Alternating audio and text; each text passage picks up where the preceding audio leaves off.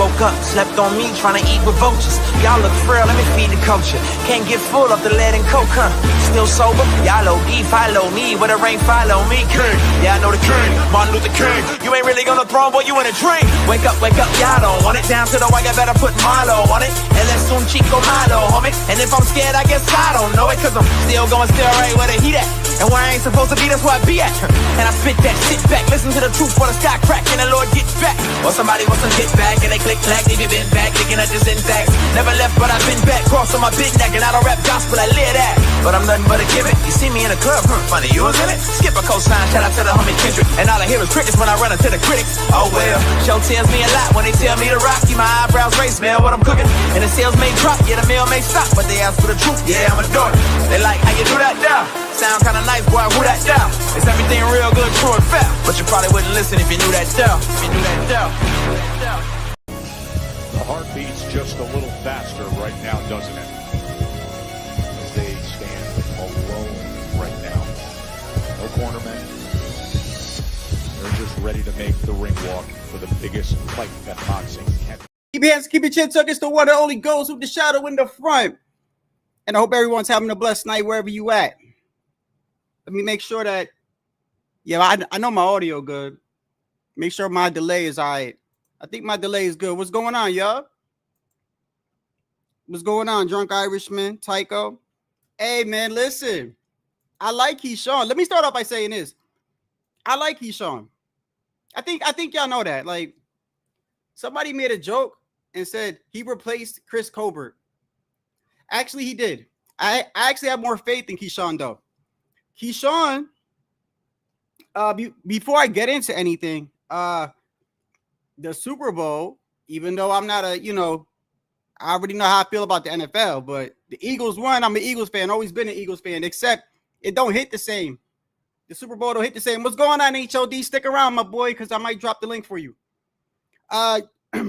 Yo, Tycho and HLD and a handful of y'all, man. I was thinking about y'all the other day, man. You guys always support the channel, and I fucks with y'all, man. Seriously, if it wasn't for y'all, I'm dead ass serious.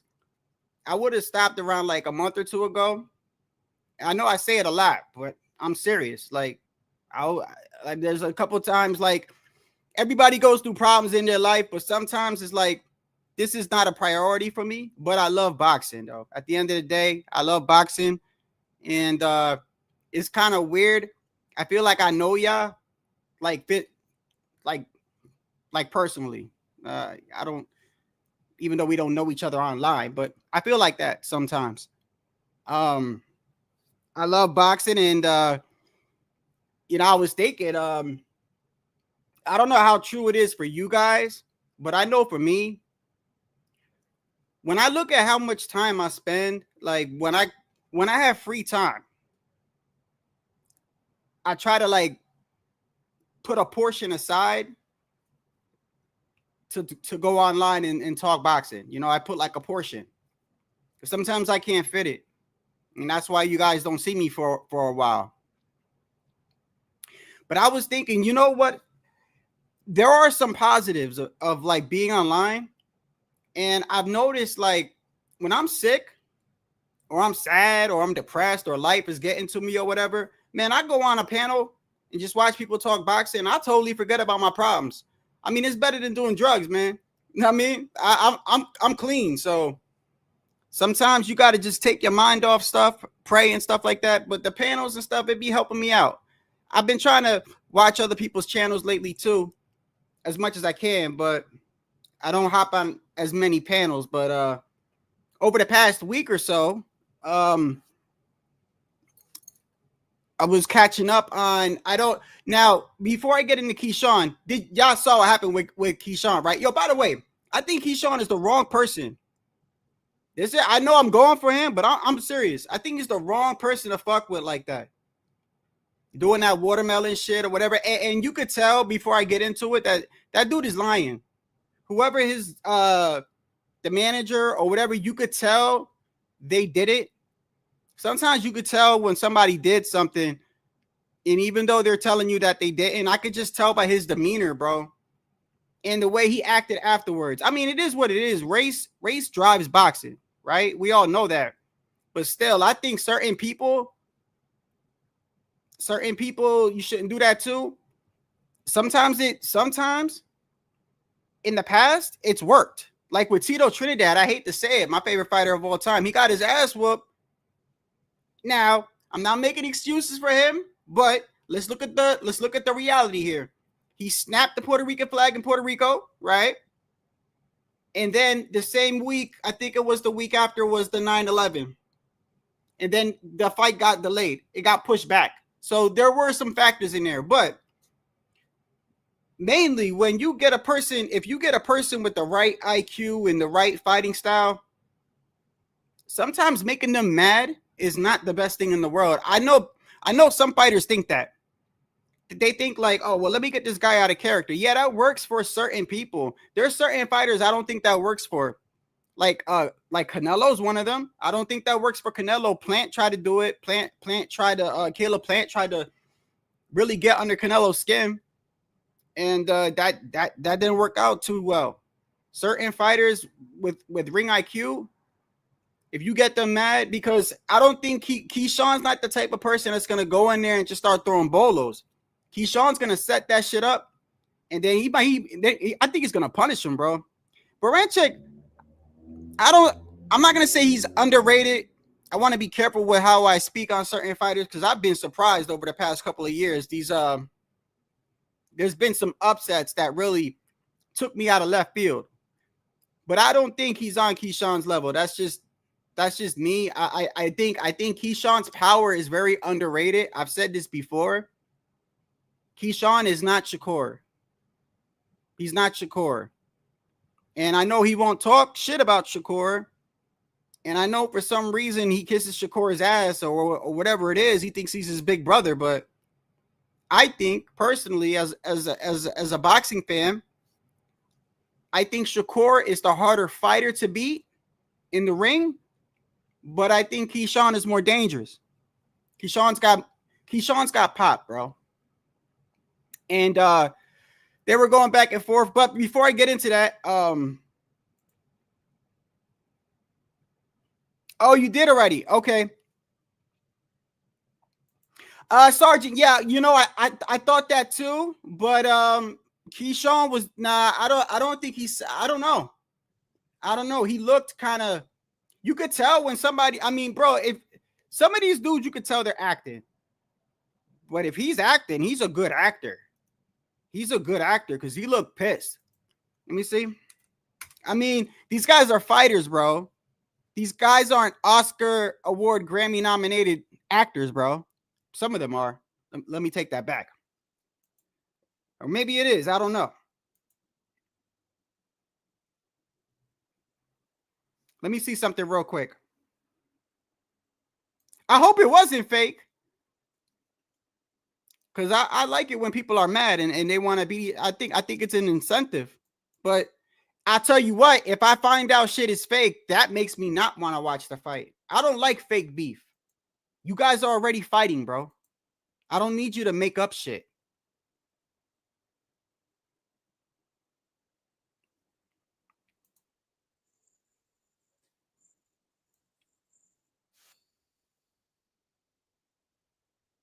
Oh, T.O.'s fucking with him, huh? Let me see. T.O.'s a fool, bro. I got it, HOD. I'm about to put it up on the screen right now. Hold on. Let me make sure. T.O. is stupid, bro.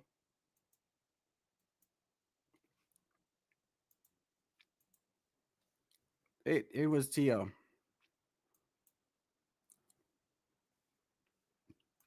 Yeah, I think he's gonna beat his ass, Pounds. Hey, Sergeant, you know what? Before I say anything, Sergeant, you know what you remind me of? You're like the Scrooge, bro, of boxing. No matter what subject we're talking about, no matter what it is, everyone will be all hyped, and you're the one that comes in here like, it's a stupid fight. He's underrated. He's corny. It's like you the one that be at the party like, damn, bro. We trying to chill and have fun. You always coming up in here with this fucking negative Nancy shit. All right, so let's go. Let's see what we got here.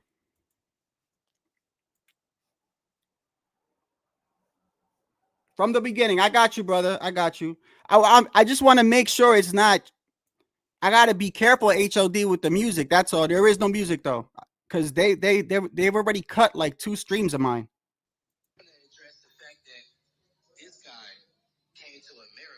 Hold on.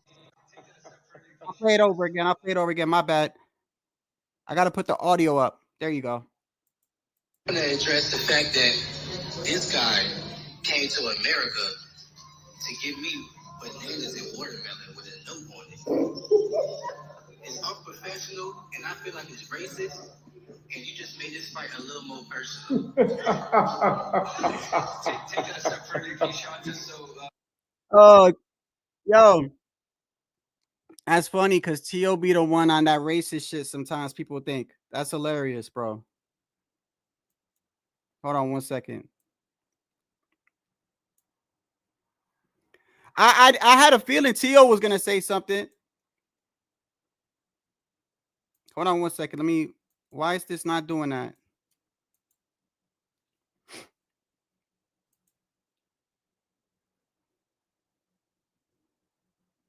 Oh yeah. So hold on. I'm gonna get into T.O. in a second, but yeah, I find that funny though, because T.O. is always the one fucking around with people with the banana and watermelon shit, and he thinks that shit's hilarious, huh? Hold on 1 second. Let me see something. I'm trying to pull up. I had a video over here I was gonna pull up because I have to be like triple careful, man, with Top Rank. It ain't even Top Rank. I'm mainly worried about PBC. Top Rank is not that bad, man. They're all bad, but PBC, man, if you play anything on PBC, it could be from what I realized, if it's over a minute, they'll take your stream down. And I've only had my stream taken down 2 times in all of YouTube. Two times. And both times was because I was playing something from PBC. So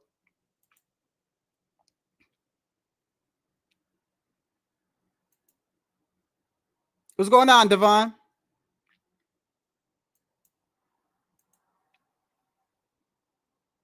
Hey, look, I've been through this before. I wouldn't doubt it. I don't know why you would do that.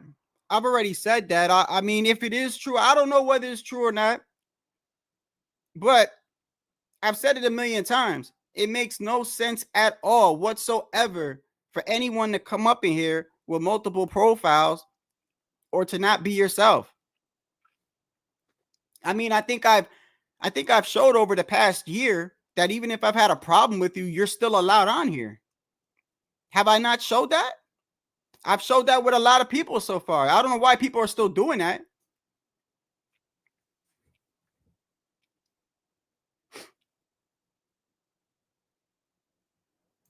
No, I don't think he did it, Tycho. I don't think he. No. I was going to get into it. I don't think Berinchyk did it.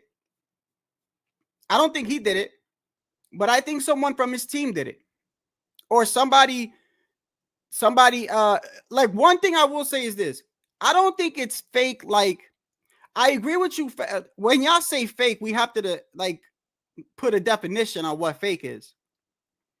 Like, when you say fake, you're making me think that like KeyShawn is in the background talking to this guy like, yo, when we get in front of the camera, I'm going to be like, you made a racist comment and I want. Nah, I don't think it's like that.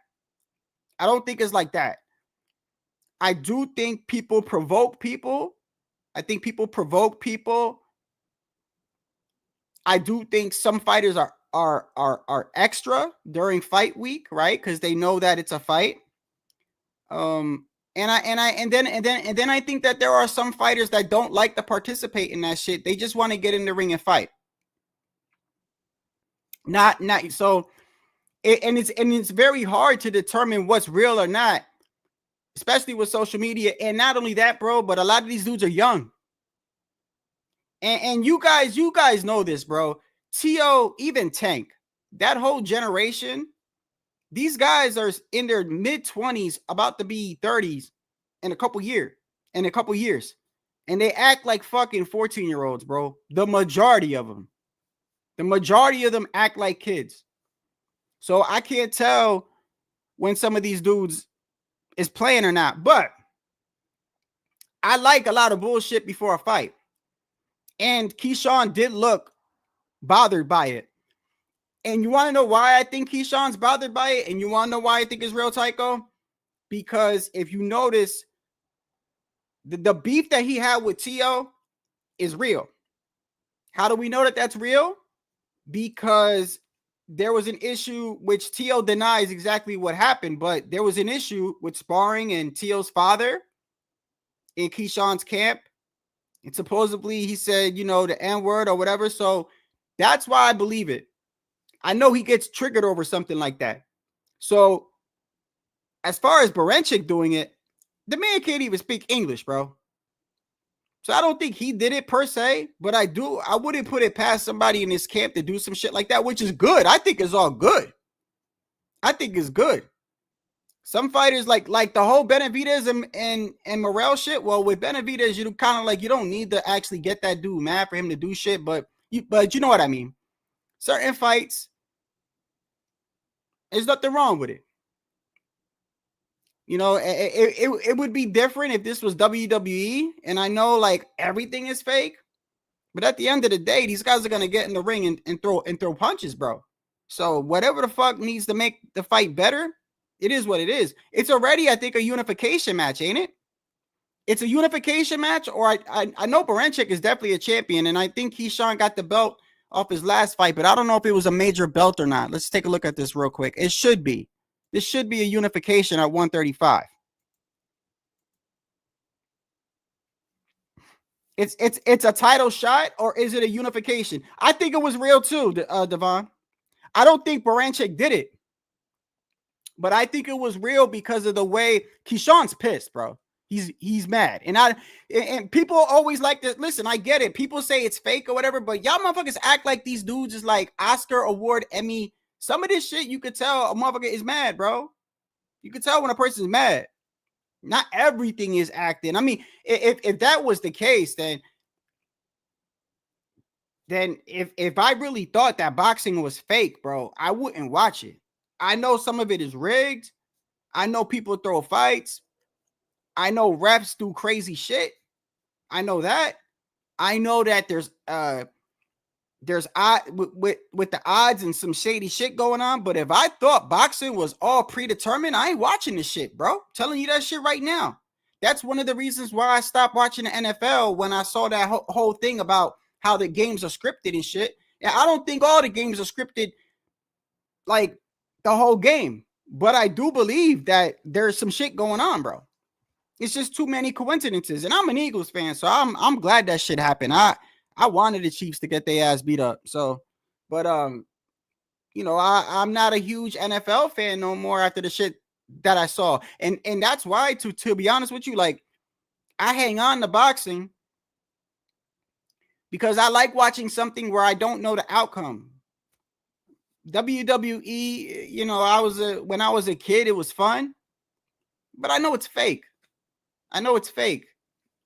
I know whoever wins, that shit was predetermined and talked about before they even got to the arena. I don't like that. That doesn't intrigue me as much as boxing does.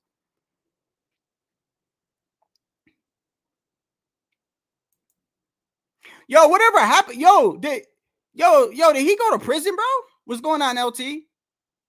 Oh, you think it was T.O.? Yo, that I can believe. That I can believe. When you say it's fake, you mean from Berinchyk side. Like that. I'm saying KeyShawn Davis is mad. That's not fake. Maybe whoever did it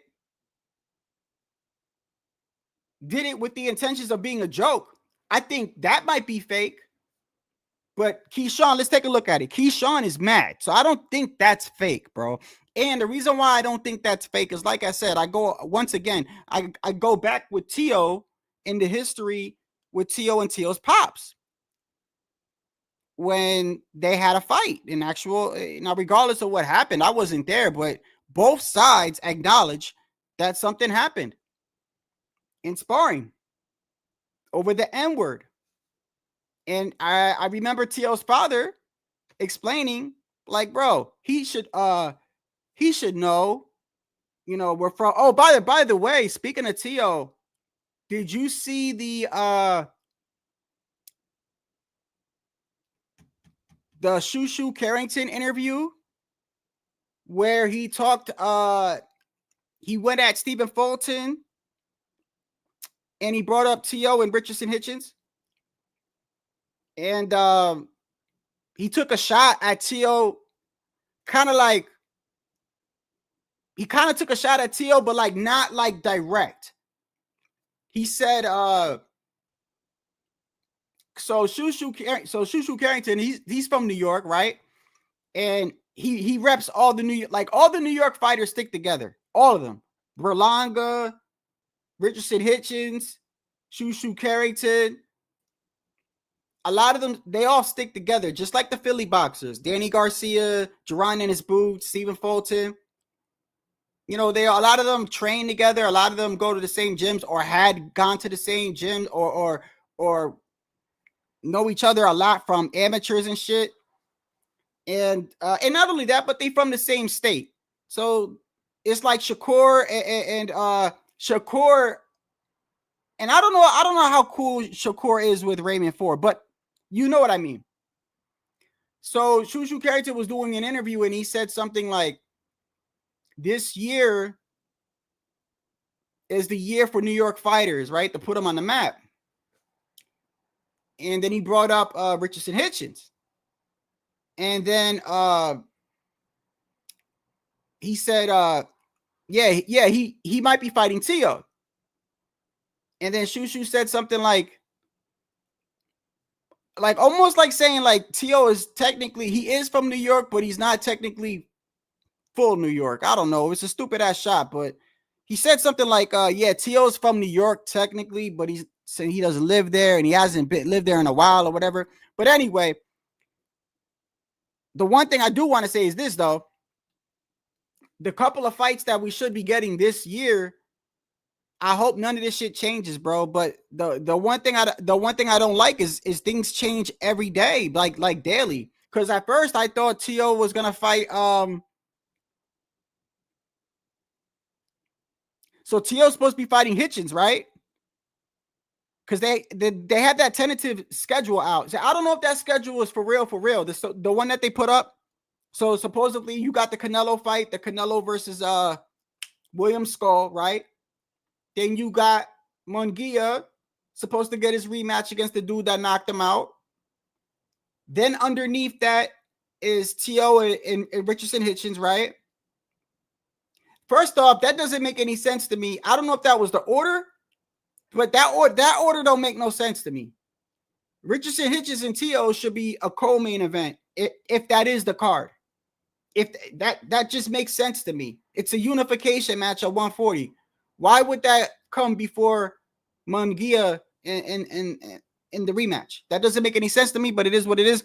But I know that things change every week, bro. Like, people could sit here and say, oh, well, Canelo's fighting this guy. And that shit will change in a heartbeat, man. That shit will change in a heartbeat. But if it's true,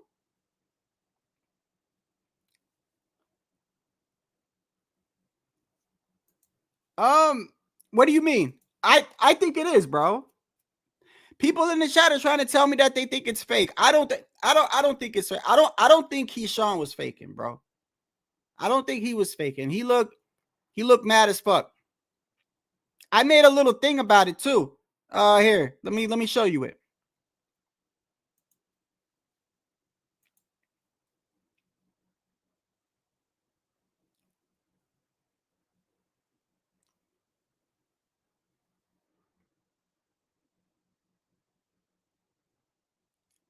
I made like a little clip out of it. Let me see.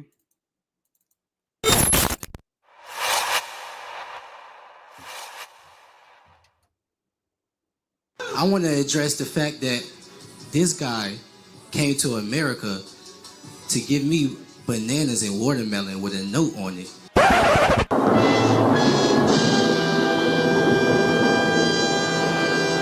is unprofessional, and I feel like it's racist, and you just made this fight a little more personal. First thing you need to do is to make a weight.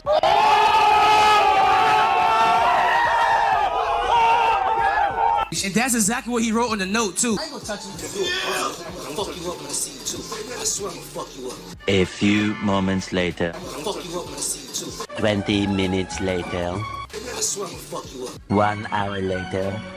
I'm gonna fuck you up when I see you, too. The next day. I hope you understand what I'm saying. I ain't gonna fuck you up here. 3 weeks later. I swear I'm gonna fuck you up. Many months later. I hope you understand what I'm saying. I ain't gonna fuck you up here. Let's get the shot. Come here, guys. KeyShawn, let him come here. All right, good. Get the shot, guys.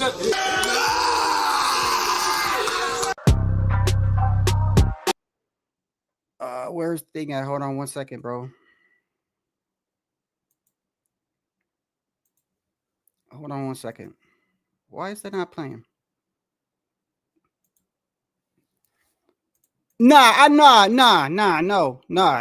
There's no proof, but I think my whole thing is this, bro. I don't listen. I just hope it's not fake because I like real shit before a fight. You know, I think it's good. I think having a fighter angry is good, especially if these dudes is like. I don't think you need to make someone like KeyShawn angry though.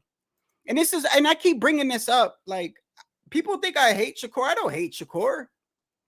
Shakur's from Jersey. I'm from Jersey, man. Like I like Shakur, but I think there's a difference between Shakur and KeyShawn. I think KeyShawn is more exciting. I think KeyShawn got more pop. I definitely think KeyShawn got more dog in him. And he can fight on his back foot. I don't know if Shakur can fight on his back foot. The only back foot Shakur showed me is how he could move on his back foot by hopping back. That's the only thing he showed me. He could hop out the ring. So, right. That's exactly what I think. I think somebody from his camp sent it, or somebody.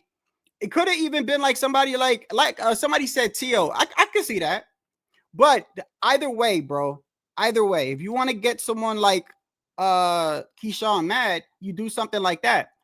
And you know what? That kind of makes sense that somebody said that somebody else did it to kind of like instigate shit, because like I said, there's proof that he's been upset over racist comments before, bro. He's been like that over racist comments. So you know that would get you that would get him mad. I don't think getting him mad is good though, because KeyShawn is not the type of fighter where, see, certain fighters, if you get them mad, I feel like it'll throw them off. It ain't gonna throw KeyShawn off. KeyShawn's I don't see it. I don't see it. KeyShawn is the type of fighter that'll punish you, bro. He'll punish you. Y'all keep fucking around, you're gonna find out. You think KeyShawn is boo-boo. I know, Sergeant. I know. Sergeant, you don't like none of the fighters I like. I get it. Where I think you were saying that too in his last fight, weren't you? And I told y'all he was gonna knock bro out.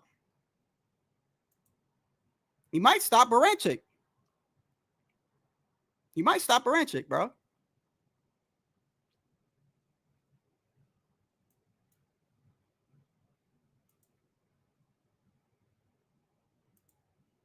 Oh, hell yeah. Hell yeah. Yo. That shit'll, it's always a bad look when you lose a fight after something like that. They still get on Deontay Wilder for losing during Black History Month. That shit, they still bring that up. Didn't Canelo lose? When Canelo fought Bivol, did he lose to him on a Mexican holiday? Was that on the Mexican holiday, or was that on the other? Canelo fights on 2 dates, right? He fights on 2 dates always. I mean, literally, those dates are like locked, because Dana White even said that when he tried to get when he was gonna fight Munguia, it was either Munguia or the Berlanga fight, or one of them. The UFC was trying to get that stadium, and they were like, nope, Canelo got it. And he said this is the UFC, bro. They got mad money. And he had an interview where he's like, fair play to Al Heyman and Canelo. He's like, yo, we tried to get the stadium, but they were not budging. And that's when they did that. That's when the UFC did that event. I forgot the name of it, but they spent like mad millions of dollars. And Turkey, of course, of all people, the Turk. Oh yeah, this is when the Turk and Canelo had beef. Y'all remember when they had beef, right? After Crawford had that close fight with Madrimov, and the Turk got in the ring, or during the Madrimov, that's when I didn't like the Turk, by the way. Yeah, see, everything's coming back to me now. That's why I didn't like the Turk at first, because when Crawford had that Madrimov fight, it was a good card. And I think Eminem was there. They did a concert and everything. But what I didn't like about it was every 10 minutes, bro. Every 10 minutes. Like clockwork. Like a commercial. These dudes was up there praising the Turk. Y'all remember that? And then they literally gave the man. Now, obviously, he funded it, bro. Okay? He funded the whole thing. But they gave him an award. They gave him an award. And when he was up there, he said, because at that time, he had a problem with Tim Tszyu, he had a problem with Canelo, and he had a problem with Inoue. And the problem that he had with, now, I think the issue with Tim Tszyu, they didn't really get into it that much, but he slammed Tim Tszyu, right? He said something about Tim Tszyu. Then he said that Canelo, in so many words, needs, from what I took of it, he needs to fall in line or some shit. That was back then. And I was like, and I just didn't like it because I'm like, bro, like this dude hasn't even been in boxing for that many years. I get it. He's putting on fights, but every 10 minutes, these dudes are giving him an award, kissing his ass, kneeling in front of him. I didn't like that shit at all. But since then, as long as I get fights as a boxing fan, that's really all I care about. That is my primary objective. I don't care where I watch it. I don't care where it's at. And I don't care who puts it on. Especially if it's fights that, you know, that, oh, and another thing too, you know, I see people, they get on the Turk. And one of the main things that they say is this. They like to say that the Turk is putting on fights that nobody wants to see. That's what they say. And my response to that is, yeah, that may be a little true, but let's not act like if he wasn't funding these fights, we'd be getting some of these fights are good fights, bro, and we wouldn't get them otherwise because there'd be money issues, there'd be promotional issues or whatever. So when we get fights like Madrimov and Ortiz and Shiraz and Adames and Bivol and Beterbiev, the rematch, Usyk and Fury, right? When we get these fights, I don't care who puts it. I don't care who puts it on, bro. That don't bother me, and I don't care if it's in Riyadh or North Korea. I don't go to the fights. I watch it from the comfort of my home. I like to order the pay-per-view, have it on my TV, have my PC here, my second PC with my bigger monitor up here, and I'm good. I don't need to go out to the fights, bro. I get better angles from here, and I can watch multiple fights. Sometimes I want to have the UFC on. If it's a UFC fight that I like. I'm always going to pick boxing over UFC, but still.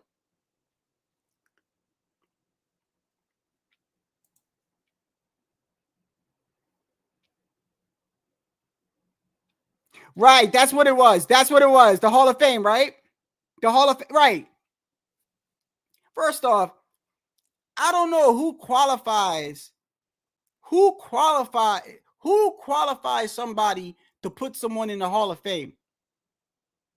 Boxing Hall of Fame. That's number one.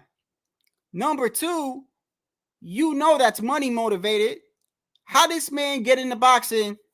And maybe he might have had his hand in boxing for a couple, like maybe he had, because I remember, I know for a fact that he was involved in boxing some sort even before we know him as it is now. And you want to know the proof? Go to the Crawford interview, the recent Crawford interview. Ah, man, who was interviewing him? I gotta find it. But in the Crawford interview, they asked him about how he met up with the Turk, right? And did you hear what he said? He said that he got a phone call from that guy back when he was in Top Rank before the Spence fight. That was years ago. That was years ago, bro. And I don't remember the Turk being like how he is now. So I think he's had his hand in boxing, just not like that. But regardless, I don't know how you come out of just doing what you was doing and get the Boxing Hall of Fame. That's all money motivated. And he spent a lot of money in the UFC too. When the UFC had that event at man, what was the name of that stadium? And they had like all the they had like a celebration for like Mexican heritage, and they had all the screens up on there, and Ryan Garcia was there, Devin Haney was there. These are boxers that was there at the UFC event. And Tio was at Canelo's fight. So Tio was at Canelo's fight. I remember this. Tio was at Canelo's fight, and Devin Haney and Ryan Garcia was at the UFC because they were both held on the same day. But they were down the street from each other. So in actuality, you could have went to both. If you got money like that, with somebody like Ryan got money like that, it wasn't far. They were both in the same, like, I know where they were in the same vicinity because there were some reporters that actually did both. The spear, thank you. Thank you, brother. The spear. The Turk spent mad money on that spear, bro. Let me watch this. Look at this. Look at this. Hold on.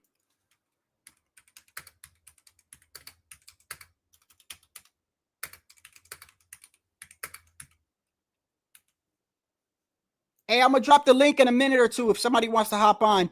Hey, I can't spell this guy's name right for shit, bro. Hey, are you guys like me in the set? Nah, a lot of y'all ain't like me, but I hate trying. To me, where I'm from or how I grew up, it's disrespectful to fuck somebody's name up. So if I can't pronounce your name, I feel like I don't know. I feel like it's disrespectful to say somebody's name wrong. I don't know. That's how I was raised. Like, you say the person's name correctly or don't fucking say it at all. And a lot of these guys' names I can't spell, or these dudes from the Middle Eastern, man, because they don't use the English language like how we use it, bro. Like their shit, they totally ignore the ways the letters and syllables work. They just ignore everything. It's just some of these names don't even make sense in the English language. Turk Al-Sheikh. Well, his name is not that bad. Okay, so Turk Al-Sheikh, how much did he spend on the spear?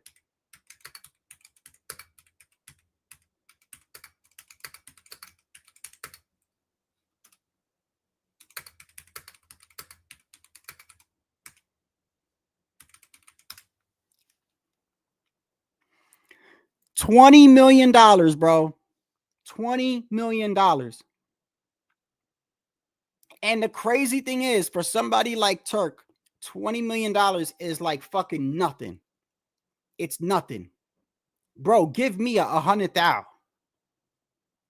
I mean, when money is like that. Oh, I saw the I know it's old, but I saw the Jake Paul shit. Jake Paul, bro, I don't even know what to think about this guy. Some of y'all like him. I mean, I don't got no problem with him because as far as like Amanda Serrano and shit, like, he puts on fighters and he does bring attention to boxing. But let's make it clear, me as a boxing fan, I'm a hardcore boxing fan. So when I talk boxing, I'm sorry, I'm not including Jake Paul. Does he bring eyes to the sport? Yes, but when people think of Jake Paul, they don't think of like better be even Bivol. Like you don't hear people saying, "Oh, well, I'd like to see Jake Paul maybe fight Pacheco one day." You don't hear that shit, bro. So let's stop acting like. Yeah, I don't know whether Canelo was gonna sign that or not, but he had that signature with Canelo's name on it. And by the way, like for you guys really thinking that some of you guys, I don't know if some of you guys are serious or not too. Like I saw people saying like, "Come on, man. Canelo was really about to fight Jake. He signed it." Like, if he really signed it to a point where he couldn't back out, you don't think Jake would have sued him? You don't think Jake would have, like, Jake literally clearly said that it was gonna be the biggest fight. If they got that many views for Mike Tyson, a retired ass Mike Tyson, do you know how much they would get for Canelo and Jake Paul? Bro, it would no doubt, and I wouldn't want to watch it. I wouldn't pay for it. I'm telling you right now, I would not pay for it. But without a shadow of a doubt, would probably be the biggest combat event of the year. So I don't know whether like he signed, but he didn't sign it. I think he used it for leverage. I think people need to realize like Canelo's been in this sport for a very long time. He's a businessman as well, bro. He's not stupid. He's not going to sign something. If he wasn't going to be able to back out, he could have got sued. Or like how Wilder and Fury went to court or some shit. He obviously, it was I think what they call it, like a provisionary signing. It's no different when I was in the military and I had to take 2 oaths. My first oath I took, I could have backed out at any time. So I'm thinking in my head, what is the purpose of me saying it? I don't even know why they do that, but there's 2 oaths. The first one, you say it right there at MEPS. When you go to MEPS, you say it right, and then you get 2 weeks with a date at the airport. And usually it's not too far from the airport.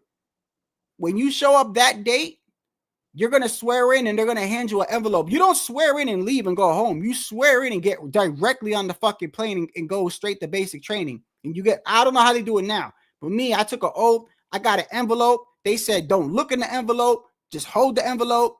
Go on the plane. And then, boom, I get off the plane and I go straight to basic. But I could have still backed out from the first oath. I think it's similar with that, with the contract with Canelo. And I think that he used that shit for leverage, bro. And why wouldn't you? You heard what the Turk said, right? I saw what, and when the Turk speaks, by the way, I'm trying to understand like the way he's talking, because just because he's saying it in English probably doesn't mean that he means it like that. Like when Canelo said, I don't like to fight people that move a lot. He's not saying like, I don't like fighting movers because I lose to them. He's saying that they're not bringing a fight. It's not exciting. He doesn't want to chase a guy around the ring all damn night if the guy doesn't want to fight, like how Jermell Charlo, like that. That's what he means by that. People take that and go, oh no, see, he's admitting that if you're slick, he can't, he doesn't want to fight you. That's not how I took it. Maybe that's how some of y'all took it, but I took it as he wants to throw in an exciting fight for the fans, and he doesn't want to fight a really defensive fighter that doesn't want to fight. And I think there's a fine line between that, because some fighters are just defensive, bro. It is what it is. They're just defensive. I think we do ask a little bit of Shakur too much. Sometimes, Shakur can only do so much with his style, bro. That's why I didn't really get on him with the whole Artem shit. The only reason why I got on Shakur in regards to the Artem shit is because he was running his mouth as if he's going to knock the dude out.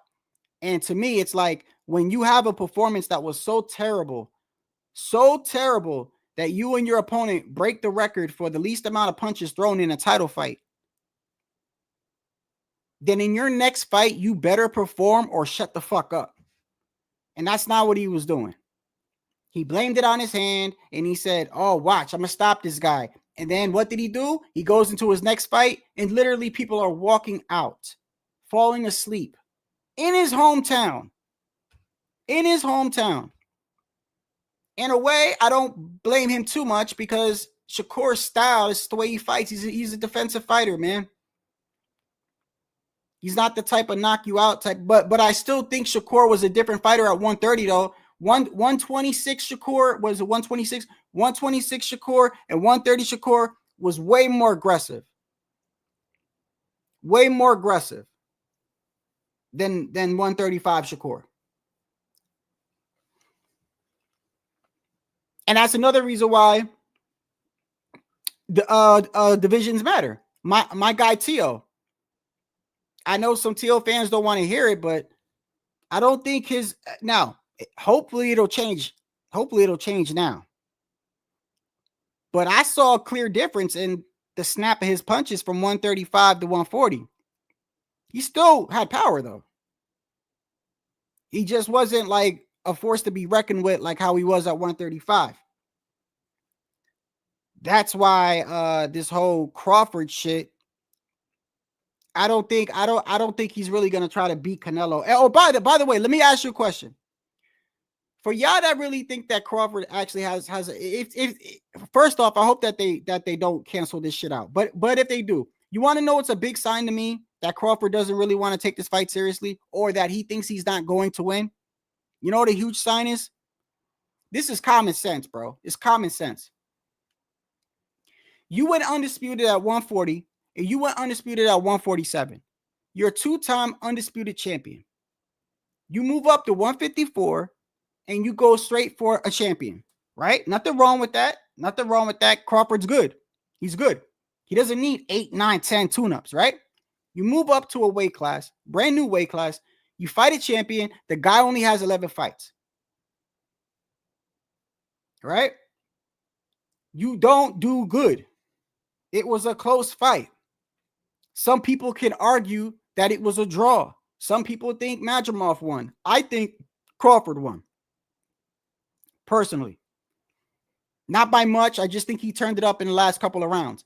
But nonetheless, he moved up to 154 and had a very close fight. His punches did not look the same.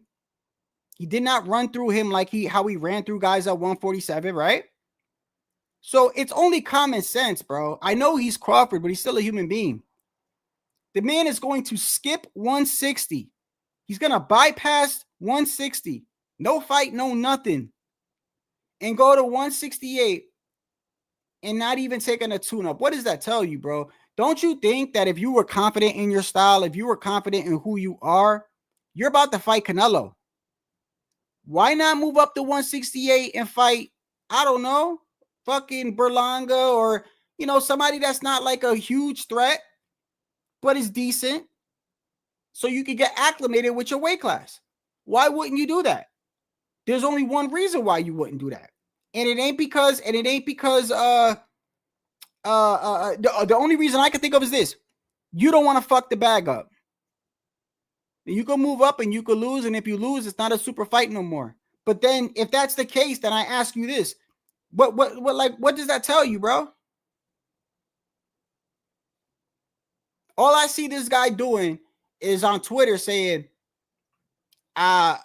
when the whole thing was going on where we don't know who Canelo's going to fight and this and that, fucking Crawford every other day is like, I'm just waiting for Canelo in September. That's what he kept tweeting. I got my spot locked. I ain't doing nothing. You don't want to fight a tune-up at 168, bro? That's crazy, bro. You barely got through 154 with a dude with 11 fights.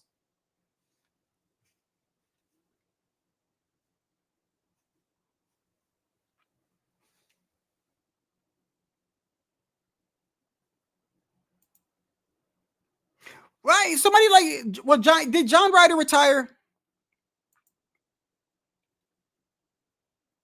Yeah, I know that, but that's what I'm saying, Tycho. That's exactly what I'm saying, though, bro. That's exactly what I'm saying.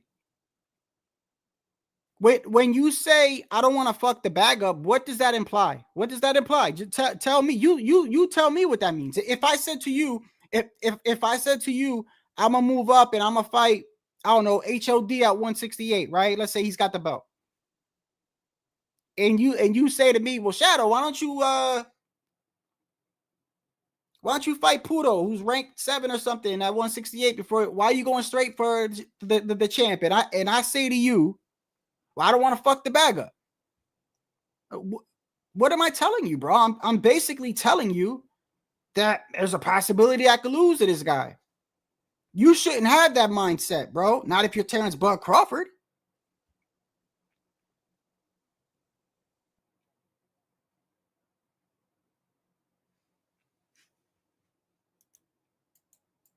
Well, he's going to take one, all right? He's going to take one. And he's going to go on a permanent vacation.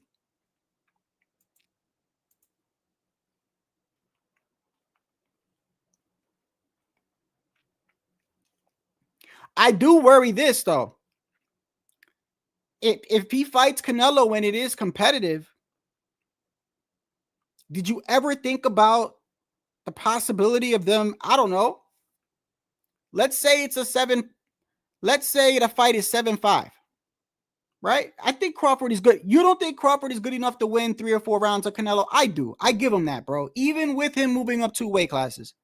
If anyone could do it, it's Bud. I've always said, if anyone could move up 2 weight classes and beat Canelo, it's Bud. I don't got him beating him at all. But I could see him winning like 4 rounds, right? So if it's in Riyadh and you got the Turk funding it, man, it's a whole bunch of funny business that can happen. That's all. If they're willing, if PBC is willing to do what they did for Rolly Romero, what you think somebody gonna do for Crawford? There was obviously somebody was clearly behind Rolly Romero's fight with that ref stopping it the way that he did. This ref stopped the fight and no punches was being landed, bro. No punches was being landed. And he stopped the fight like, that's enough. That's enough. So obviously somebody was behind that. And that's for Rolly Romero, bro. What you think they're going to do when it comes to Crawford and Canelo? Come on, man. But I think Canelo, but see, I think it's going to be a one-way fight, bro. For real. I don't think it's going to take too long. If the fight happens, I don't think it's going to take too long before he feels Canelo. Bro, I think people look at Canelo and they look at him like a smaller. He's already saying shit like that, by the way. He's already saying shit like, well, he ain't really that big. We both 5'8", and that no. He's been fighting at that weight class for a very long time, for the past couple years, and he didn't skip 160. So technically, in the ring, on paper, he might not be the bigger man, but he's the bigger man, bro. He's the bigger man.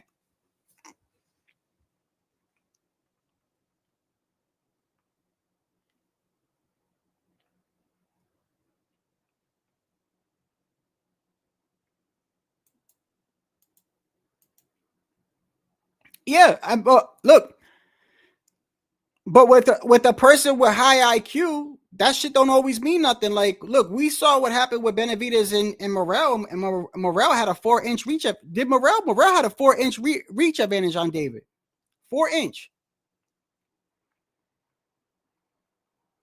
and it didn't mean much. If you don't know how to use your shit to your advantage, it don't mean much. It's like Fundora. You tall as hell and you like 10, 11 foot. You look like you came out of circus, bro. You 10 feet tall with long ass gumbo arms and shit. But he was fighting everybody on the inside. Now he's using his jab. Now he's fighting on the outside. So, but if you can't use your shit to your advantage, yeah, Canelo, yeah. What reach wasn't accurate? The Morrell reach? No, I think that was accurate, bro.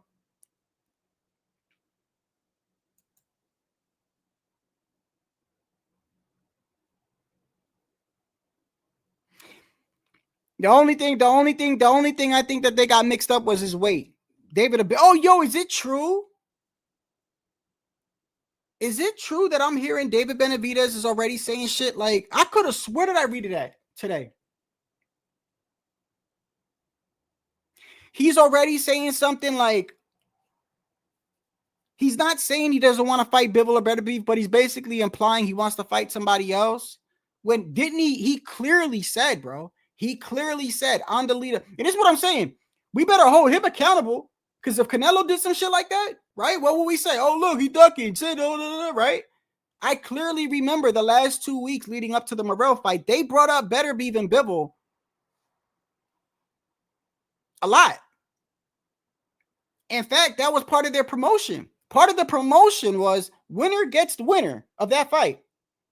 Y'all remember that, right? Like on 2-3 different occasions.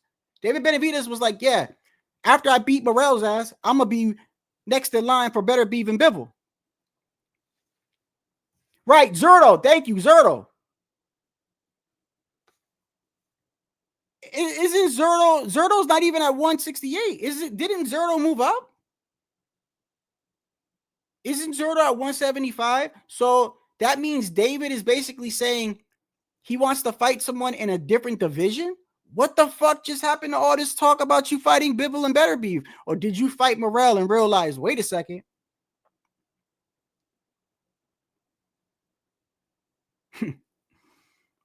boy, I'm telling you, I like David Benavidez. I never said I didn't. I'm not calling him garbage like some people come on my panel and do. I just some people on my panel think that kid is really overrated and or whatever. I don't think that's the case, but I do think that kid be selling wolf tickets, bro.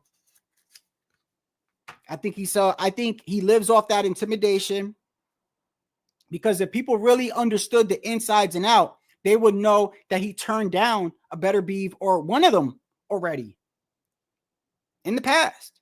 He was offered when he was at 168, I believe, correct me if I'm wrong, I believe he was offered by the WBC to move up with an immediate title shot against Beterbiev or Bivol, and he said no. Right? That's one. Two, let's go to another one right here. I bring this up all the time, and some people don't realize what I'm trying to say, but y'all know, you that understand, you know what I mean. I don't agree with the whole diva shit that Canelo do. I don't like the whole, oh, he's being mean to me. I don't want to fight him because if I fight him, I'm going to make him rich. I hate that shit, bro. As a boxing fan, I hate that shit. I understand what he's saying. I understand. He doesn't like the kid. He doesn't want to make him rich for the rest of his life. But my whole thing is this, bro. Canelo, at the end of the day, bro, no matter who you fight, they're going to get the biggest payday that they've ever gotten because you're Canelo. All right? That's number one. Number two, if you really don't like the kid, beat him up. So I've always been on that type of tip. You know what I mean? But nonetheless, that's what Canelo chooses to do. And he's the A side, and he's got the power, and he's one of the cash cows, if not the cash cow in boxing, right? So once again, if you know what he did to Andre when Andre went in the press conference, and Andre was just trying to fucking get him on camera to say, hey, fight me, right? I know what Andre was trying to do, but you saw what happened, right? Canelo didn't like that shit, bro. He took it as disrespect. In his mind, he's like, I just got done beating Billy Joe Saunders and yo ass come in here. Like the fucking nerve of you, right? So he took that to the heart, and look what he did to Andre, bro. He literally shut him out. Never brought him up in anything. And he was forced to fight Benavidez.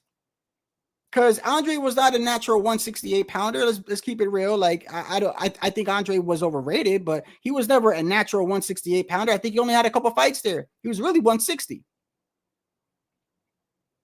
The big 160, though. So, going back to Benavidez, the wolf tickets, right?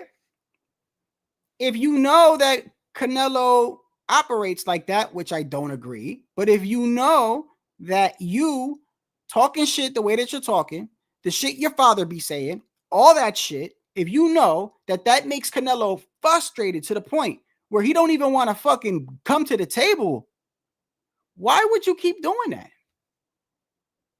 That's always bothered me about the Benavidez camp. It's like, I'm not saying you got to kiss his ass, but bro, do you really want the fight? Do you really want the fight? Sometimes in life, you got to do things that you may not like to get what you want to get. Not everything is just handed to you. So if you got to be a certain way, if you got to talk a certain way to the motherfucker, to do whatever you got to do to get him in the ring once it's signed, then do a Berlanga and get all, wait till it's signed. Wait till you in the press conference. Then you could do all that crazy shit, David. You could do all that crazy shit. You've been ducking me, pussy motherfucker. You could go off and say all that crazy. But, do what you got to do to get the fight signed. And they never did that. They never did that. And then he asked for an extension.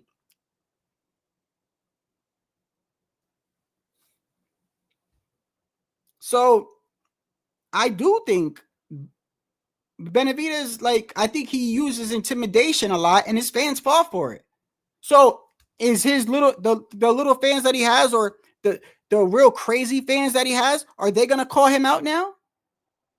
Are they going to call him out for the whole press conference leading up with Morrell? They bring up, oh, well, the winner gets the winner. It better be even Bivol. And now all of a sudden you're low key in so many other words saying, I don't want to fight. And why would you? What? You want to fight Zurdo instead of fighting for undisputed, bro? At 168? That would, without a doubt, solidify you, bro. Anybody that has any doubts about David Benavidez, if he beats Bivol or better Bivol, the winner, and becomes undisputed at 168, there's no fucking doubt, bro. There's no arguments, bro. So why would you not want to do that? You want to fight Zurdo. You know what that looks like to me? That looks like to me that you look at Zurdo and you realize he's slow. Yeah, he's bigger, but he's slow. That's what it looks like to me, bro. I hope David Benavidez fans gets on him, bro. That's why when you go to his merch on eBay, that's why when you go to his merch, that shit that's signed, David Benavidez, he gets signed his trunks and shit. And they're real, by the way. I went through this on my other live. They're real because you get a card with it. And it tells you who was there when he signed it. And it's a witness and it's authentication and shit. And besides, selling fake merch is literally a federal crime. That shit is serious. People think it's not, but it's up there with forging checks and shit, bro. You will go to federal prison for shit like that. So these are actual shit signed by Benavidez, right? You go to look for one with Canelo, you're paying thousands of dollars, bro. Thousands of dollars. You could get David Benavidez trunks and David Benavidez signature gloves for $170. $170. $170. I mean, you know what? I might actually get some of those. I'm low key. I'm not lying, bro. I think I should get some of those, bro. Now, because he is good. He is a good fighter. He is a good fighter. And I learned my lesson from the Venom #1 comic, bro. I had the Venom #1 comic, and I sold that for $20.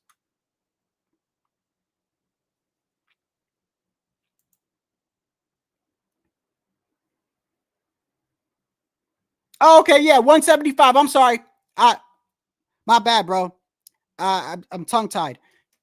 175, because I've been talking about Canelo, bro. 175, and then Zurdo is at what? What is he? Above light heavyweight. Which is that cruiser? Is that cruiser? What is the one above light heavyweight? Isn't there two now? Did they make the one with they were going to designate and have Deontay Wilder fight in? What was that called? What were they going to make that? Let me see. Was it Bridgerweight? Did they ever make that? Thanks for correcting me, bro. Thanks for correcting me, because if you didn't say nothing, motherfuckers would have been in the comment. I be getting tongue-tied too. The other day, I looked back at my live and I was talking about Canelo, but instead of saying Canelo, I was saying Crawford. And I look back at the live and I'm like, I know people are watching this like, what the fuck is he talking about? There was 3 times where I meant to say Canelo, but Crawford came out, because I'm trying to talk at the same time and look at your comments. And let me see. So why wouldn't you want to fight undisputed at 175? Bro, that's a no-brainer, by the way. Matter of fact, there is no excuse, bro. If that's true, there is no excuse. There's nothing in the world you can tell me that's gonna make me go, oh, yeah. You don't need to fight the 170. You don't have to go undisputed. Go fight Zerto. There's nothing in the world that would even make me think that, bro. Even if you told me, which wouldn't make sense anyway, even if you said something like, well, I'm going to make more money. First off, ain't nobody going to pay you more to fight Zerto.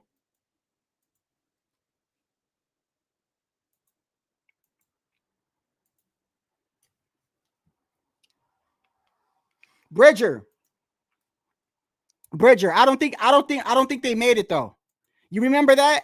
They were going to make a whole weight class. That's how you know, man. They were going to make a whole weight class, and that shit was literally going to be created for Deontay Wilder. That's crazy. I still can't believe that. When they came up with the idea, they were like, yeah, and Deontay Wilder will be the champion. How do you know?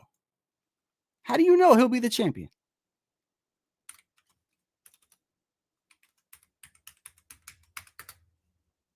Let me see. 200 pounds. Wow, damn. That's a big ass jump, bro. And if you go to fight Zerto, why do I get a feeling if David Benavidez was to fight Zerto, he ain't never gonna make 175 again? From my understanding, him and Morrell did not make weight easily. They made weight, but they didn't make weight easily, like how some fighters do. I saw Morrell on Fight Hype or whatever the guy's name, Sean Little or whatever. I saw him on the way to the ring. He literally, there's I think I was on here with Pudo talking about it. Because they had a ceremonial weigh-in, they had the regular weigh-in, then they had the ceremonial weigh-in. In the regular weigh-in, right, they had it earlier in the day, and somebody was posting it on social media, right? And I remember I was watching it because I was hyped for the Benavidez fight, bro. And I remember like around 12 or 1 o'clock, I get the notification, and I look, and it shows them being weighed in. And it showed Morrell leaning on his coach as he's walking to the ring. You know, he's leaning on him. I mean, it is what it is, but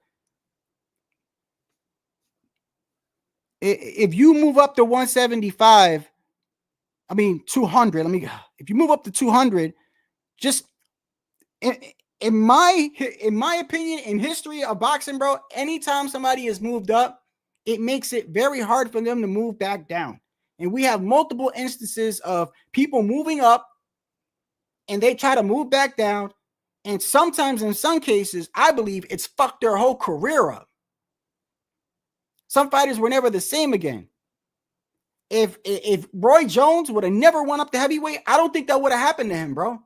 I think eventually with time, because of his style and because of how agile he was, you know, Roy Jones had that, Roy Jones fought off his athleticism, his God-given talent and being fast and cat-like reflexes.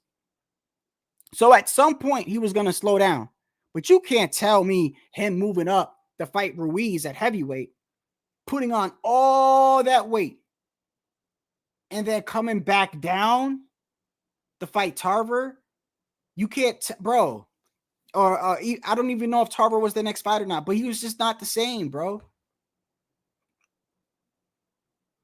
I want to know if Benavidez does choose to fight Zerto, bro. Fuck that. I don't care, bro. I'm going to roast that motherfucker every day. And why none of his fans ever click on the link when they're here, bro? I know there's some of y'all in here. Why don't you ever click the link, bro? Because it's like David Benavidez fans, the few fans that he does have, the points that they make is fucking hilarious. Some of the shit that they say. And it almost puts me in a position where I feel like I got to defend Canelo. And I don't like defending Canelo because when I defend Canelo, it makes it look like I'm a Canelo man fan, and I'm not. I'm not. It just looks like that certain times because of the situation of how they're trying to shame the man. When it's like, if you're not doing what he's doing, or you're not doing at least if you're not visibly showing me, if you're not visibly not talking, that's where people get confused, especially this generation. They confuse this with fucking fighting. That's what they do. Oh, well, David said this. David said, I don't give a fuck what he said, bro. I don't care what he said. I don't care what he said. All I care about is when the opportunity presented itself, what did he do? When he had an opportunity to fight at 175 for a belt, what did he do? He chose not to. When he was a champion at 168, and when you become a champion, that's technically when you're like, yo, I finally made it, right? And I got to stay on point with my career and being tipped, like, because that's what people are trying to reach the pinnacle of that. And then when you get there, it's about going higher, gaining more belts, or at least keeping your belt. What did you do when you got a belt? You lost it. How? Overeating. Then you lost. I think then you lose the other one, sniffing coke. Or you blew that opportunity. Then you had this whole extension thing.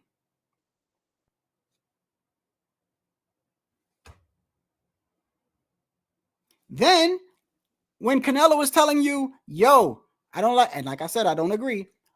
I don't like the way you're talking to me. Talk to me, go about it a different fucking way. And you know what I mean? He didn't even give that a chance. And what's crazy is his father made it so. I remember, bro, I'll never forget the time when Canelo went on an interview, and it was around the first time he started saying that shit. And he had backlash from a lot of people. The only people that was really defending him was like the real crazy Canelo fans, and we know there's a lot of them. But when he first came out and said, I don't want to fight him because he's being disrespectful, that's when me and Tycho got into it. That's when I remember me and Tycho, I got into it over Canelo, and the next day I felt bad. I'm like, man, I fucks with Tycho. I ain't gonna fucking get into an argument with him over Canelo. I don't even fucking know Canelo. But when that happened, and he came out and said that bullshit, you remember Tycho? The very fucking next day, what did David Benavidez Sr. do? I want you to put this into your, like, this is why, like, people don't understand why people say that they think that David is not really, not saying he doesn't want to fight Canelo, but if you don't understand why people are saying what they're saying, it's because you're not looking at it correctly. You're not looking at what we're saying correctly. I do not care what a person says. To me, that means absolutely nothing. I care about their actions and what they do when they are presented with an opportunity. I could say all day, yeah, I want to be champion at 140. I'm at 135. The first moment I get, I'm going to beat this guy. I'm going to move up. I'm going to beat T.O. I'm going to beat Richardson Hitchens. I'm going to fuck Devin Haney up just for the fuck of it. And I'm going to go over there and I'm going to get the winner of I'm going to get the winner of El Rayo and Antoine Russell, right? I can say that all the fuck I want. But if they come to me the next week and it's like, you got an opportunity to fight T.O. and I turn it down, I don't care what the fuck you said, bro. Your action showed me. And too many times, David Benavidez had opportunities for Canelo. Let's not make it seem like he never had any opportunities, bro. And for people saying, why you keep bringing it up? Well, listen, you live with your we all live with our consequences, do we not? Do we not? It doesn't mean you got to get it rubbed in your face all the time, but it's the truth. The truth is, let's take fucking Victor Conti, for example. People say, well, look, man, he did his time. I know he did his time. Nobody is saying the man didn't do his time. What we're saying is he should not be in the sport of boxing.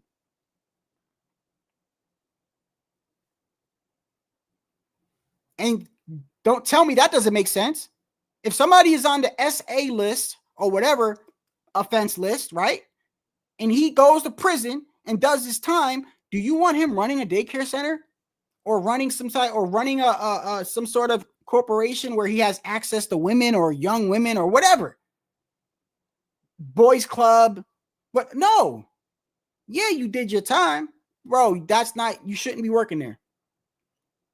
And that's because your consequences in life are going to follow you. I did not plan to have my son. I love my son. I'm not saying that, if I could go back in time, I'd erase my son. Hell the fuck no. I love my son. But I did not plan to have my son. In all honesty, I just was trying to bust a nut, bro. And I had a son. Now I got to live with that for the rest of my life, bro. That's the truth. But are you going to keep bringing it up? I mean, come on, man. Let's not act like David has had opportunities, in my opinion. So the very next day, when Canelo came on and first said, well, I don't like the way you're being disrespectful. The very next day, you would think Benavidez Sr. would say, you know what, son? Fuck this guy, man. You know how he talks, right? Fuck this guy, man. He's being a pussy, this guy. You know what, David?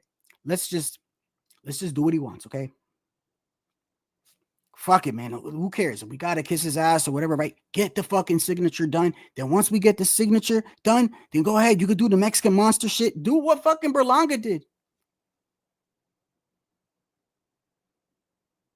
Berlanga fucking, you want to talk about disrespectful? Berlanga was disrespectful as fuck. And then after he loses to Canelo, acts like, you're my idol. That's how you treat your idol, you piece of shit. That's why I don't like Berlanga. Who treats their idol like that? If you treat your idol like that, how would you treat your friend like that? I don't like Berlanga. Did you see him training the other way? I don't give a fuck too. And the last dude that came on here and was like, you don't love your people, man. Eat a dick. I don't care. I don't like the motherfucker, bro. I don't think he's that good. He was over there training. He looked funny. Where's that training footage of him? I don't mean to get off subject. That shit had me dying.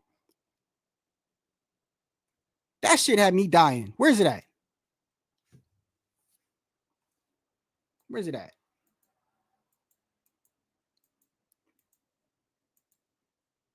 But while I'm looking for it, if you don't understand, like, do you at least understand what I'm saying? I'm talking to the David Benavidez fans, bro.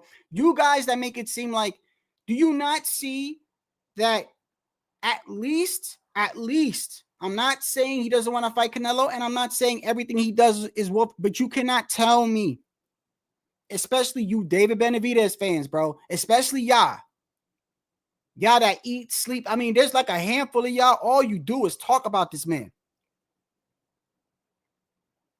You're telling me you have not noticed at any point in time that David had opportunities to fight Canelo, not once, but twice, or had opportunities to get another belt, which is an accomplishment, which in turn, every accomplishment you get, every belt you get, every solid win you get is an extra notch that you can use against Canelo.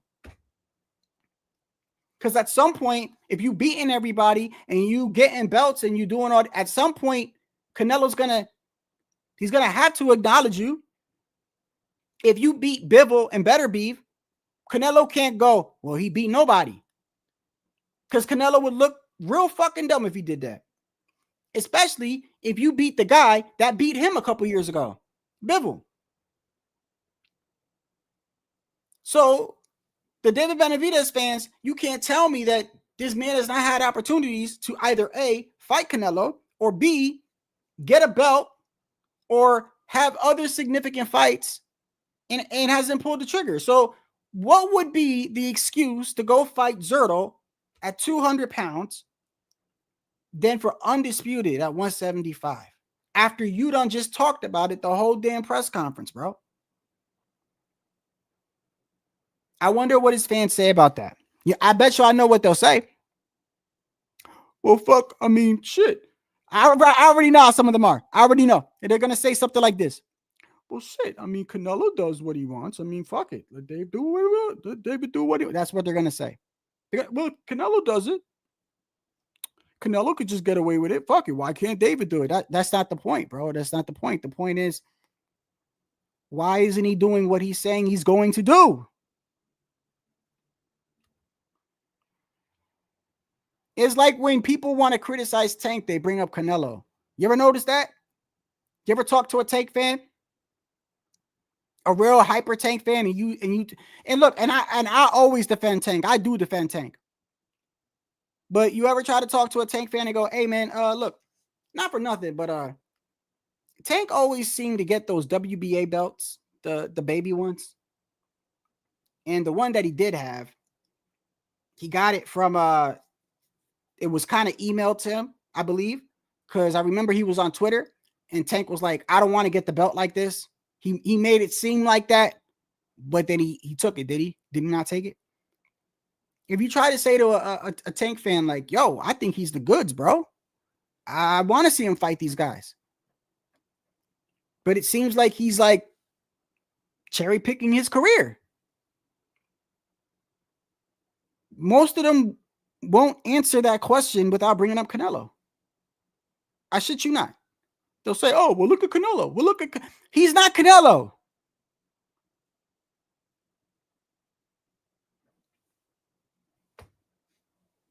I don't give a fuck what Canelo does. If David says he's going to do something, do it.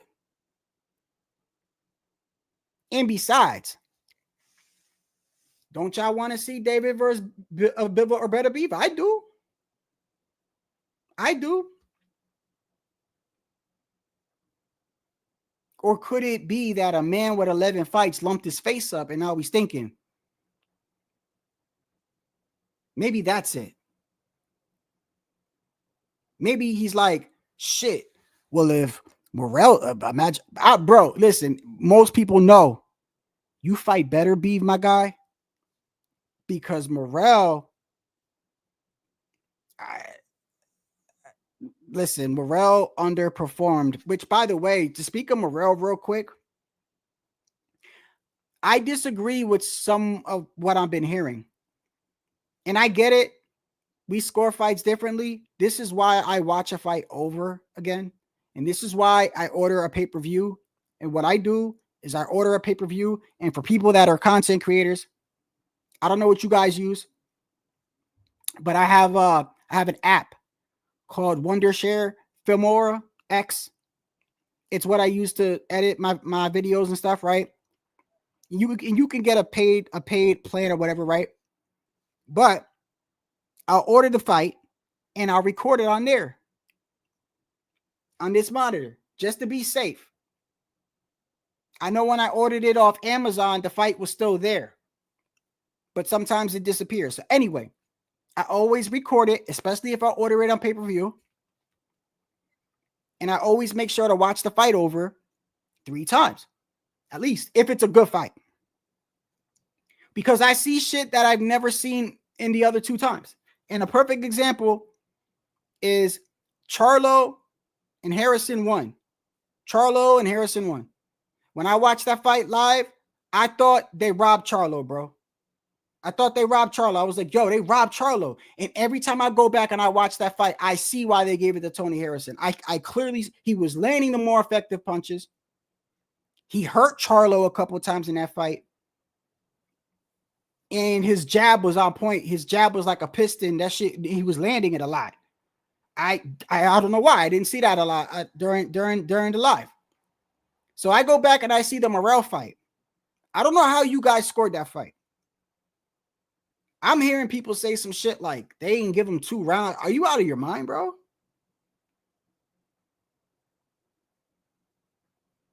I'm just saying, from what I saw, the first 4 rounds even the 4th, where David rocked him, right? David rocked, that's where he rocked David. Let's not forget, David got rocked at the end of that round too. They rocked each other. When the round first started, Morrell was getting beat up on the ropes, but then when the fight, towards the end of the round, David got clipped, and Morrell turned around and started firing back. In the middle of that round was back and forth, bro. So that's a swing round, right? 3. I gave that round to Morrell. 2 and 1, we're close. These are swing rounds. So that's 4 right there. You're telling me he didn't win any rounds after 5? Do you guys score fights correctly? I'm serious. I'm starting to wonder. I'm not saying I'm the best at scoring fights, bro, but I think people look at their bias and just completely ignore what the other man does. You can't do that in a fight, bro. You can't. Not if you want to judge it fairly. I already told you what I do when a fighter that I like or that I know that I'm biased to. I already told you what I do. Because if there's a swing round, who do you think I'm going to give it to? If there's a swing round between a fighter that I like and another fighter, I'm most likely going to give it to the fighter that I like, right? So what do I do? Because I know and I anticipate if it's a close fight, there's going to be multiple swing rounds. Multiple. So what do? First swing round, I give it to my guy. If there's another round that is close swing, I give it to the other guy by default. And I just go back and forth. That's how I offset that. And I've been doing that ever since Colbert lost to Garcia. Because there were some fights after that caused me to go back and look at how a fight is scored, because I'm looking at the community and what they're saying. And I'm like, I do not see what they're saying. 2 fights, examples. Now, I bring up Colbert because it's perfect. Y'all know that I was one of the rare ones that liked him at the time. All right. In his rematch, his first fight against El Rayo. People say El Rayo got robbed, right? Now, to be fair, if I didn't like Chris, I probably would have scored it for El Rayo. But for a person to make it seem like it's highway robbery, you did not watch the fight. The first round, Chris almost got knocked the fuck out. The last round, he got caught, and there was another round in the middle, he got caught. But in those middle rounds, he was piecing El Rayo up, bro. Go back and look at it. I'm not just saying it because I'm not just saying that. It's the truth. He was piecing him up. Then the Tio versus Jermaine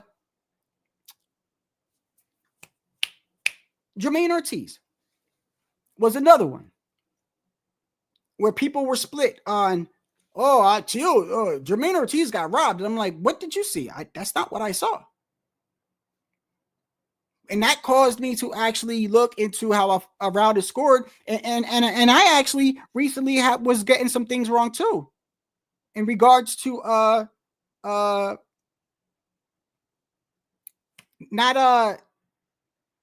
what is it?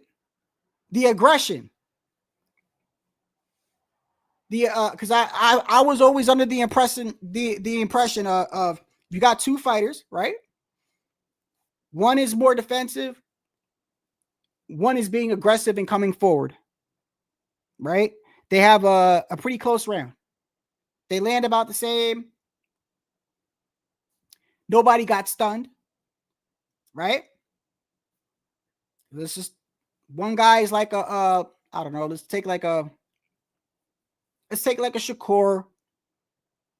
No, actually, that's a bad one. That's a bad one. Just you take a fighter that is more of like a more strategic, technical fighter versus a pressure, counter puncher, boxer puncher fighter.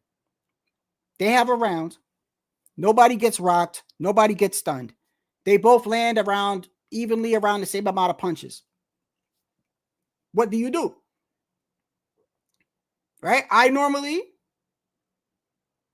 would, if one of those fighters was more aggressive coming forward, I would give it to him by default, but that's wrong. That's wrong.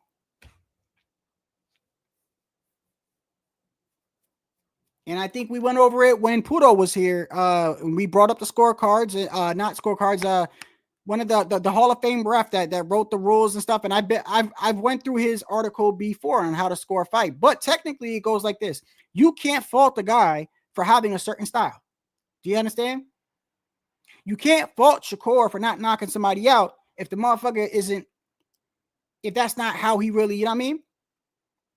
So one guy could naturally just be an aggressive fighter, a come forward fighter. That's his style. But the other guy, that's not how he wins fights, bro. He's not like that. His style permits him to move, to be lateral movement, going back. So I would normally give the fight to the round to the aggressive fighter, but that's wrong. So since then, I've changed the way that I score fights, which in reality causes me to watch the fight over 3 times, 3, sometimes 4 times. And I went back and I looked at the Morrell fight, and clearly, I would say there was a clear winner. There was no robbery, and there was no one-sided fight. It wasn't one. This is, you can't, when some of y'all are saying that to me, it's almost like when I hear the way some of you guys are talking, it's reminding me of like what Canelo did to like Berlanga or something. That it's not the same, bro. I gave Berlanga maybe 2 rounds, maybe. Yes, he was competitive, and so was Morrell, but Morrell actually won rounds. He actually hurt David 2 to 3 times, and regardless whether he was off balance or not, scored a knockdown, bro. And had his face all lumped up. Somebody tried to tell me in my last life, man, that's nothing but headbutts. Where? Because I went back and I'm like, I want to see these headbutts. Where the fuck was the headbutts? Where? What rounds? Tell me. Don't just come in here and say, Shadow, they were headbutts. No, tell me, what round were they bumping heads and they had to stop the fight? And they're like, Benavidez got a cut over his face or whatever. Those were from punches, bro. And a lot of them, David had his hands up and Morrell was going through his fucking guard. He was punching through his guard, bro. Similar to what Beterbiev does. Which is why when I saw that fight, I said, yo, Beterbiev is a fucking problem for David. He's much more experienced and to me, hits harder than Morrell. Maybe David looked at that and said, I don't know. Maybe it's best I go fight Zurdo. I'm just saying. And if you say I'm hating on David, I'm not hating on David. My question to you would be, if he does fight Zurdo, why? Why would you fight him? I mean, perfect opportunity, bro. You would be undisputed. You beat the guy that beat Canelo. Canelo would be forced to say, think about it. Canelo would be forced to say, oh, he's something. He's undisputed. He can't use the whole, well, he hasn't done nothing like me. No, motherfucker, he went undisputed. He beat the man, let's say it's Bivol. He beat the man that beat you. So if David don't fight them, bro, it's a duck. And I use the word, I don't use the word duck a lot, bro, because I don't think fighters are afraid of fight. I don't think fighters are afraid.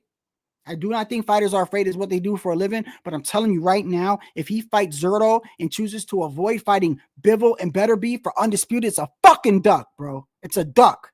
There's no way around it. There's nothing you could tell me. There is no way they're going to pay him more money to fight Zurdo. Nobody's going to want to fucking see that fight over fighting Bivol and Beterbiev, bro. You're out of your mind. And the Turk, you know, the Turk wouldn't do that. You think the Turk's gonna go, oh yeah, I fuck it, fight Zurdo. I'll pay you more to fight. No, hell no. One thing I'll give the Turk is he's trying to get these guys to fight. Some of the fights are a little bit fantasy, fucking Tank and fucking Inoue and Crawford and Canelo. But part of that is the fans' fault. And the other part is I think the guy really fucking likes Crawford. And he actually kind of said in an interview, not to get off topic, but he kind of said in the interview in so many words, Crawford is my guy. But going back to David, bro, I say to you this, bro. Is it not a duck?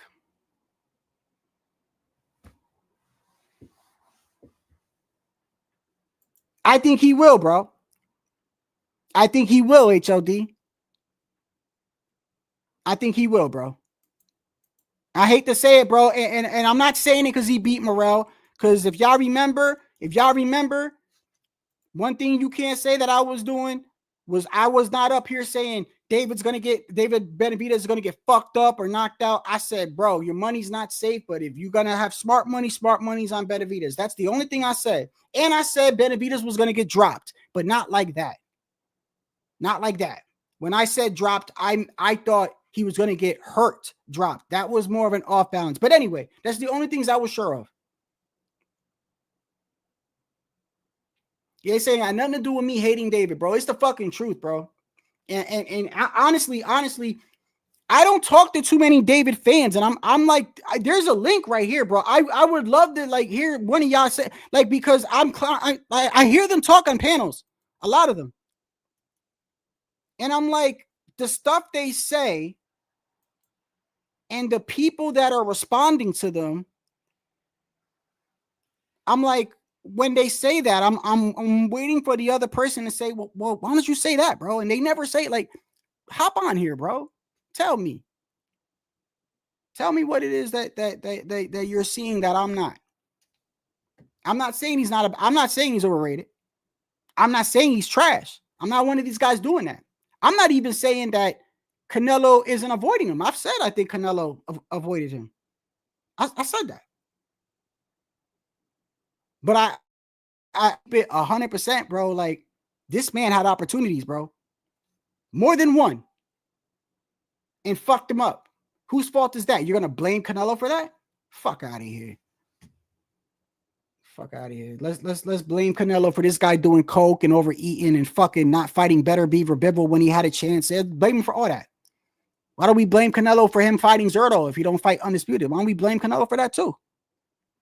Motherfuckers will.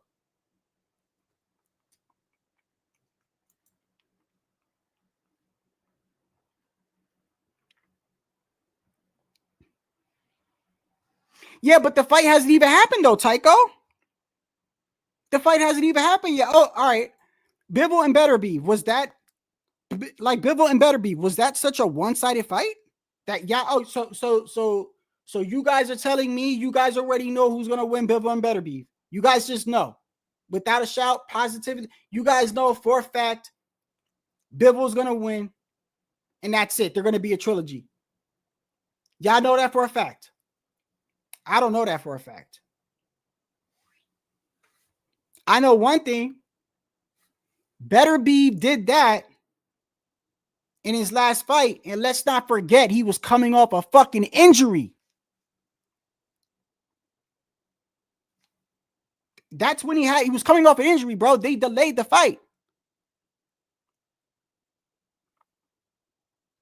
So what if he's like less injury prone and is in better condition?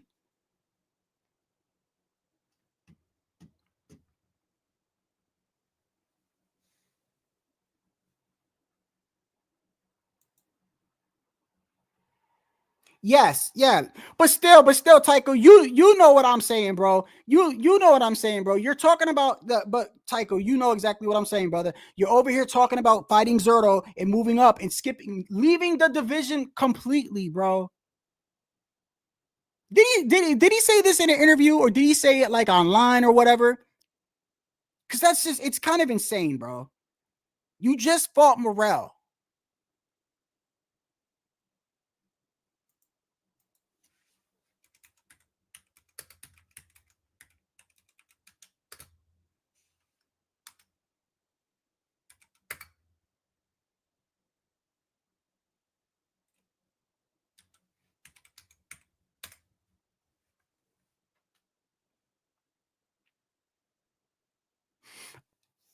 Okay, so they got that off of his interview from ProBox.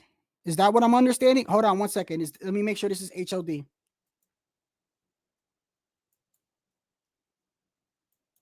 Hello. Hey, what's going on, bro? ¿Qué pasó? Hey, are you ready? Are you ready to see my guy KeyShawn beat the fuck out this guy? Huh? Did he eat? Did Did they both eat their protein shakes that they needed for this? You know, they had fruits around. I heard. All right, I'm just saying you doubted KeyShawn last time. You want to try that again? Yeah, I'm not. No, it's not about doubting it. I hope Top Rank. I hope Top Rank really didn't put above and beyond pressure on this kid to sell this fight with this goofy shit that they did, because it could backfire. It could literally backfire. Even though this kid, he showed up, he shows up in that last fight with Limos, and we granted he did, but that was also a whole fake stunt about, oh, this guy's overweight and he's so much bigger when the guy's only 5'4" and shit. I just hope that they didn't put beyond too much pressure on Keyshawn where this shit could backfire. Because this guy he's not a powerful puncher. He's a lot smaller than Keyshawn, but I think he's a better boxer technically. Look, at the end of the day, I'm standing 10 toes down when it comes to KeyShawn. He's a perfect example of, I'm not gonna doubt that kid. He does goofy shit. He says goofy shit. I don't care about none of that goofy shit. I don't think he says any much goofy shit. He sells the show. I think. Well, no, I think he's a little bit like for instance, is he selling the fights? Well, no, I'm talking about. Hold on, let me explain. I'm talking about when he beat Limos, and he went on that night. You remember that he went kind of ballistic. Do you remember? You was on here. Well, yeah, I mean, but that's part of his his shtick. You know what I mean? The fight was over, is what I'm saying, HOD, because people are saying selling the fight, but after the fight was over, he went online and started going. The show goes on, baby. Yeah, well, maybe I guess he's still promoting in a way, but anyway, right, that's what he does. Yeah, I'm not doubting this kid, bro. I'm not doubting this kid, and he could. I truly believe that he's more complete fighter than Shakur is, and people call me crazy, but I'm telling you the truth. At least this motherfucker can go backwards. At least he. Yeah, but he hasn't been tested yet. Not with a real dog. We're gonna see then. No, because Berinchyk is a 37-year-old fighter, bro. Okay. Well, no. Well, so okay. Well, listen. I don't care who it is. I guarantee you this: KeyShawn. If it came down to KeyShawn and Shakur, and I had to pick who I think is gonna fold under pressure, I'm sorry, bro. I'm sticking with KeyShawn. I got Murataya smoking KeyShawn. Oh, okay, good. I can't wait. I like to see that. Murataya and KeyShawn. That would be an equal to equal fight. I like no weight bullying either, because that's what this kid is. Also, he's a weight bully. Well, let's be. I'm glad you brought that up. I'm glad you brought that up because we was just talking about David Benavidez. Yeah. Well, go ahead. He's going to be at the fight next week. He's going to be at the fight next week because the Turkey told him you're going to be in Saudi Arabia for the undisputed. Because Turkey wants him to fight unless Bivol wins. If Bivol wins, there's going to be a trilogy. But if Better Beef wins, Turkey wants him against Better Beef. Didn't Better Beef, correct me if I'm wrong, because sometimes I could be wrong and misinformed, but didn't the fight between Bivol and Better Beef get delayed the first time due to Better Beef having an injury? Yeah, he had a knee injury. All right. So he was coming off of an injury. And I know some people think Bivol won. I'm just saying, if this man's in better shape than he was last time, and I mean, because some people are talking like it's a given Bivol's going to win. I'm not saying he can. I think it's a true 50-50 fight. It's still a 50-50 fight like the first fight. I'm pulling for Better Beef because I want to see what David's going to do. So the first fight, I didn't have a dog in the race. I didn't care who won, whatever. It's a good fight. May the best man win. This fight, I'm pulling for Better Beef. Because I want to see what David Benavidez is going to do. I want to see what the monster's going to do. He's already kind of said, he hasn't mentioned Better Beef's name. He said, if Bivol wins, he wants to fight Bivol so he could prove that he could beat Bivol and that he's better than Canelo. But when they mention Better Beef's name, he don't mention shit.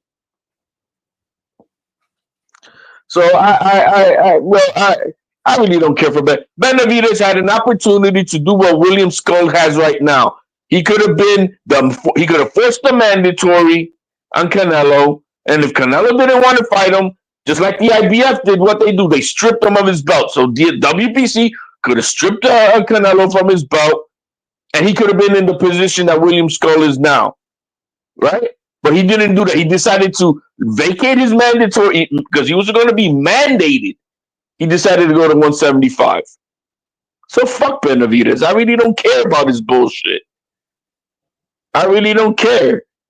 He's crying out the game because yes, everybody wants to see this fight, but he's playing it off that he didn't have anything to do with this fight not being forced by the sanctioning bodies. Right. That's one of the. So you understand. Yeah. Me and you have, when it came to David, me and you are very similar in that we see different things. I think that he's selling a lot of wolf tickets when it, like, I do believe that he wants to fight Canelo. I never said he doesn't, but I'm saying people make it. I look at what a person does with his opportunities more than that. To me, that's more valuable than what you're saying, bro.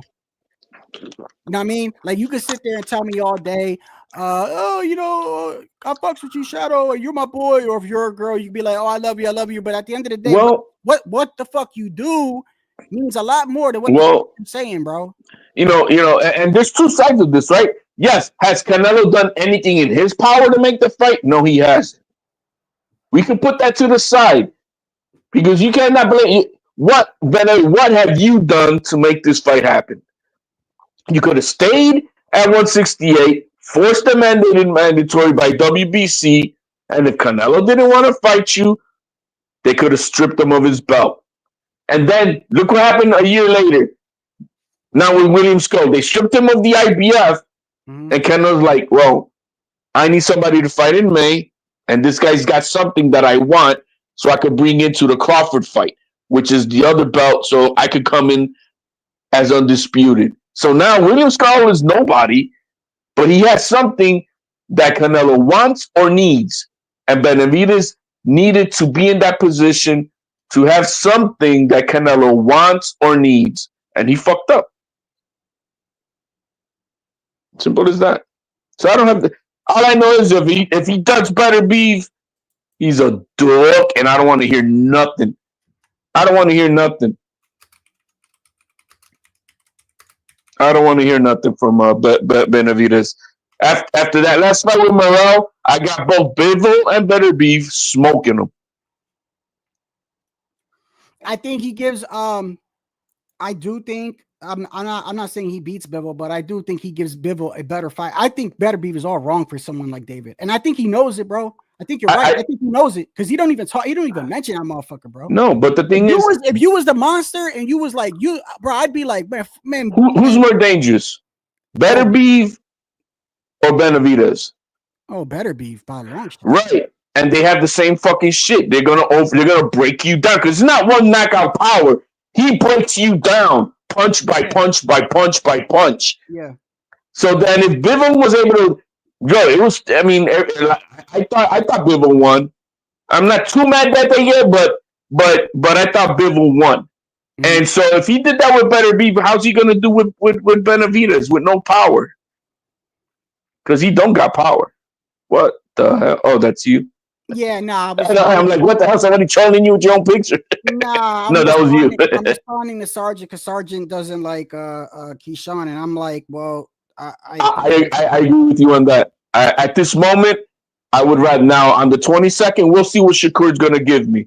I'm giving him one last shot to make me want to watch him. Like, okay, I'm backing that I want to watch you.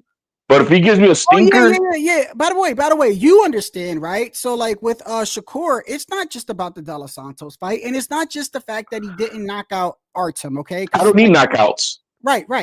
That's what I'm saying. Like we were. I need domination. We were talking about this last time. You know, a lot of people were like, "Oh, well, he said he was going to knock him out." I'm like, it's not that. It's not that with me. It's that when you have a fight where you say you was injured and you got people backing you saying that you was injured, and of course, De Los Santos is at fault too, bro. Well, y'all both at the end of the day, y'all both broke a record for the least amount of punches thrown in a title fight and landed. So. At the end of the day, your very next fight, if you're going to run your mouth, which, okay, you could say he's promoting this and that, but still, you better do something. And the very next fight in his hometown, motherfuckers was walking out and sleeping, bro. That was the end of it for sure. And then he said, fuck the fans. That's when I said, no. I'd rather watch KeyShawn. Now, I'm not saying I don't like Shakur. He going to have to prove me. He going to have to prove me wrong, bro. You have to prove me wrong because at least KeyShawn, at least when I watch KeyShawn, I don't fucking feel like I want to fall asleep, bro. And I know, and in my heart, I feel like if KeyShawn felt like he was, put it like this, if KeyShawn felt like he was losing the fight, and if Shakur was losing the fight, who do I have pushing the fight more? If they thought they were losing, I got KeyShawn at least pulling out some dog in him. I do until he proves me otherwise, bro. Yeah, I'm with you on that. At the end of the day, it's not about the knockouts. It's not entertain me, man. Okay, well, does KeyShawn entertain you? No. They've been sloppy fights, but yes, it's more entertaining than watching Shakur. Okay, that's all my point. And by the way, no, and I give you that.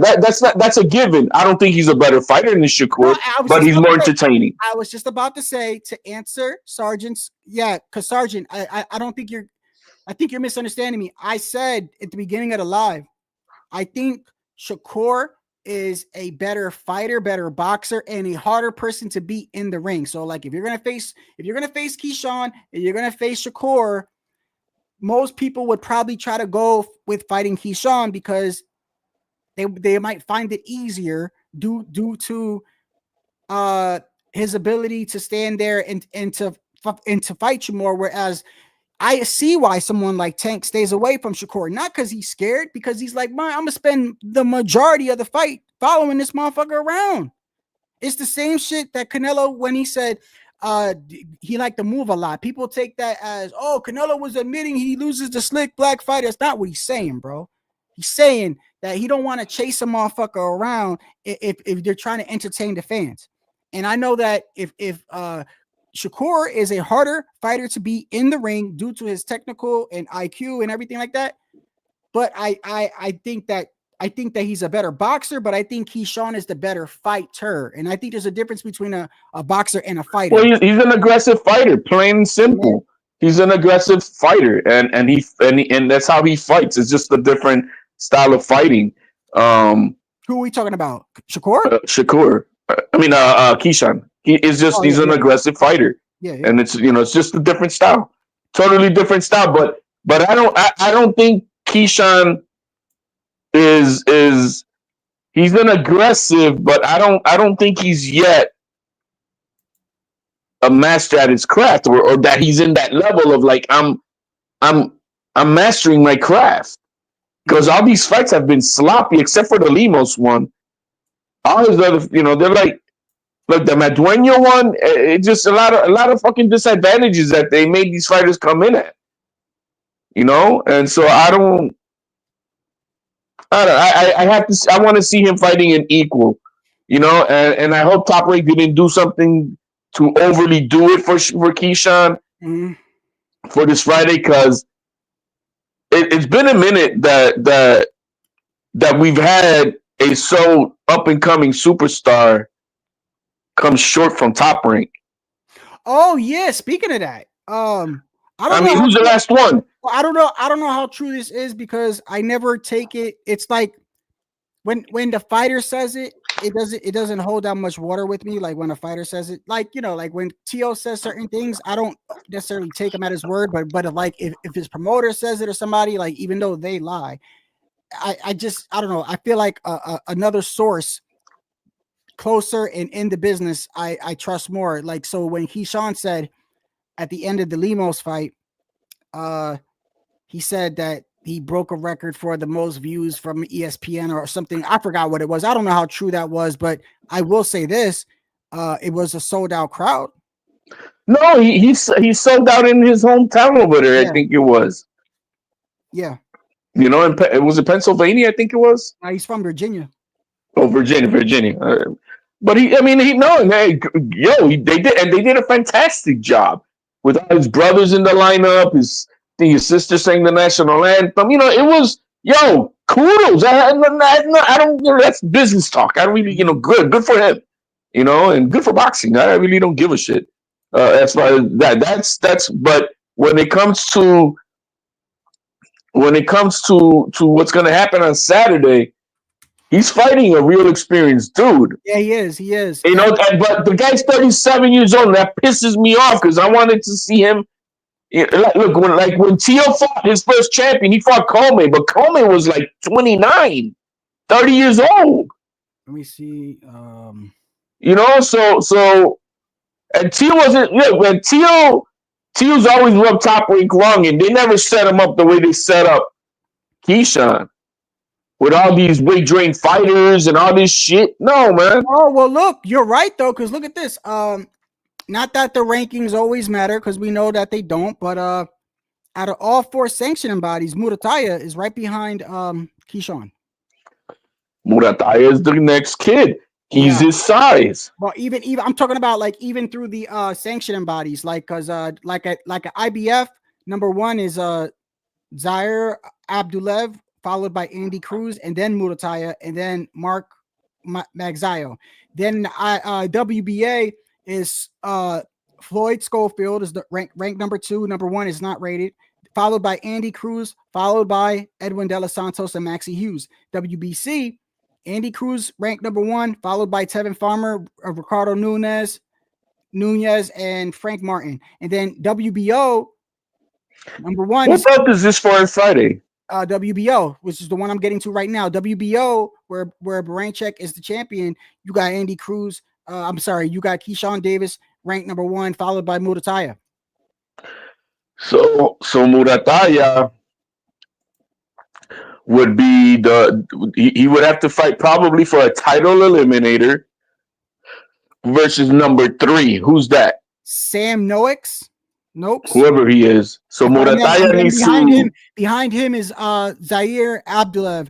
But then number 5 is Angel Fierro. Isn't that the guy that fought Cruz? Let me show you this. Yeah, that's the guy who fought Fierro. That's the guy who fought Cruz. Okay, because Cruz is still rated at 130. Did you know that? Pitbull Cruz? Yeah, I'm looking at it right now. That's why I said no. Pitbull Cruz has never been 130. I'm sorry, 135. I'm getting confused, bro. I'm sorry. Okay. Yeah, what? Sorry. We're at 135. So he's still rated at 135, even though he was at 140. Or was this past fight at 135? Did he go back down? That last fight was at 140. So right here, you see number 4 and number 5. I don't know why Pitbull Cruz is still ranked in 135. He's fought like 3. So is the guy he fought. The guy he fought is ranked number 5, and Isaac Cruz is ranked number 6. And they are and like Pitbull Cruz's last 3 fights have been at 140, right? Yeah, that's what I'm saying. Why is he still ranked there? Bro, the sanctioning bodies are dirty, man. I mean, well, if that's the case, then how can we expect him to fight a Murataya? Well, because what's going to happen is Murataya is now lined up to fight a title eliminator, and that title eliminator against who? Against whoever the WBO decides it to be against. He's going to be if KeyShawn becomes the champion. If he becomes a champion, Murataya goes to number 1 spot. Right. And then Murataya would have to fight whoever the WBO orders.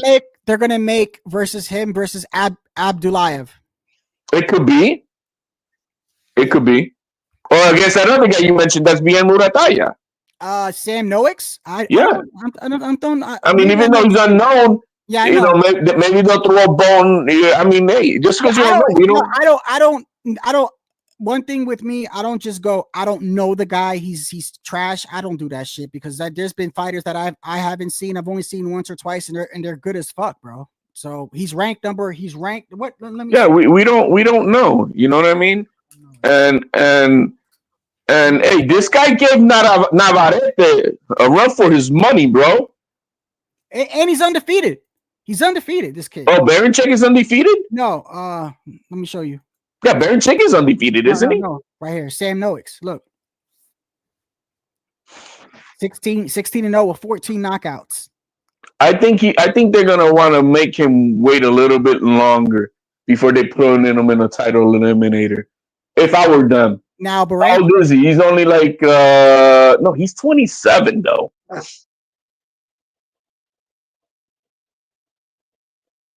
Right, Sergeant, or maybe I dropped out by an accident.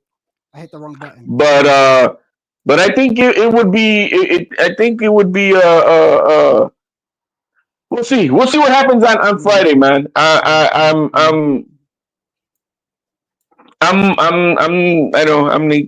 mean, like whatever.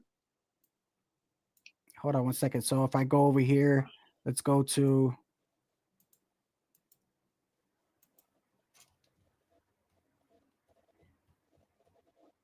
Hold on.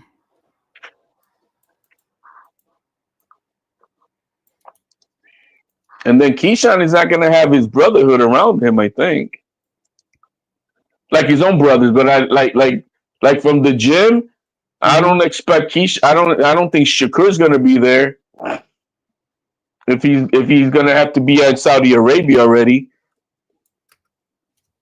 I mean, because he fights next week. Yeah. I'm looking forward to that fight, man. The whole card actually, but and then Crawford might show up because he might show up because he might show up. He's in Austin as we speak though, but Berinchy's undefeated. So Berinchy's undefeated. We'll see, man. I mean, so a stoppage. He beat Navarrete. He beat a stoppage would be impactful. If he goes life and death with this guy, then we'll see. I mean, a lot of answers will happen on Saturday. His notable names is Anthony Yigit and Navarrete. Navarrete's a monster. He pieced him up, bro. Yeah. I mean, he beat the shit out of Navarrete in the second half of the fight, if I recall. Yeah, but Navarrete is he's a very awkward style. The styles are different. I think you're right though. It'll come into, we got to see what shape KeyShawn is in, but I still favor KeyShawn. I do. Listen, one thing I want to see from as long as the weight cut don't kill KeyShawn. So, real quick. So, Tio, is he already booked for? I saw Shushu Carrington on an interview yesterday talking about New York fighters, and he threw a jab at Tio. He didn't say anything like, he really talked shit about Stephen Fulton. He said something about Stephen Fulton is talking about he wants to fight him, and that he talked about how he came in the ring with some Timberland boots on and shit like that. And then when it came to Tio, he said that he's going for Hitchens because Hitchens is from New York and they roll with New York fighters. And then the guy was like, well, Tio's from New York. And he made a comment like, well, not like, yeah, technically he is, but basically like he hasn't been there or some shit like that. But it was like, you could just tell he's going for Hitchens. And when they were talking about it, I'm thinking, well, everyone's talking about it. Is it like already a done deal? It's not a done deal because you saw what they announced for Tio now, right? That's what I'm saying. When I started my live, I'm like, I don't like fucking holding on to shit when shit changes daily, bro. Well, you saw what Turkey wants to do. He wants to make a fight in Alcatraz with Tio. As the main event, right? Yeah. Where? Alcatraz prison. Get the fuck out of here. Go to Ring Magazine. You didn't say it. Let me send it to you. Alcatraz prison. Yo, hold on. That is some low key. Y'all want to talk about racist shit? That's some racist ass shit, bro. Duh, bro. That's like Sean Connery and Nicolas Cage, The Rock. That's like fucking telling a black like a black man like, how about we have you imagine bro they split it off. Latinos and blacks and shit. It's like because like Latinos, it's like saying Alcatraz prison. I mean, that's like saying like you and people don't get it. What Tio's doing today? How about we have a fight in the cotton fields? No, but like that's some racist shit. What the fuck are you trying to say, bro? No, bro. It's bro. People are lit up about it, bro. And the thing is, what's Tio doing right now with the banana? Now he's trolling it now even more with KeyShawn. And bro, they're gonna split it up like Latinos on one side, blacks on the other in the prison and shit. Yeah, that's why Tio's gonna walk in like blood in blood out with the white Peter. But see, that's why though we don't. But that's why we don't base our shit off race over here, bro. Well, I don't. I don't. No, but this is all about selling, guys. You guys just need to understand this is WWE. Today with the banana, that's all WD scripted. I don't know. I don't know, man. But he looked upset to me. So Nah, bro, you can stop being upset. Like what? I guess. What's wrong with you, man? I mean, No. I said, what the fuck wrong with you, Shadow? yeah, but you're not like. Don't go with that bullshit, bro. You're not on camera. You're not looking at me. It doesn't matter, bro. Just selling it, bro. It's selling it. It's different. No, man, it's selling it. And Trust me. I'll give you my Prince. Yeah, look, give me a gun. This motherfucker want to kill me. I'll tell you this. The reason why I don't believe that KeyShawn was faking, and I've already told you why, is because of the history with T.O. and everything like that. That's number one. And number two. No, that has nothing to do with it. Let me finish, HOD. Let me finish, please. And another thing is, too, I think KeyShawn has enough pride because I feel like even though I know people want to say money and all this other shit, pride in your fucking being a black person or being a Latino, you have pride, bro. So to be a sellout and to say that's like me saying, oh, you're gonna pay me more money, I'm gonna promote it, and you could call me a spick. Like, bro, you got some self-fucking dignity, bro. No, man, it's not about calling spick. Look, everybody's talking about it. It is. I know everyone's talking about it. I don't think you're saying it like as if he fucking was behind the scenes. It was like, nah. Yes. 100. Just like Sandy Ryan knew who hit her with the paintball. Who? Sandy Ryan. The girl from Michaela Mayer when they hit her with paint in front of Madison Square Garden. I don't know what you're talking about.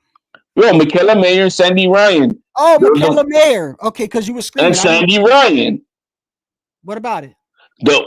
Don't you remember when somebody hit her with a paintball shit in front of the Madison Square Garden? No.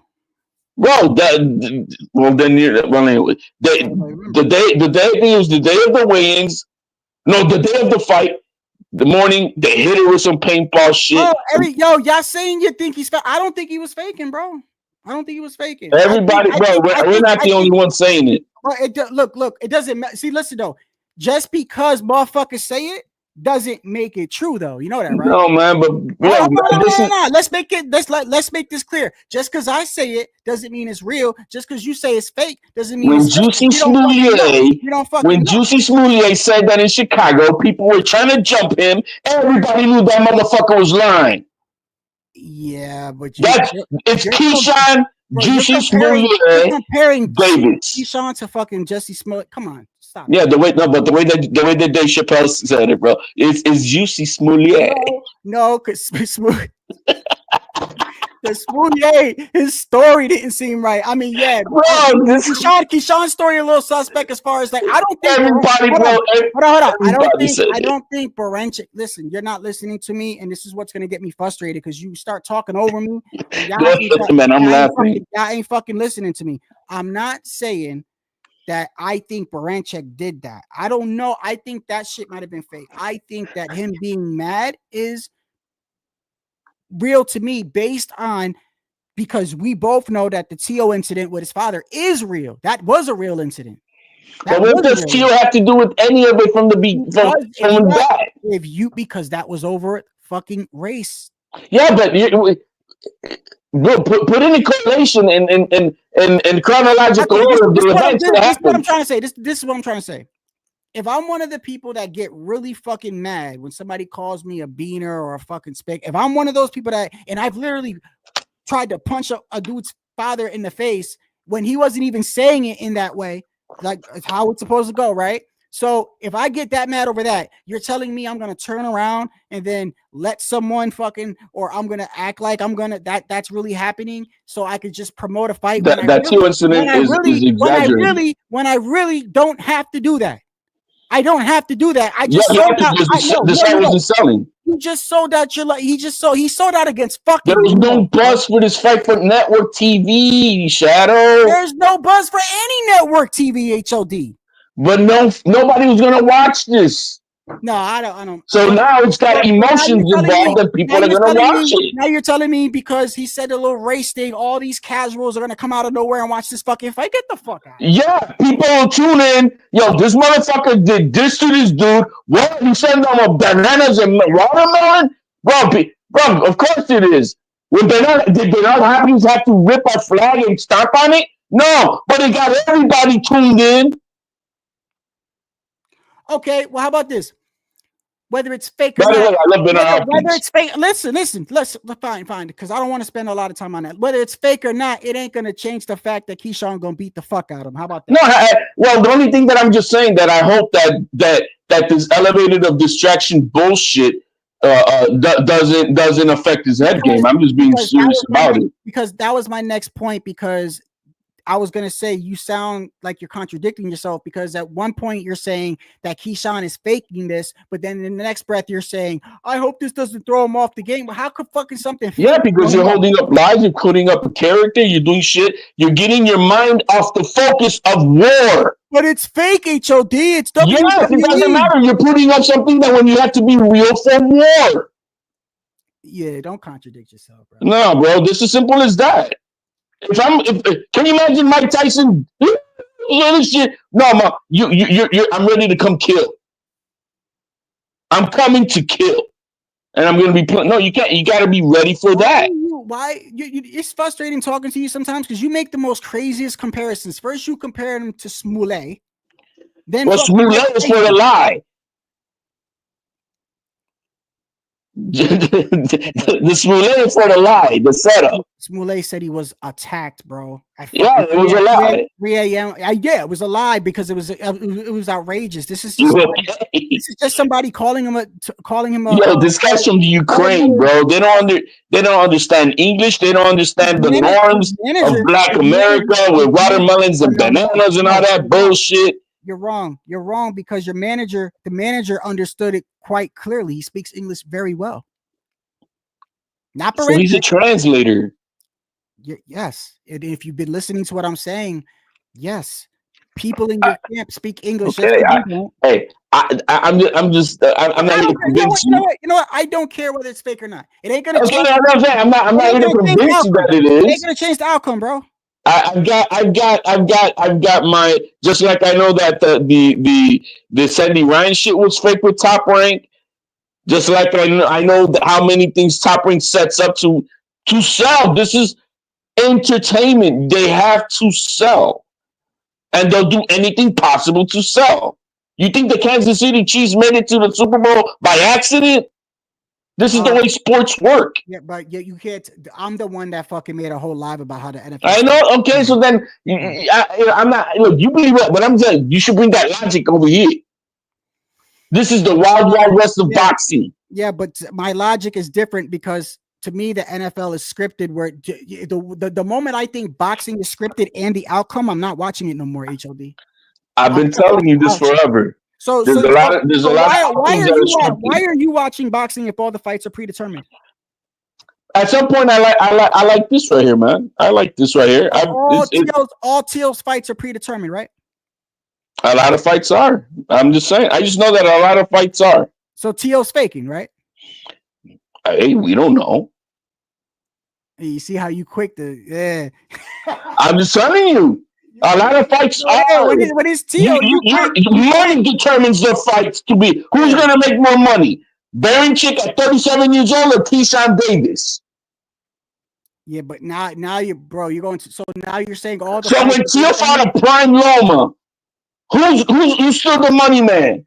Is it Loma or is it this fucking spit kid from Honduras who wants to be from New York and part of Florida?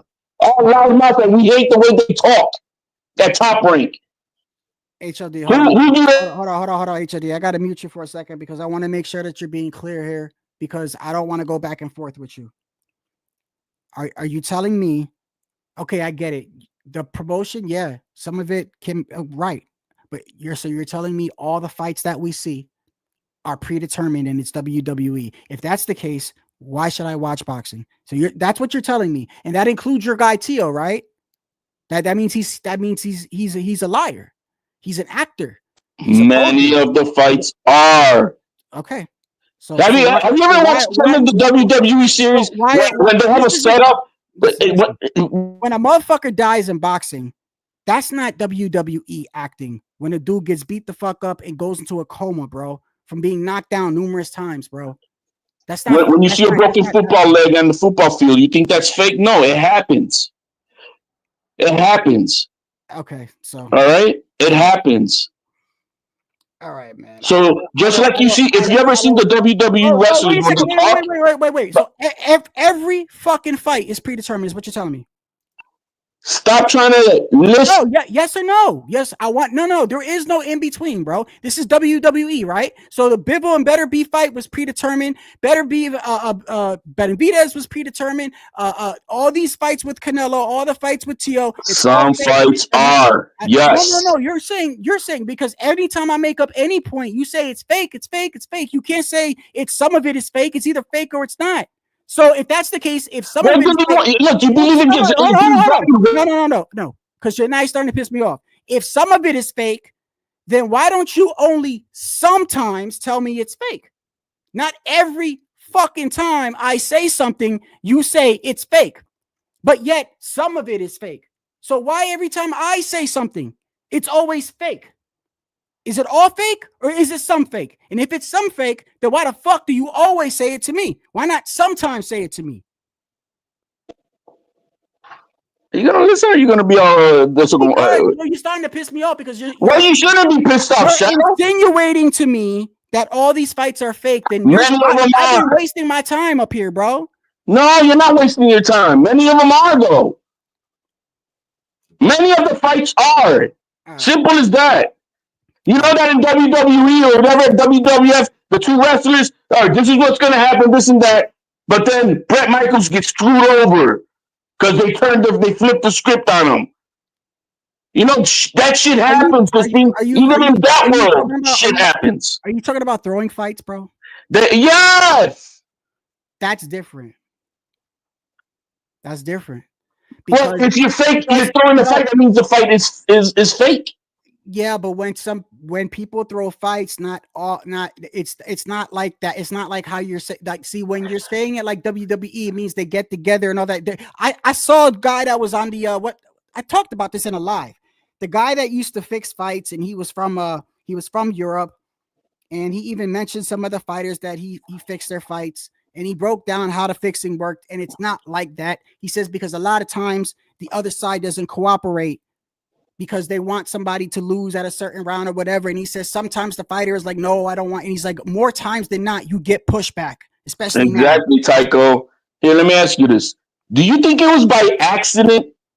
Do you think it was by accident that Sugar Shane Mosley's wife over in front of Mayorga? Say that again, because you're yelling, bro. Do you think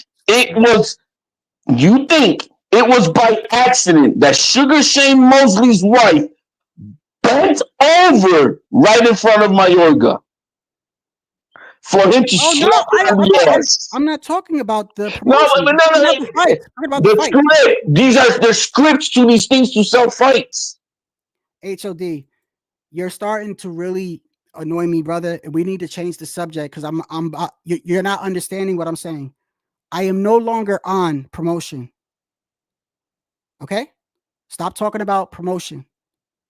I'm talking about when the motherfuckers got their gloves on and they're in the ring and that bell is rung, bro. So don't bring up promotion no more in this conversation because I'm not talking about that. I'm talking about when two guys are fighting when that bell rings. That's all I'm talking about right now. Yeah, some fights are rigged. Okay. Yeah, and you can see it too. You can see when a fighter is like constipated and throw punches. And you're like, what the fuck is wrong with you? Yeah, remember the fight? That's not every fight though, because if I thought that was every fight, I wouldn't watch. No, but what did I say? A lot of fights are. Now, can you swallow that I just said that? So we can understand. I could. If you're talking about like with Rolly Romero when the ref stopped the fight and shit, yeah, I see it. How about remember the fight with Jojo Diaz and Fortuna? And we're like, what the fuck is wrong with Fortuna? Didn't Fortuna have an injury? No, that motherfucker threw the fight. He said he had an injury. He didn't have, Fortuna had no damn injury. I don't know. I gotta look back at it. Yeah. I agree. Some fighters throw fights, but I think the way you're saying it, I take it as like the way you're saying it, I take it as this, bro. The way you made it seem like is if there's a fucking pay-per-view with Tio on there, and it's like they know from top to bottom who's gonna win, okay, and they know what round and if that's the case, I don't want to watch boxing no more. I don't want to talk about it no more. I don't want they set it up just like they could set up the referees, the judges. Okay, so just say it. Say it right here. Teofimo Lopez's career is fucking fabricated. Everything he worked hard for. Dude, I just told you some fights. A lot of fights. Yeah. I didn't say all. Okay. And you keep on going back to... yeah, I'm going to go back to T.O. Why? No. You keep on going to say that all of it. And I can't say all of it. Okay. I can't say that all of the wins and all of the losses and all whatever because it's in between. I know that for a fight. So tomorrow's fight is fixed. I know it's going to be more favored. Look, when Linares fought Haney and he clocked him, there was no reason for Linares not to have finished that fight. He allowed this kid to hold on to him. He allowed him for 2 rounds to play huggy and not do nothing of what he could do. He wasn't. You want to know why I'm gonna stop you there is because of this. I'm gonna tell you this. I don't know what type of person you are, right? I know how you are, like thinking wise and shit. I'm just straight up telling you how I feel. Yeah, that's fine. Because for me, it's like this. I know that motherfuckers sacrificed their life in that ring, and I'm not gonna sit here and say a motherfucker was faking and the fight fucking be real. And I'm over here saying, "Oh, motherfucker, you was fake. You wasn't throwing punches and this and that." And fucking, and this man literally sacrificing his fucking life in the ring. I'm not gonna go there and say it unless I got absolute proof, bro. So it is what it is. Maybe we're different there, but I know that if I put my body on the line and left my fucking family and did all that just to get in the ring for another motherfucker to tell me that everything I did in there was fake, bro, I'll be heated, bro. Tomorrow's fight, the referee is going to be on KeyShawn's side. Tomorrow's fight, the judges are going to be on KeyShawn's side. Okay? And so that's already a heads up for KeyShawn to win tomorrow's fight. He is favored to, but he's getting, just like the Chiefs get help from the referees. Yeah, I could agree with some of that. Yeah. So there's different ways of scripting this, and as simple as that. It's different ways. Yeah, but Berinchyk could land a punch and knock him out, bro. Well, he could. Or I don't know how much Berinchyk is gonna make tomorrow, but they could also tell him here's another extra 300,000 and make sure that you don't win. Just give me a good performance. I don't know exactly what you mean by it was questionable. Haney was running for his life those last couple of rounds. Linares could have stopped him, bro. Linares could have stopped him. That fight again because, from my understanding, he wobbled back to the ring, and the very next couple of rounds, he was grabbed. Every time this motherfucker came close, HOD, he damn near bear hugged him, bro. And Linares stood there to allow him to a veteran allowing this young kid to hug him. Hold on 1 second. Somebody's here. Hold on. At your house or behind the panel? On the panel. Yo, Shadow. Yo, stop being mad, motherfucker. No, bro, you're my guy, bro. I know, man. You know why? No. Let me keep it real with you, bro. It ain't got nothing to do with you, bro. You're like you're all right, man. All right. I don't. You know what it is? I don't like because I love this sport, and the same shit happened to me with the NFL, bro. When I found out the NFL was scripted, you don't know. I was mad for months. You think I watched the Super Bowl? Eagles fan, bro. Huge Eagles fan. But now it doesn't hit the same anymore when I start looking into the magnetic balls and motherfuckers admitting it's like WWE players themselves saying that, you know, their coach is telling them that they're not going to win. Like that shit, they were literally coming out and saying it. It's a little bit different. And I really like the NFL. So it got me mad. And just thinking that 90% of these fights are fucking predetermined, and I'm wasting my fucking. I wouldn't say 90. I wouldn't say 90. I think it's selectively depending on the. I think a lot of the amateur fights, like not the amateur, the contender fights, you know, coming up. They're but once you come into the big money, there's there's just so much money involved. There's so much money involved. Well, I know I never bet. That's one of the reasons why I never bet. What's going on, Puro? I'd like to hear your take on all this. What up, Shadow? What up, HLD? You're the wrong HLD, bro. This is Shadow Ghost House, bro. You know, and like the corny saying goes, I wiped my feet before I came in, or whatever. You know me, I like to throw in directas, but drop the Hundo super chat, bro. Right? But yeah. My quick take, and if you're still on, I'll come back because I gotta go quick to my daughter. But I saw you were cooking, Shadow, bro. Now, bro, I think you're on point, bro. Like literally, like if one of it's fake, it is all fake. And trust me, I've had those times where it's like, is this shit like fake? Are they fucking with me? Like it pisses you off, money, right? When I didn't lose money, when I thought a win was a sure thing, bro. Like at the end of the day, bro, like it's been proven in the past. I haven't seen any like new exposés they used to call it back in the day of this fighter taking money to throw this fight, take money to this fight. But back in the days, I still remember my dad used to tell me that there's this like big Mexican, I believe he's a flyweight or bantamweight champion, Raton Macias. He used to take dives. Like, but that was back in the day, bro. Like literally, I haven't heard anything less new. And at the end of the day, I was thinking about this a while back, and especially like nowadays, where it kind of does feel like, you know, like sometimes it could be scripted, bro. But at the end of the day, like the Rolly Romero thing, right? The Rolly Romero, like Rolly. So, but here goes my thing, Puro, and I want you to keep cooking on this, bro. But this is why I'm not mad at HOD. I'm just mad at, like, I really love this sport, and I spend hours on the fucking panel. So for me to get up here and to think that everything I'm watching, or a lot of it that I'm watching, is predetermined before they even start the fight, bro, I'm wasting my fucking time, bro. I could be doing something else with my life, bro. Bro, and I feel exactly the same way you do, bro. And at the end of the day, if you think one fight is fixed, the whole sport is fixed. Why do I even watch? But at the end of the day, sometimes I still have those questions, bro. But then you see like something like Surace knocking out Munguia, bro. Like that is like literally proof that this shit ain't scripted, bro. Because like literally, like you have so many angles you can fucking make Munguia into the star, and then you got a lot of fucking like social media and telling you that Munguia is that.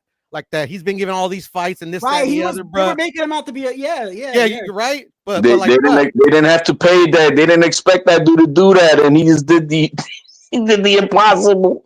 Yeah, nobody expected them to do that. Nobody expected Buster to do that. Nobody expected there's a lot of fights. Nobody expected this was one Mexican with like 50 losses to beat the shit out of Yuriokis Gamboa, but he did it. And that shit happened nobody thought nobody really thought Frankie Randall was gonna beat Chavez. Exactly, bro. Like literally, like bro, like every fighter eventually loses. Sometimes like they like literally, it's like nowadays is that what they sell you.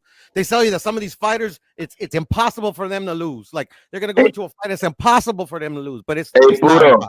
What's up? To go back to our previous topic, was the banana and watermelon scripted? I think so. So if that's scripted, taking your whole thing, then that means the fight is scripted tomorrow, correct? No, not all of it. It's selectively. How you were getting mad like earlier? Like that's promotion, bro. Like we talking about the fight. Yeah, I'm talking about the fight. I'm talking about the fight. Yeah. The fight is not fixed, but the promotion, man, like literally all those shits are mostly fixed. But go ahead. Did Sugar Shane Mosley's wife bent over on purpose in front of Mayorga? I have no idea, bro. I saw, bro. That was like what? When he smacked her ass? Sugar Shane. Yes, he bent right in front of his dick. Yeah, that could have been scripted, but I don't think why scripted. I'm sorry, go ahead though. But to answer your question, HG, now that I think about it, I always think of Jin. You know, when they say Shane Mosley's wife, but that wasn't Jin. So yeah, that could have been scripted. Who's Jin? What Jin? Jin was his first wife that took everything. Yeah, the first wife. Oh, that's the one. That's the one that manager too. He found out right before he fought Margarito. I think so, something like that. I And- forgot when he yeah, found out, yeah. but she took Yeah, I everything. forgot He what was his fight it was, manager. but it Yeah, was she said she was gonna take everything, and then he said he used that as motivation to go knock out Margarito. Yeah, I've never heard that story before, to be honest, but maybe He it says kind of it on sounds an interview. familiar. But yeah, possibly. I have no idea, bro. But at the end of the day, that particular fight, that was like what do they call it? Everything coming together perfect. Like Margarito was injured. Margarito got caught with those supposedly fucking dirty pads with the plaster. Shane Mosley was going through his thing. That was like the perfect storm for both of them. yeah. Tycho. I'm not saying. Listen, I think like I'm already over the whole promotional thing. I get it. Like to me, there's a difference between like faking a promotion, fine, to make the fight. I believe that happens. Okay. And But I still look at some of the fights I see. If they're scripted, is like so. Like when we get these fight of the years, like fucking Tim Tszyu and fucking what's his name? Not Berinchyk. What was the dude he fought? Not yeah, the other Russian dude. the other Russian dude. Fucking. I know, man. It's not our fault. Well, it is our fault. We're not trying to learn it. So when Tim Tszyu goes to war with that guy and gets his fucking damn near concussed, and he gets up with that damn look. Remember when he got up on the third knockdown and he got up and like he couldn't believe he was getting knocked around like that? Like, I don't think that's fake, bro. No, because it's not. Obviously, this is not. But when you have judges going all crazy for one side, like, hey, you got to remember, Ryan Garcia was about to get robbed versus Haney. I'm along those lines. Hold on 1 second. I agree. Listen, everyone's against me with my view. I look at it like this. I try to insert maybe it's because I'm morally looking at it like this. I know I'm not the one making a lot of money or whatever, but I'm just trying to put two and two together. I think that if anything was fake, it was the person who sent it didn't send it. I look at KeyShawn, I'm like, he looks like he's getting really upset. And I know that there's history between T.O.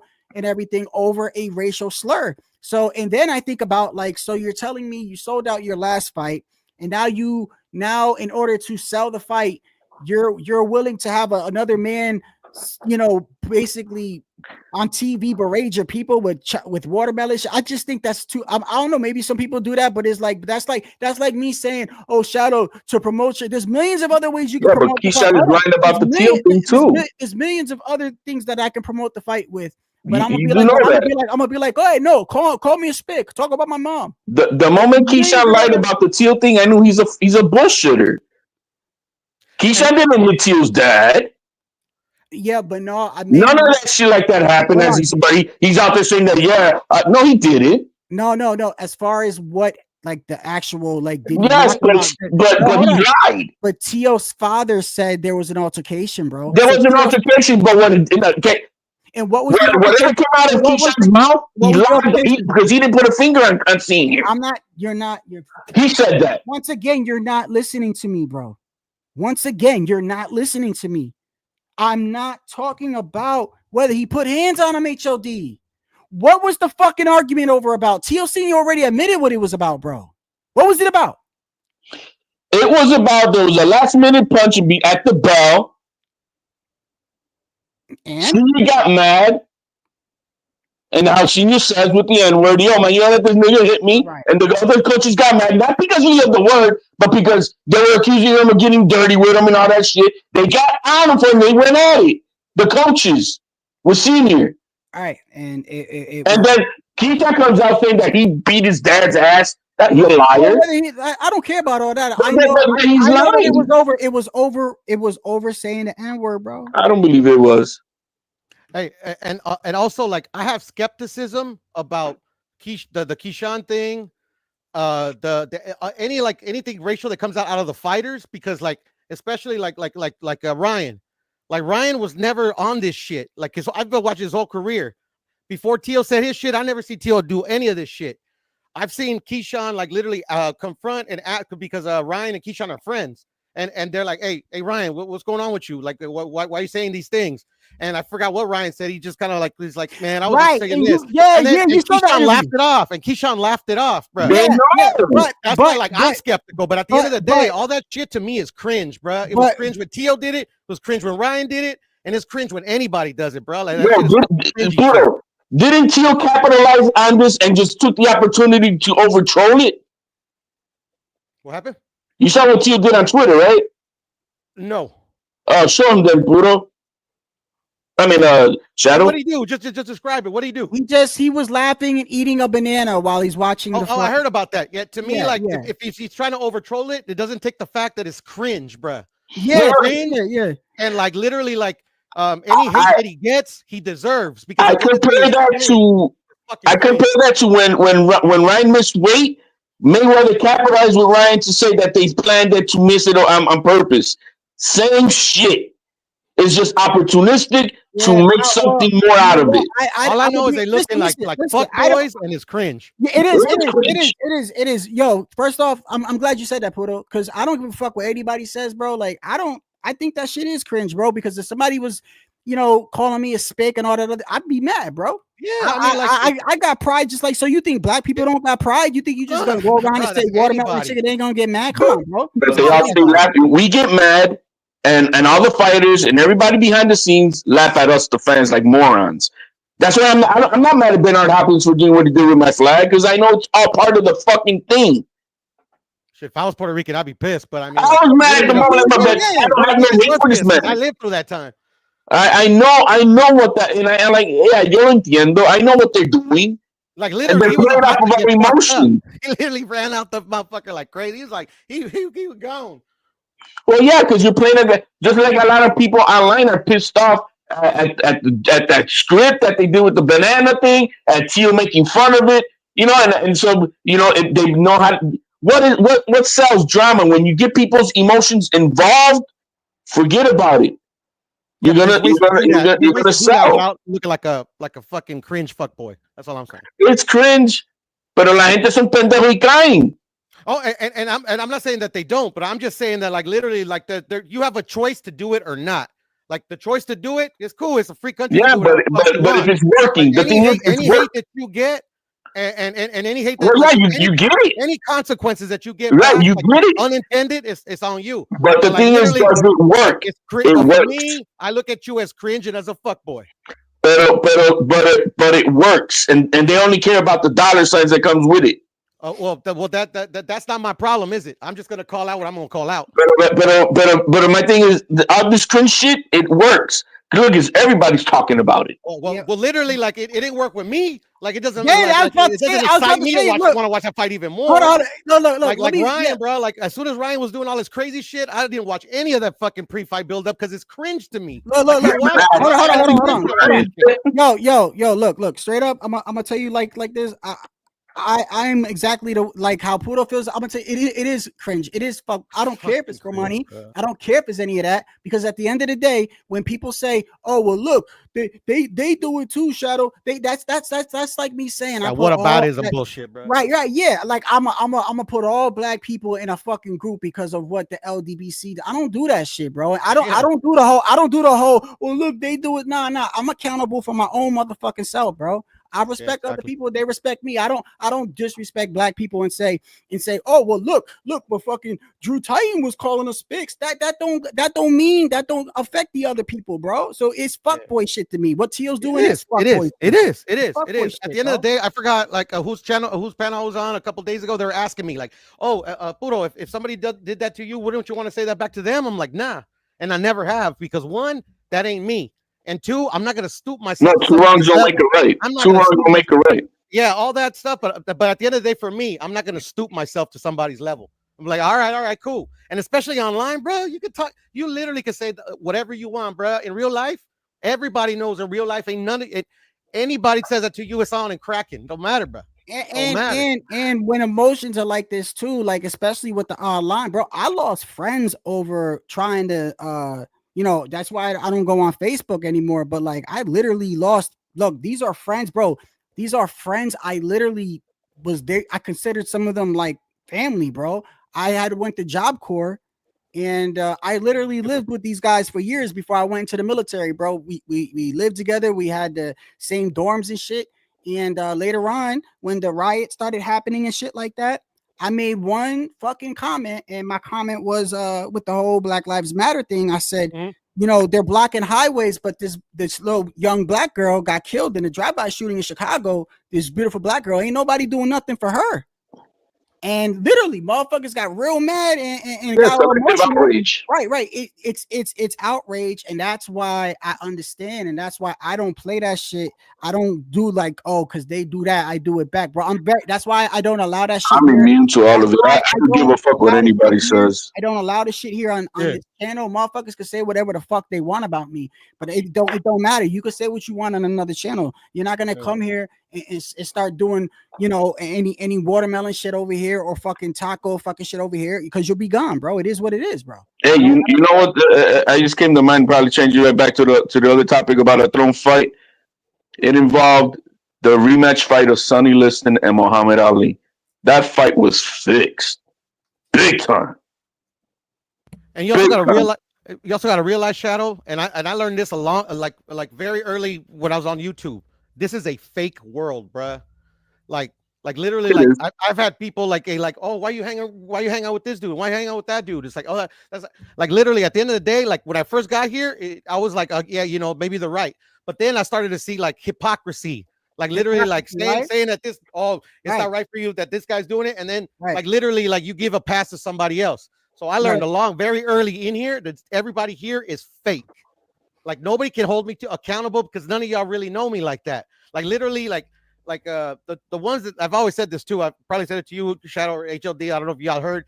Like I only truly know a person if I meet you. I've met Shelton Moore. I've met my boy Rep It.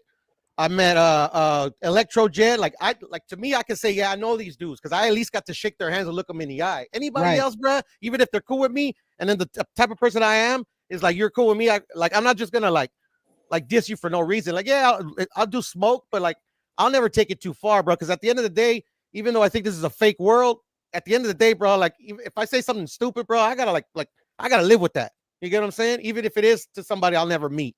Like, it just ain't me, bro. Like, I still remember the days before any of this shit existed, bro. Like, literally got to stand on, like, shit that you say, you know? Like, now, these platforms, they like, these platforms are not, they've already been, like, I guess, perverted to, like, literally you can say nothing, ain't nobody going to be held accountable for shit. So don't try to hold me accountable. And at the end of the day, I don't give them ammo either, because the type of person I am, there is no ammo. You're going to be looking long and hard of past lives to try to say I'm something else. I've been the same person I've always been since the day I started to right now, bro. That's the way I see it. But with all this promotion shit, bro, it's a lot of scripted shit. And when I call it out, it's because you're no, bro, it's fake. I'm not gonna put 2 cents energy into that fake scripted promotion. I'm not. You're talking about the promotion, not the fight, right? Well, at this moment, I just said it. The promotion. I'm not gonna put 2 cents into it because I'm gonna tell you why. Maybe the right word is what Caputo said. You know, look, it's cringe, but I'm not gonna victim mentality shit. No, motherfucker, it's cringe. But I'm not gonna be falling for it to give it any of my emotions that I hated. Because it's just because I'm not offended. I'm not offended because I know it's all fake, purposely driven to sell. So imagine if you knew that a place was selling fake ass food, but you're there all the time eating it, and somebody's like, "Yo, it's fake food." You're like, "Yeah, it's fake." I know, food. Man. I do it with Taco Bell, man, but it is what it is. Yeah, you eating it every day, so it's always acceptable to you. Taco Bell, baby. Hey, Shadow, how long are you gonna be on, bro? Because I gotta eat my dinner real quick. I'm about to get off soon anyway, man. I was only talking about this topic. Why you was gonna come back, or were you? Only if you guys were still here, but I'm gonna go eat. Yeah, we got tomorrow real quick, just in case.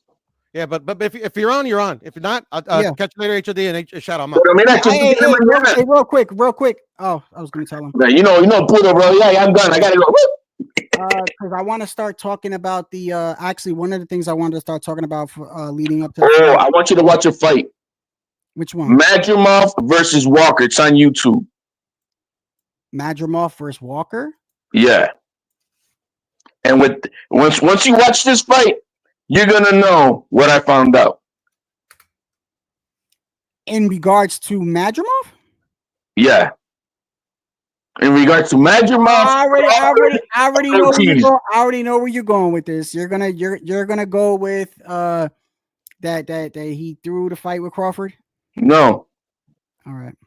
That I know now that Virgil Ortiz is gonna knock out Madrimov. I hope he does. And I have no idea why Crawford struggled. Because Walker's not better than Crawford. Well, I mean, and by 8 rounds, you could say it was 4-4.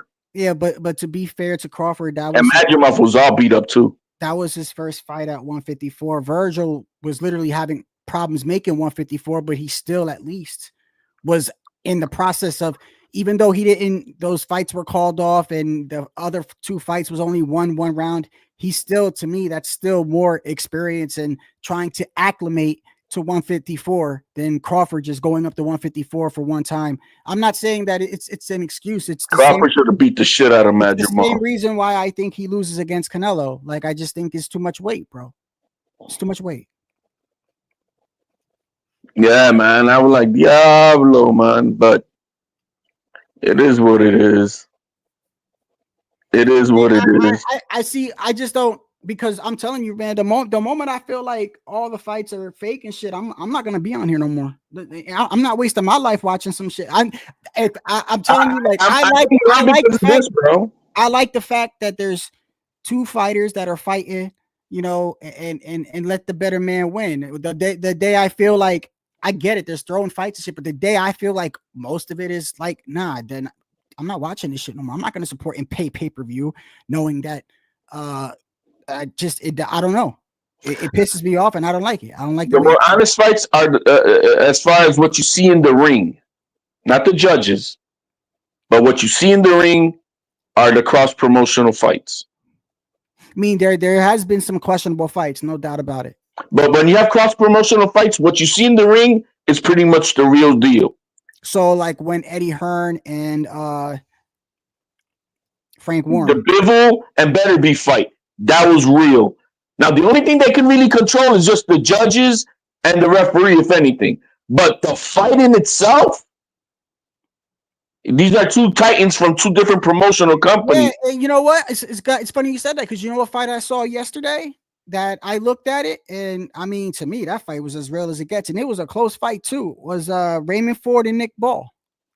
Real fight. That was a real fight because them motherfuckers was throwing, bro. They were throwing heat. Real fight. Crawford and Spence, real fight. We saw the truth of what happened. You know what I mean? So when you have these cross-promotion fights, what you see, like, for example, Tio and Cambosos, what we saw in that ring is what it was. No script. It was what it was. And that's it. There were 2 guys going at it. It was an all-out war. You know, and that's what we saw. Now, what happened with the judges, blah, blah, whatever. I'll tell you this. I'll agree with you on this. I'll agree with you on this. I'll agree and say that maybe a lot of the promotion is a little bit orchestrated. I agree that some judges may throw fights, and I do believe that some fighters sometimes get paid to throw a fight, but for the most part, I think I can be a pretty good judge watching a fight and knowing these guys are literally killing each other in there. Now, fights that where dudes are not throwing as much and stuff, okay, maybe we could say that, but I've seen a lot of fights where dudes is literally killing each other in there, bro. Oh, I got it on Twitter. There was a fight that I recorded from ESPN. And it's on my Twitter somewhere. It's like maybe 2 years ago or so. I'll find it. And I'll send it to you. Where the referee, you hear on the hot mic, throwing the fight to stop the fight. Yeah, I'll just call the doctor again, and then we'll just stop the fight. I'm like, what? Did the fight look real? No, the fight was real, but then they wanted, like, hey, let's stop the fight now. Let's just say that the doctor says. So then the referee's like, all right, don't worry, man. He winked at somebody in the crowd. So I'm on the head honcho. I'll call in the doctor again, and right, then but see, hold on, HOD. Even in a situation like that, the fighters were still really fighting though. Right, but I'm just telling you that there's orchestration in this shit, and they stopped the fight. I know where we're getting mixed up in it. Okay, I know where we're getting. No. Sometimes there's thrown fights by fighters, where when you're watching the fight, you're like, what are you doing? And then there are fights that are controlled by the judges, the referees, and the doctors. But even in those cases, the two guys, because what confuses me is when I see two dudes literally, because I get it, bro. Like you can throw a fight, but I've seen fights where dudes are literally trying to kill each other, and I'm like, man, if that's fake, that I don't know how to. What was the fact that we just saw that the referee took a point away on purpose? There was a knockdown, and then Morrell. Oh, the Morrell fight. Yeah. You know, I'm like, what? Hold on. What? No warning. You just took a point. Yeah. That right there. I agree with, because there's no way in hell. There's no way in hell that you can't see that David Benavidez landed a punch after the bell. So I'm like, all right, man. You know, so I'm not saying all of it, but I'm saying that I'm aware when I see something and it raises my eyebrow because I'm looking at it. I'm like, what the fuck is going on here? So doesn't that make you want to not watch it? Well, yeah. Look, I've stopped watching NBA. I haven't watched, bro. I didn't watch the Super Bowl, man. Yo, the NFL shit fucked me up, man. I wish I can go back in time and take that back, bro. I didn't watch the Super Bowl. I watched that shitty ass performance by Kendrick Crawford. I was a huge NFL fan, bro. And then when I saw the shit that I saw, it's like, I still don't even like, because, you know, I enjoy watching two teams play. But now when I look now that, and you know, what's crazy is like, once you know though, and then you watch it, now you start catching on the shit that you didn't catch on to before. The NFL knew that they were getting in so much trouble because everybody was already saying that this is all scripted. So they like, man, we cannot. If we allow Kansas City to win, our brand is gonna take a massive dump. Let's let the Eagles win this bitch, and let's not help Kansas City. And that's what they did, because it was everywhere that, you know, that and they got spanked hard. I showed you that video when they told them, we want this guy to get, you know, to break the scoring record for the year, and we're gonna take you guys out. And Dominique Wilkins was like, man, the league told them. Oh yeah, I saw that. Yeah, I actually saw another one where the dude was gonna break a record and he just said, nah, let the young guy get it or some shit. Like, so yeah. Because sometimes some records are needed because they sound more iconic for the game than it's just young buck gets it. You know what I mean? And they do that. How about this then? What fights recently can you say that you think was orchestrated?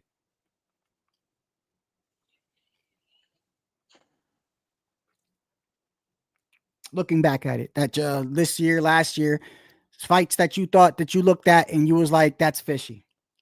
You think?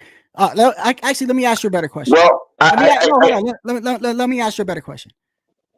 Do you think? Because I've heard people say this, and I don't believe it. Do you think David Morrell threw the fight? No. Well, let me hear what you said. Because I told you what I saw about that, and I forgot which fight it was, and it was the David Morrell fight with the point away and all that shit. Hold on, wait. I'm not talking about. See, this is where we're getting confused. HOD. I'm talking about David Morrell. No refs, no nothing. The fighter himself. Do you think Morrell threw the fight? Not was the ref on Benavidez' side? Was the judges on? I get that part, bro. But Morrell held back. If Morrell held back, huh? Did Morrell hold back? Because that was the only thing that was needed. Him to just go step on the gas pedal and blow through David Benavidez. You say that because that's what me and you. If you remember, we were at. After the live, me and you were like always, we're always arguing. Well, just disagreeing. You said that you said that because the first thing you said when you got on here, you was upset. You was like, I don't understand why this motherfucker had him in the corner so many times he didn't throw. And at first, I was like, yeah, it did seem odd. But then when I went back and looked at it, I'm like, well, in a way, I'm kind of underestimating David Benavidez's pressure. You know, he does have a lot of pressure. No, but the pressure has nothing to do when you got somebody in the corner to beat his ass. Like he had David Benavidez hurt when that moment that Benavidez invited him to come to the ropes. Yo, that motherfucker was hurt. He was hurt a couple of times in that fight. But that was the moment he was hurt. And because he made him go through that because he was hurt. And he didn't step on the gas pedal to blast them out. Are you talking about the earlier rounds or the later rounds? No, man. There was one round where David Benavidez got hurt. He got on the ropes, and Benavidez tried to invite Morel to him. Round four. No, I think it was round 11. Oh, okay. Round 11 was the one with the knockdown. Maybe it wasn't that same round, but I know that he was on the ropes. He hurt Benavidez, and like, yo, get him! Because you had devastating power. Yes, yeah. You're talking about round 9 or 10. We were looking at. There was someone in that late rounds. Yeah. And so I was like, dude. Yeah, I remember, but I don't. I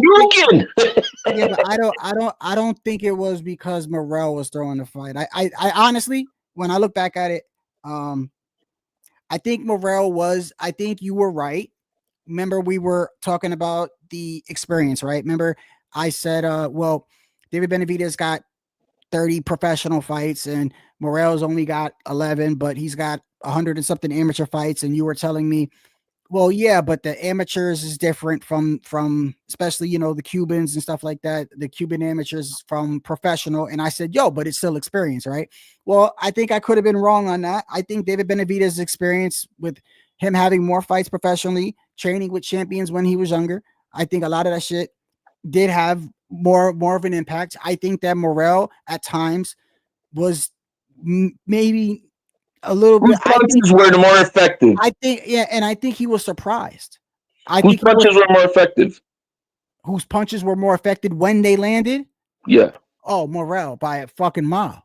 Because I mean, I saw Morel eating fucking 4 uppercuts in a row and like nothing. Like nothing, right? I don't think he was ever. The only time he was ever visibly hurt was when he got hit with that body shot. There you go. Even that was due to fatigue. So I'm like, what? It's like, why are you being constipated? Let it go. You know what I mean? But that's where then it comes into my mind. Yeah. Which one of these two fighters stands to make more money for PBC, their whatever? But see, that's Benavidez. That's where me and you differ, brother. Because see, you automatically go to, well, Morel stopped throwing punches because it was in favor of the PBC, or it was better for Benavidez. And maybe that could be true, but I more look at it like we'll never know. I think he was just surprised, bro, because the way he was talking leading up to the fight, whether you think it's fake or not, he kept saying, bro, I'm gonna knock David Benavidez out. I think he honestly believed in his power, bro. And Morel does hit hard, bro. He's got thudding power. Bro, you had more with that deducted point punch. He had Benavidez walking around the fucking ring. He didn't know where to go. Do you see how he went almost to his corner, and then he walked to the ropes, the opposite side, and they're like, "Where are you going, Benavidez?" That dude was walking Devin Haney style, like when the Lions clipped him. Yeah. Well, you're talking about that when he caught him after the bell. Yeah, he was hurt. With one punch. He was hurt. So you remember the other round we were looking at too. You remember, and that's the one where you got mad too, was when but Morel didn't see it. You remember when they were in the middle of the ring and Morel threw a 1-2, and then he threw another 1-2, he threw a 1-2 and then a 1-2-3. And at the last punch he threw, he went straight to the body of Benavidez, and there was a delay reaction, and you see Benavidez kind of like, because he was moving forward the whole time, and he gets caught with the body shot, you could tell it's like a delay reaction, and Benavidez started going backwards, and we were like, get on him, but he didn't get on him, and I think he didn't see it though. HOD. You know what fight I believe there was inexperience in it? That fight that we saw with Clarissa Shields and that 42-year-old behemoth of a woman, Danielle Perkins. That's fucked up, bro. But go ahead. Yo, that woman was an Amazon. Yeah, she's big as hell, bro. Bro, and she clipped Clarissa Shields. There was a couple of times in the fight where I'm like, girl, get on her. Because you hurt her. She clearly hurt Clarissa? Shields. And yes, but there were a couple of times in the fight, she clearly hurt Shields. But she's only got 5 fights. So I understood the inexperience. But if that woman would have won, bro, she would have won Hayukin on her and shit. She could have. If that woman had experience, bro. You know what I noticed with you though, when it's fighters that you don't like, for instance, look, correct me if I'm wrong. I think there's a handful of fighters that I could clearly see they're not your cup of tea. And that, so here I go. Ready? Tell me if I'm wrong. Ready? I think I got a lot of them.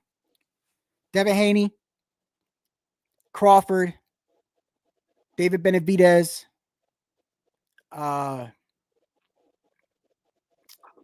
Crawford is really a little bit of a trolling because of Tio and Tank. I don't like Tank. I don't like Tank. You don't like Tank, like you don't like Tank. You don't like David Benavidez that much. Crawford, I think you just criticize him a lot. I criticize him, but his overall who he is and all that stuff, I got nothing to say about that man. You know what I mean? He's a stellar man and all that stuff in between. It's more that I'm like, I want to see. What is it about David Benavidez that gets you a certain? It's been a minute, bro. You know what? I saw you in the past lives. It's been in the past lives, Tycho. You know what? It has been a minute. Give me 1 second, bro. It has been a minute. It used to be a staple of me going live. He's promoting. Haney Pack, nigga. Yeah, nigga. Yeah, Haney Pack. Yo, Bill, where you at, Bill? Yeah, Bill. You looking like Bill Cosby tonight. To get overconfident. Big left hand by Garcia. Out back. And down goes Devin Haney. That left hook is lethal. As frequently as it needs to happen. Oh, and he's got it locked again. And down for a second time. Oh, will the third time be the charm? It's been a while. Go ahead, brother. I lost my train of thought, but there's a lot, but Perkins could have. Perkins had experience. I think she could have put a more valiant fight against Shields, bro. She did the Rocky Balboa. You know how Rocky Balboa part 1 was? Hey, I know I can't beat him, but nobody's gone the distance with Apollo Creed. I just want him to go the distance, And this is her. She was going against the GOAT. Yeah. And she did 10 rounds with the GOAT. Yo, with only 5 fights. Yeah. She's Rocky Balboa, part 1. Oh, but Clarissa is another one though that you can't stand. Oh, I can't stand her because who does stand her? I mean, she's not a gracious woman. Period. Okay, but regardless of that, do you think she's the best woman? No, man. They just manufactured 3 belts to make her undisputed versus a non-champion Perkins. Like, what the fuck is that? You know that the 3 sanctioning bodies created 3 belts out of nowhere. Let me ask you another question. I want to see where your head is at. Do you think Clarissa Shields and what's her name? Savannah Marshall. I thought it should be Savannah Marshall. Do you think that fight was it was close, but it was a close competitive wise. But I think Clarissa Shields won it clearly. Okay. No, she won that fight. Sure, of course, no, she won that fight. Y'all really don't like her over here. I already know. No, I'm not gonna. No, but disliking one thing doesn't mean I'm gonna lie. No, okay. So that was the next thing I was asking before I played the Devin Haney shit. So what is it about David Benavidez? That all this shit that he's been talking about way before the last 4 fights that he's had or so. He's been faking trying to do this thing with Canelo. And then last year, it proved it more than ever. You had an opportunity to be mandated. You didn't want it. All these lies about offering, all the lies that they were trying to say that they were trying to do for Canelo. And then just now, after this fight that he just had, he was saying, I don't give a fuck about Canelo. I'm doing my own lane and blah, blah, blah. What happened after the fight in the press conference? I want to really fight Canelo, but bro, I thought you said you don't want to fight him no more. He does. That's the issue I have. And there's another. So I know that you lied to about wanting to, because you have to play chess in this game of boxing. And William Scully played chess. He forced his mandatory. Canelo didn't want to fight him. They made him to fight, and then they stripped him, and he got the belt. Same thing could happen with David Benavidez. How many times did David lose his belt? He lost his belt twice, and he lost his opportunity at least one hard time last year to fight Canelo. This was the point that I was making. So he lost his belt one time from overeating. The other time was from coke. He also missed an opportunity. I believe the WBC wanted him to move up and fight Bivol or Beterbiev for a title fight, and he turned that down. So that's 4 right there. That now people might say, well, that's not the Canelo fight. And my whole thing is like, you don't understand, bro. Collecting hardware, beating other champions gets you closer to a Canelo fight. And we all know that's what he supposedly wants, right? And why beating Bivol or beating Beterbiev is just like, that's a huge bargaining chip, bro. That's something you could say, like, what you mean? What you gonna say, Canelo? You can't say I done nothing no more. You know what I mean? I beat the fuck out of the dude that beat you, right? They're like, so all these opportunities that he's had. So there's 2 times with the belt. There's 1 time the WBC offered him, right? Then there's the one that you're talking about with the filing the extension, right?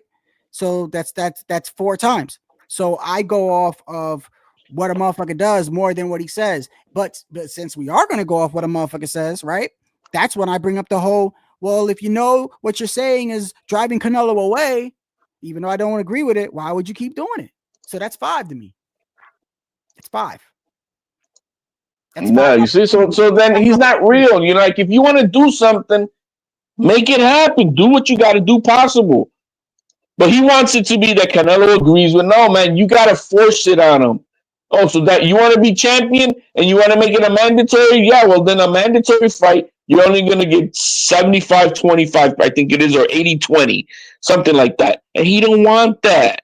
And you're telling me, Samson, you're also telling me that Samson being his promoter and PBC obviously wanting him to, obviously, they're pushing David in the history with the WBC and all these other sanctioning bodies. You're telling me that they couldn't get David to become, they couldn't, they pull all these strings all these other times with the fucking sanctioning bodies. They couldn't do anything to fucking get David there. You know what I mean? There's too many things that I feel like David is wolf tickets, bro. And this whole shit with the whole fighting Zerto instead of fighting Undisputed at 168, the only excuse he could be using to even talk about Zerto is if he's saying that there's going to be a trilogy, but you can't be saying that when the fight hasn't even happened yet.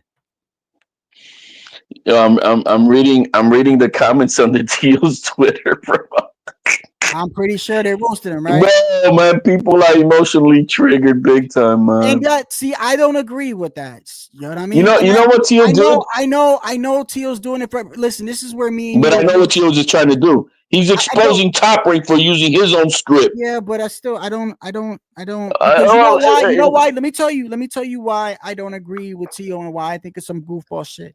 Because when Teal went on, like I said, I hold people accountable for what they say. HOD. When he went on fucking the Boxing Voice, he sat up there and he was like, I don't understand why people think I'm racist. Like, come on, you guys really think I'm racist? Like, this is just where it's. Then he starts bringing up the past and how fights are moved off race and everything, right? So then people try to tell him, look, man, it's the way you go about it or whatever, right? So he knows. He's aware what he's doing. So I don't want to hear later on, why does everybody think I'm racist? Don't cry about it, bro. You're the fucking one doing it. You're the one fucking doing it. Whatever his trenches are, that's what it is. You know what I mean? But no one can tell me this is real. What? I know a lot of shit. Because right now, Top Rank is using the same script. They staged this shit. Thank you, I'm sorry. Thank you, Tycho. That's my whole point. There's other ways. Like, if we were gonna fight, I know race sells. And even though we could still use race to sell without me calling you an N-word or you calling me a spick. You see what I'm saying? That's the issue I have with this, bro. Because they know people get emotional, and you know why not? People are prideful people, bro. People love who they are. Like, you expect a black person not to say something to you when you do something like that? That's fucking insane. So when T.O. does do these things, right?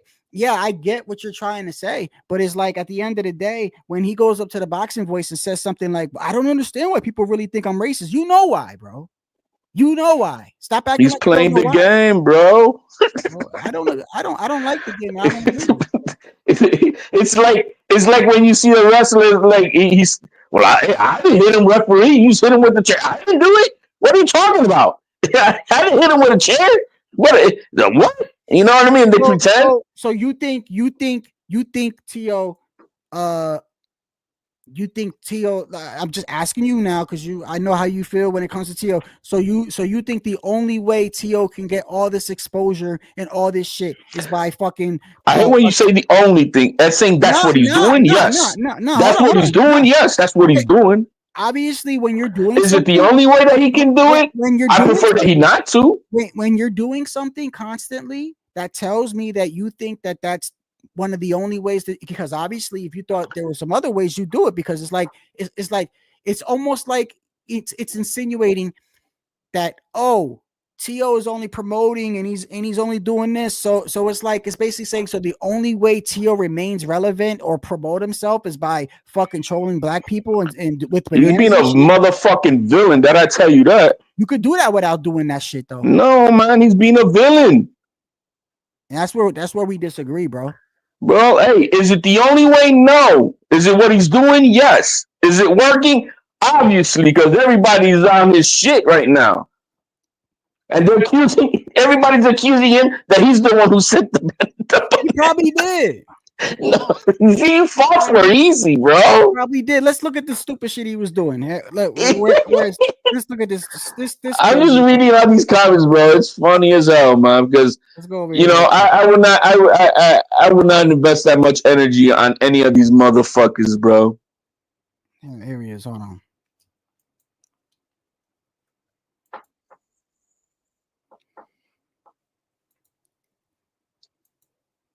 Fucking T.O. They're trying to troll him, and they go, "Your next fight, I'm Fire Stick," and people are like, "Man, they're already all free on TV, bro." Yeah, yeah. Your next fight, I'm gonna Fire Stick it, and then people in that comment are like, "They're all already on free TV. Yeah, they're free already. Yeah, T.O.'s fights are free already. Yeah, I'm still gonna bootleg it. I'm still gonna bootleg it. That's fucked up." Oh yeah, it's like, yo, I don't even want to go on the fucking ESPN app. I'm gonna go through it through the Fire Stick, so they don't even count. It doesn't count. It doesn't count when I fucking click on it. Like, that's crazy.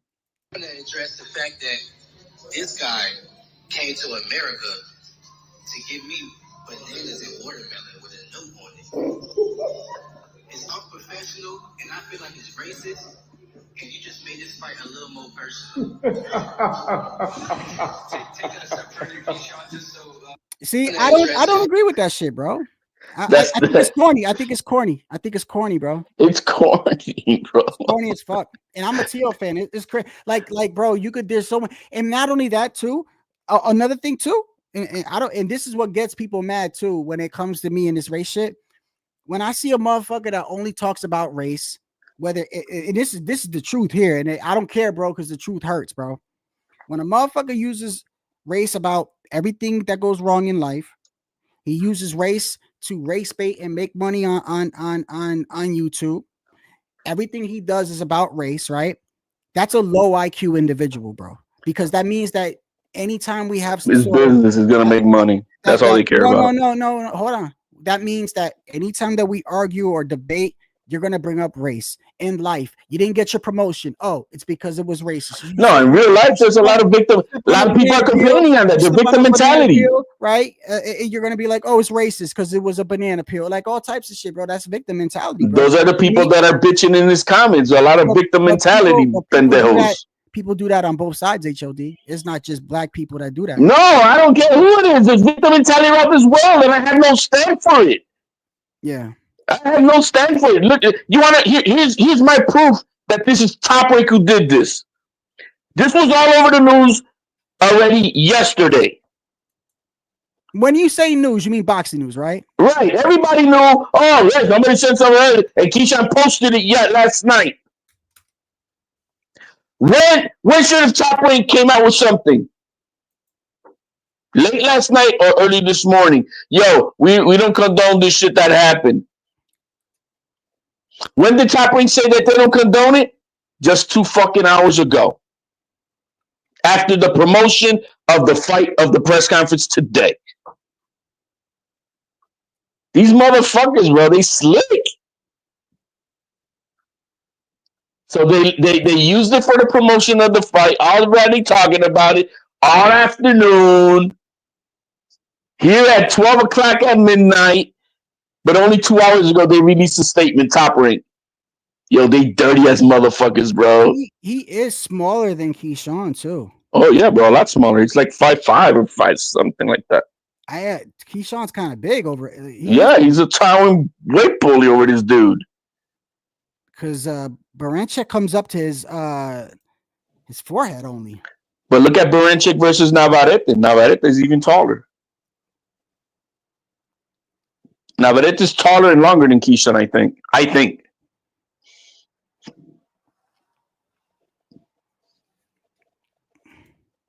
Who's on the undercard? Before I get out of here, let me see. Hold on. Xander Zayas is on it, bro. What are you talking about? Jared Anderson was supposed to be fighting on the card too, but he wasn't at the conference. Well, he didn't show up? No. Why? But he's on the undercard. Let me see.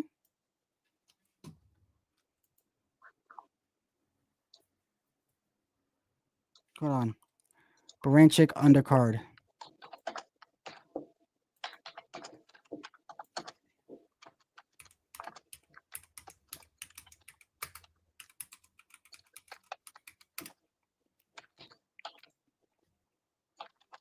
So we talking Xander Zayas is fighting somebody named Slawa. I can't even say that name, bro. But he's fighting nobodies, bro. Who is he gonna fight? I don't know. He called it out today on Ring Magazine, I think it was. He called Virgil Ortiz. He said Virgil Ortiz took the easy way out to fight Madrimov. Yeah, but I don't know if Madrimov is an easy way out. He's an easy way out. That dude's, after what I saw this morning against Walker. Yeah. What's going on, Puto? But here, I'm typing my shit up because I know Top Rank did this shit. Vito Melanecki's fighting. He's from Jersey. I like Vito. He's all right. Yo. Well, there you go. I'll fix it. That kid, Vito Melanecki, bro. He's getting smoked too. I think he's on something, bro. Like with steroids? Yeah. Yeah, I wouldn't. I see where you get the concern from. I wouldn't doubt it. You go back 2 years ago when he was with Joe Goosen or whatever, bro. He was a fucking twig almost, bro. I saw before and after pictures. This kid is on something, bro. Is he in snack? I don't know. If he's on something, they don't work because Jesus Ramos fucked him up. Yeah, he fucked him up bad. Mm-hmm. Wasn't even competitive. Hey, Puda, we were saying that Murataya is number one at so let's say it goes through as it should, that KeyShawn should become champion. Then Murataya is number one. He would have to probably fight a title eliminator. No, he's getting a free belt in his next fight. Who's getting a free belt? Well, I'm assuming Murataya, unless what's the guy's name that he's fighting pulls up the upset, but they're fighting for the vacant. What vacant is there? The Lomas vacant. Lomas belt is not vacant. They extended his injury till September. What I read is that he accepted the champion in recess, so that means that the actual belt becomes vacant. No. That's what I read. We was I read about it a little bit more. Are you talking about like right now? Is it vacant? I was just looking at the box. What belt is that? Lomachenko has the. Lomachenko has a WBO, no? No, here. We was just looking at it.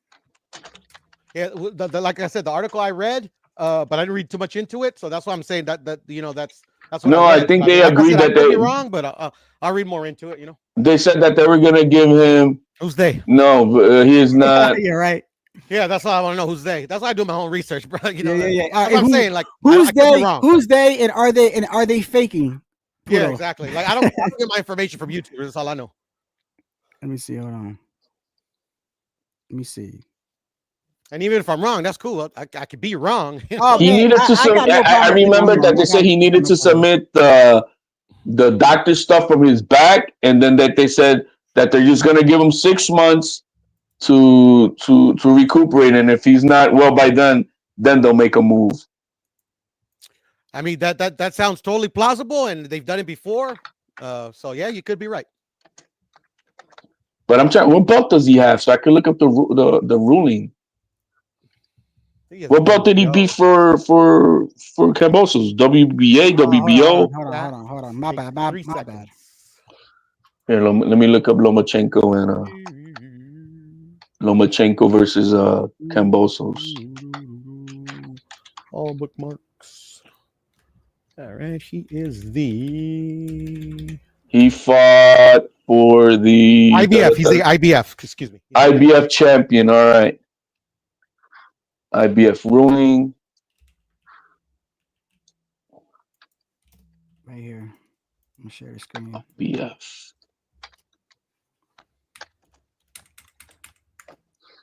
Right here, you see? No, in January, IBF granted Vasily Lomachenko a medical exemption to hold on to his IBF lightweight. And I'm looking at till how long? Till October 8th, 2020, October 8th, 2025. Okay, so this was posted 4 hours ago, and Abdullah and Raymond must negotiate for the IBM interim. Yeah, so this was released 4 hours ago. They're gonna fight for the IBF interim in May 10th in San Diego. So yeah, so if Lomachenko doesn't come back and defend, he's gonna be champion. Isn't what's his name fighting this Saturday too? Who brother? Abdullah Mason.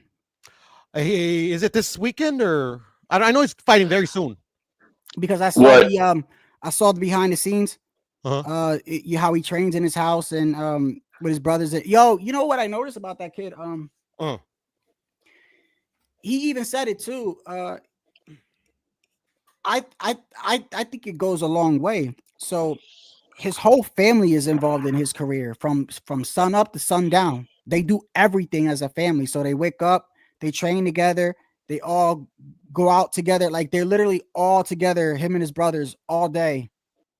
And it is I don't know if his brothers fight, but they help him in the ring every day. Yeah, they all fight. They all fight. They all fight, right? So yeah, that's a boxing family right there, bro.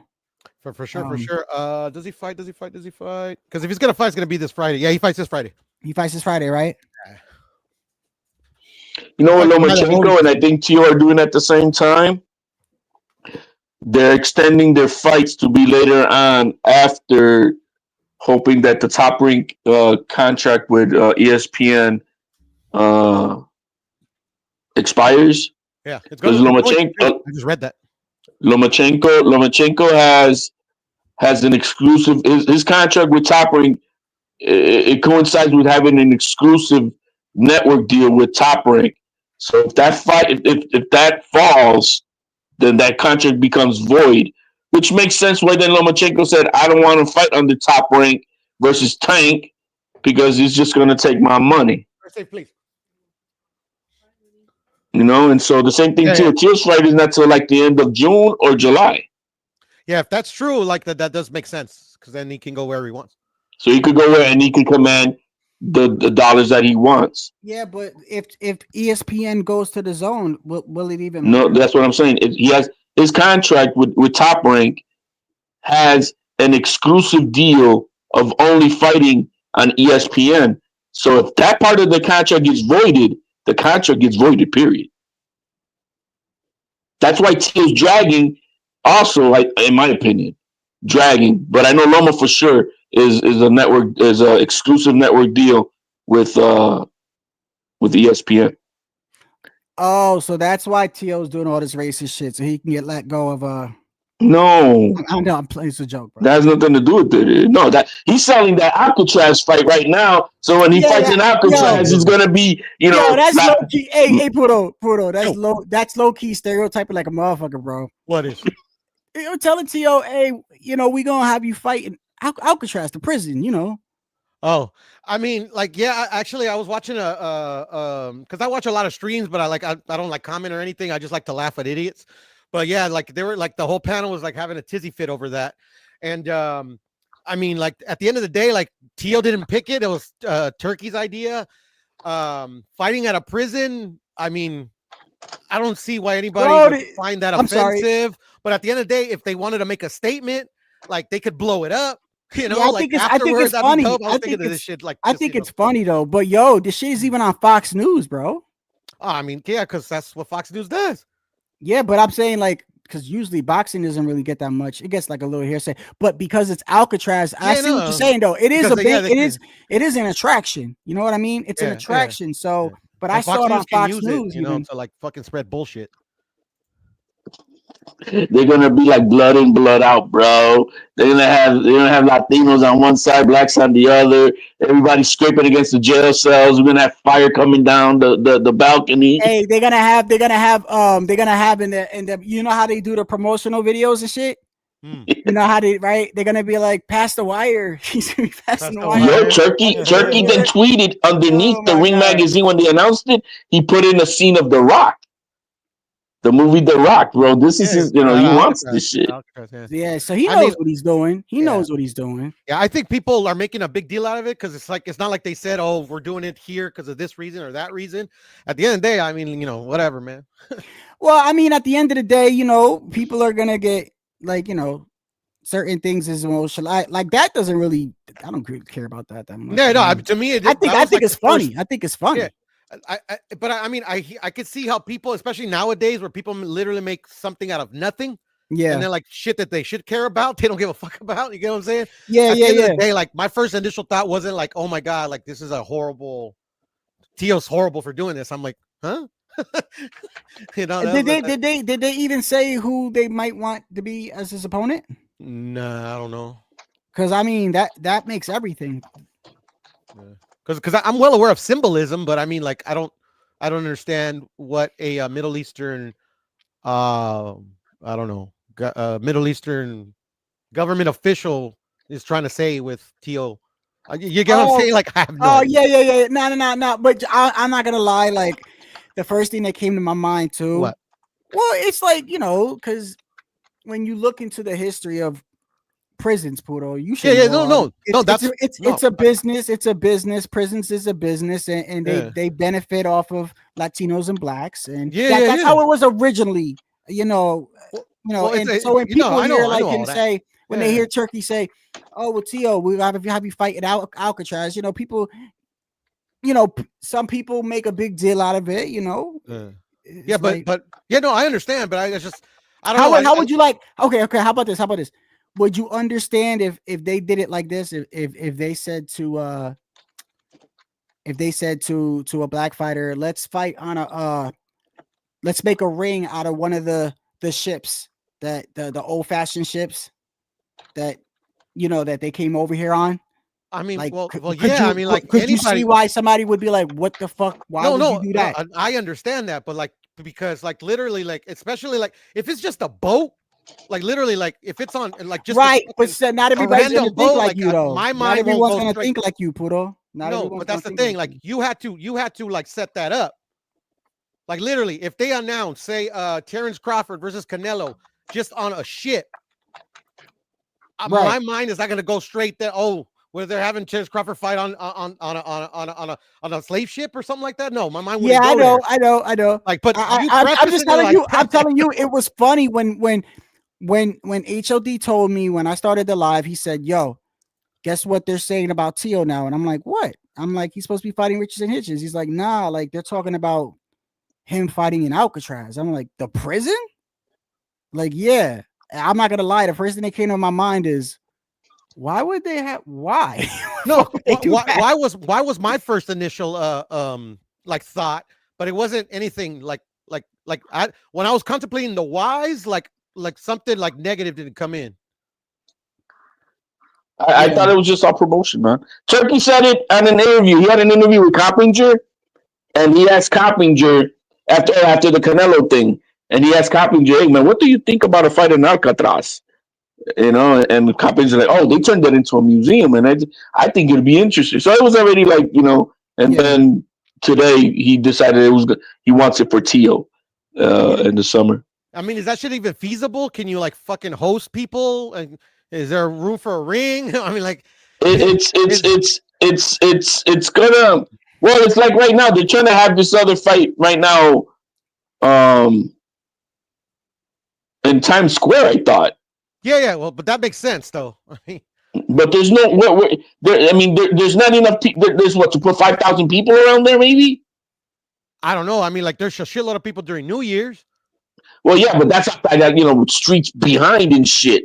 But I'm just saying, immediately around Times Square, how many people can you really fit? 5? I'm actually gonna keep it a buck. I've never been to New York, so I couldn't even tell you. I can't even imagine the dimensions in my head. So I'm just thinking about, okay, this street, you put some stadium right there. That I'm just thinking. I'm like, I don't know how big it is. Like maybe. I mean, I don't know how they're gonna stage it. I just see what I see on TV. But yeah. So like I think you're from New York, Rachel. You should know way better than me. Well, but I think I was sure there was a freestyle wrestling. I'm not talking about WWE wrestling. That I went to attend, and I think it's really all promotion. I don't think he gives a fuck about selling, bro. Turkey. I have no idea. Like, to be honest, like all he said that why he's doing this is why the government is doing it is to promote tourism to Saudi Arabia. And I haven't seen anything like obviously these guys have done a bit of sport washing. I don't know if Alcatraz got nothing to do. Like that's what I'm saying. Some of this shit doesn't make any sense to me. Yeah, no, Alcatraz don't make any sense, to be honest. Like, but I mean, you would have to ask the dude why he wants, why would he even contemplate having it. You know what it is? Hey, look, man, I got to get off soon in a couple minutes. But you know what it is, though? When a motherfucker has unlimited money, you just start thinking stupid shit. Yeah, that's true. Yeah, bro. Because he's the one that was like, oh, well, Inoue versus Tank would be a great fight. Maybe fucking Crawford versus Tyson Fury. I got enough money to pay for that. And you know what I mean? Like when you got fucking money out the ass, you just start making up shit. So I guess in his mind, he's like, oh, that's a great idea. We could turn Alcatraz into No, and I get it. He's trying to like make he's trying to think out the box because he's brand new in the sport. Like literally, like everything has been done. Everything has been done. So he's trying to think out the box. The fact that Alcatraz came up in your mind is just hilarious to me. Like who the fuck? Because they've literally done it all in boxing. It's been done. Everything has been done. Fighting on the fucking moon, but I think we're kind of a little far away from that. I'm trying to think of something that they could do that would be I think for the hardcore fans it's gonna be like we're like, yeah, all right, but I think it's captivated the attention of a lot of for the casuals. And hey, before I go, I know it's late. I know like he did it a couple days ago, but what did you think about do you think I think he did it for leverage, but that whole Canelo Jake Paul shit, what you think about that? To be honest, bro, like I don't know why he did it, because the most plausible reason he did it, he leveraged that fight to get something out of Turkey. Turkey already spoke on it. To be honest, I have no idea, but I love that he did it. I love that he did it. I love that he did it. Didn't Turkey say? Because the reason why it makes it seem like he did it for leverage is because Turkey said something like, I told him not like don't do it. It's something like don't do it, and then I'll give you whatever you want. I don't know, bro. When you say that, that tells me I'm proud of Canelo. That's all I gotta say. I'm proud of this kid from what is it, Guadalajara or Jalisco? I think it is, right? Puro, Yeah, he's from tell me out. Guadalajara. Guadalajara, Jalisco, right? Yeah. The street kid from Guadalajara, Jalisco. He's got 2 billionaires ping ponging while he's playing chess and letting them go at it. And at the end of the day, he checkmated him with getting what he wants. Yep. And me personally, I mean, that's awesome. Now, do I like what's going to happen with the fights? No, that has nothing to do with it. I'm just talking about, te cabrón, este mexicanito, el bruto que es de la calle. He don't know shit. Shit. Fuck these billionaires, bro. That's what you would think. He don't know shit, but he's a smart dude. But at the end of the day, Shadow, like I really don't care what the reason was. I'm just glad he did it. It's like Jake Paul's been, I think it was smart as hell, bro. Because in my look, because when you sign something, but you could still back out. First off, Canelo is very business savvy, bro. He's been. Well, I think Eddie Reynoso is. For years, and regardless, it doesn't matter whether it's him or Eddie. They're together. I mean, so it's like the fact that he signed it, but was able to back out goes to it. I don't know. It makes me think it's premeditated. And then you got the fucking the Turk was like, I don't like it, so I'll give you whatever you want, bro. That's leverage, bro. Well, he first had a titty attack. If he would have signed it, but was not able to take it back.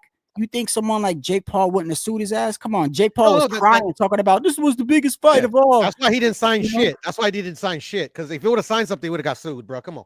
No, it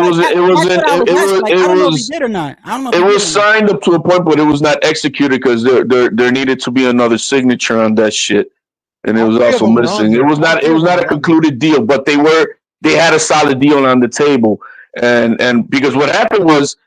Turkey did not want to give Canelo the May fight. He wasn't interested in a fight for May because all he cared about was Crawford for fall. And so then Canelo said, "Well, I'm gonna make a fight with." He went on his own to make a fight with Jake Paul. And when Turkey got rumor of that, he got mad. And then he said, "Fuck it, then that fight is off in with Crawford.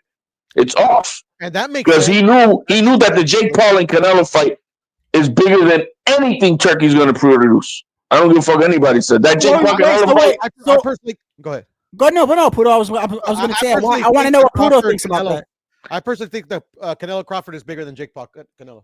I don't. I think not as far as viewership. I don't think so. Yep. I believe even viewership. I don't think so. Yep. Because not on Netflix. You also got to think that Jake Paul don't really sell like that. The only time he's ever sold like that is with Mike Tyson. Canelo, yeah, I know, and he's gonna sell with Canelo. Canelo is not Mike Tyson. I think Canelo is comes into this like a Mike Tyson. No, he's not. And he will outsell Crawford. Crawford ain't gonna sell shit if they even put it on pay-per-view. The fight, in my opinion, is gonna sell a crazy amount of money, and I do think it's bigger than Jake Paul Canelo. I don't think so. Not that I like the fight with Jake Paul, but that's why. But that's gonna find out. That's the great. But that's why Turkey got pissed off, and when he heard about it, he said, "Then fuck it, the Crawford fight is off." Yeah, but he said, and then he came back, and he's like, "All right, look, I'll give you that fourth fight for May. Please don't pick somebody that's trash."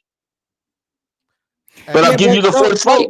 But he said those were lies. The HOD. You don't think he said those were lies? You don't think that Crawford with I think it means a lot. Like when someone like Eminem walks out with him, like he's probably like one. Crawford is a nobody, bro. No, you're not listening to what I'm saying.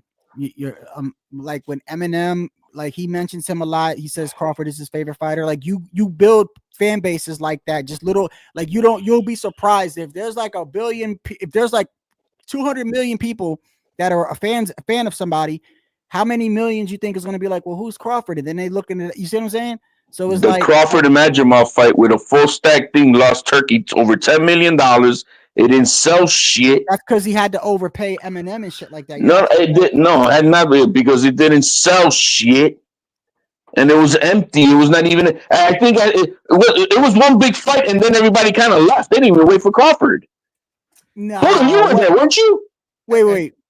People left, Pudo? They left the Well, Crawford fight? I left. I don't know about After how the many people after left. Pitbull, right? I left, but I left because I was pissed because of Pitbull Rio. I don't know about anybody else. I can't speak for nobody else. It was empty, bro. That It place was not empty. It was not empty. It was empty after Pitbull. Not that I could see. Actually, it started getting more packed. The way I saw it. I would say it started getting more. Yeah, I was there. I wouldn't say it's getting more packed, but I just saw more people sitting in their seats because you also got to realize that like between fights, motherfuckers go get beers and shit. So it starts looking empty, but that's how everybody's getting their beer.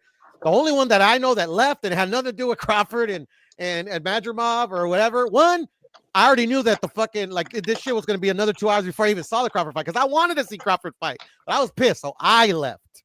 Yo, it says Eminem. Eminem. It says Eminem performed for free. Nobody believes I that. doubt that, bro. I don't believe that at all. I don't believe it, but I don't think it's plausible too. You want to know why? Because it's like, you know what? Maybe These guys have he so much did money, because it man. wasn't technically. Wait, how long was he up on stage for? An hour, right? An hour, bro. Yeah, come on, bro. That's a long time. The reported numbers is less than 100,000. And Shadow, you got to remember, my brother, that like when he walked them out for the Errol Spence fight, he didn't even sing, bro.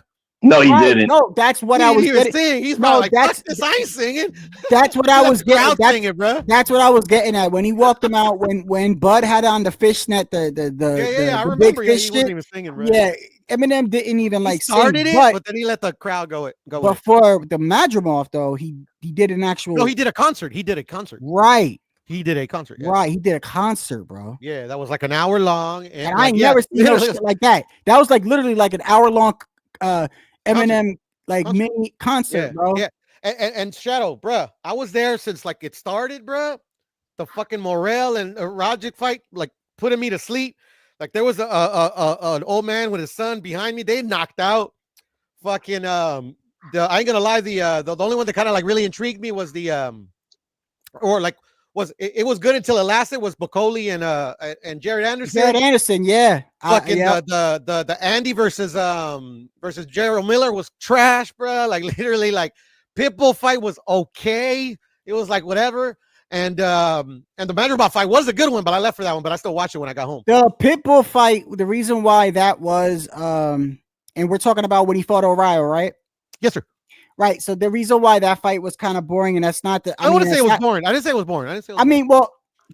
It wasn't what I expected it to be. I didn't think it was boring either, but O'Reilly had a lot to do with that, the way that he was fighting.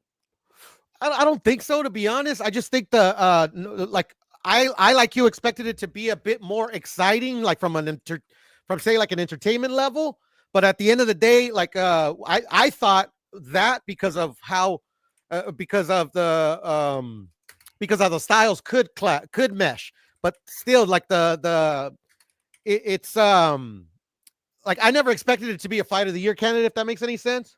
Like I never expected like oh my god, I can't wait to see Ryo and Pitbull. I was anticipating it because I'm a Ryo and I'm a Pitbull fan. Okay, I got another site that says this sounds about right now. Eminem's fee for performing at Terrence Crawford versus Madrimov boxing match fluctuated between sales, but apparently it was from $2.5 million to $6 million. That sounds about. So depending how much the right. So right. So he probably got a Eminem. That makes total sense because they brought him in. Yeah, that makes sense. So you give me a set fee, right? Yeah. And then you break me off whatever the fight sells. So he probably walked away with just a $2.5 million because that fight didn't sell shit. Well, he was brought in to promote. So I guess the reason why they throw in the 6 HOD, I guess you're right. I guess so. Maybe he got paid 2.5 straight up, and then up to 6 from the sales. But if that makes sense. If it would have been a sellout, it would have been 6. That's what I'm taking from it. Sellout if you would have sold above a certain numbers of pay-per-views. Was there a lot of people there, Pudo? Yeah, there was. Okay, but I saw it wasn't completely full, but I would say maybe shit. If I want to put a number on it, I believe it's a 22,000 seat stadium. So I'm gonna say maybe 20,000 people were there. Okay, and then that's not, and like HOD said, that's just physical sales. We don't know how some we of them did can on. be comps though, like that. But like literally, it's not Oh, hard to I find out mean, if you really want to find out. People post that shit all the time. they comped 4,000 tickets.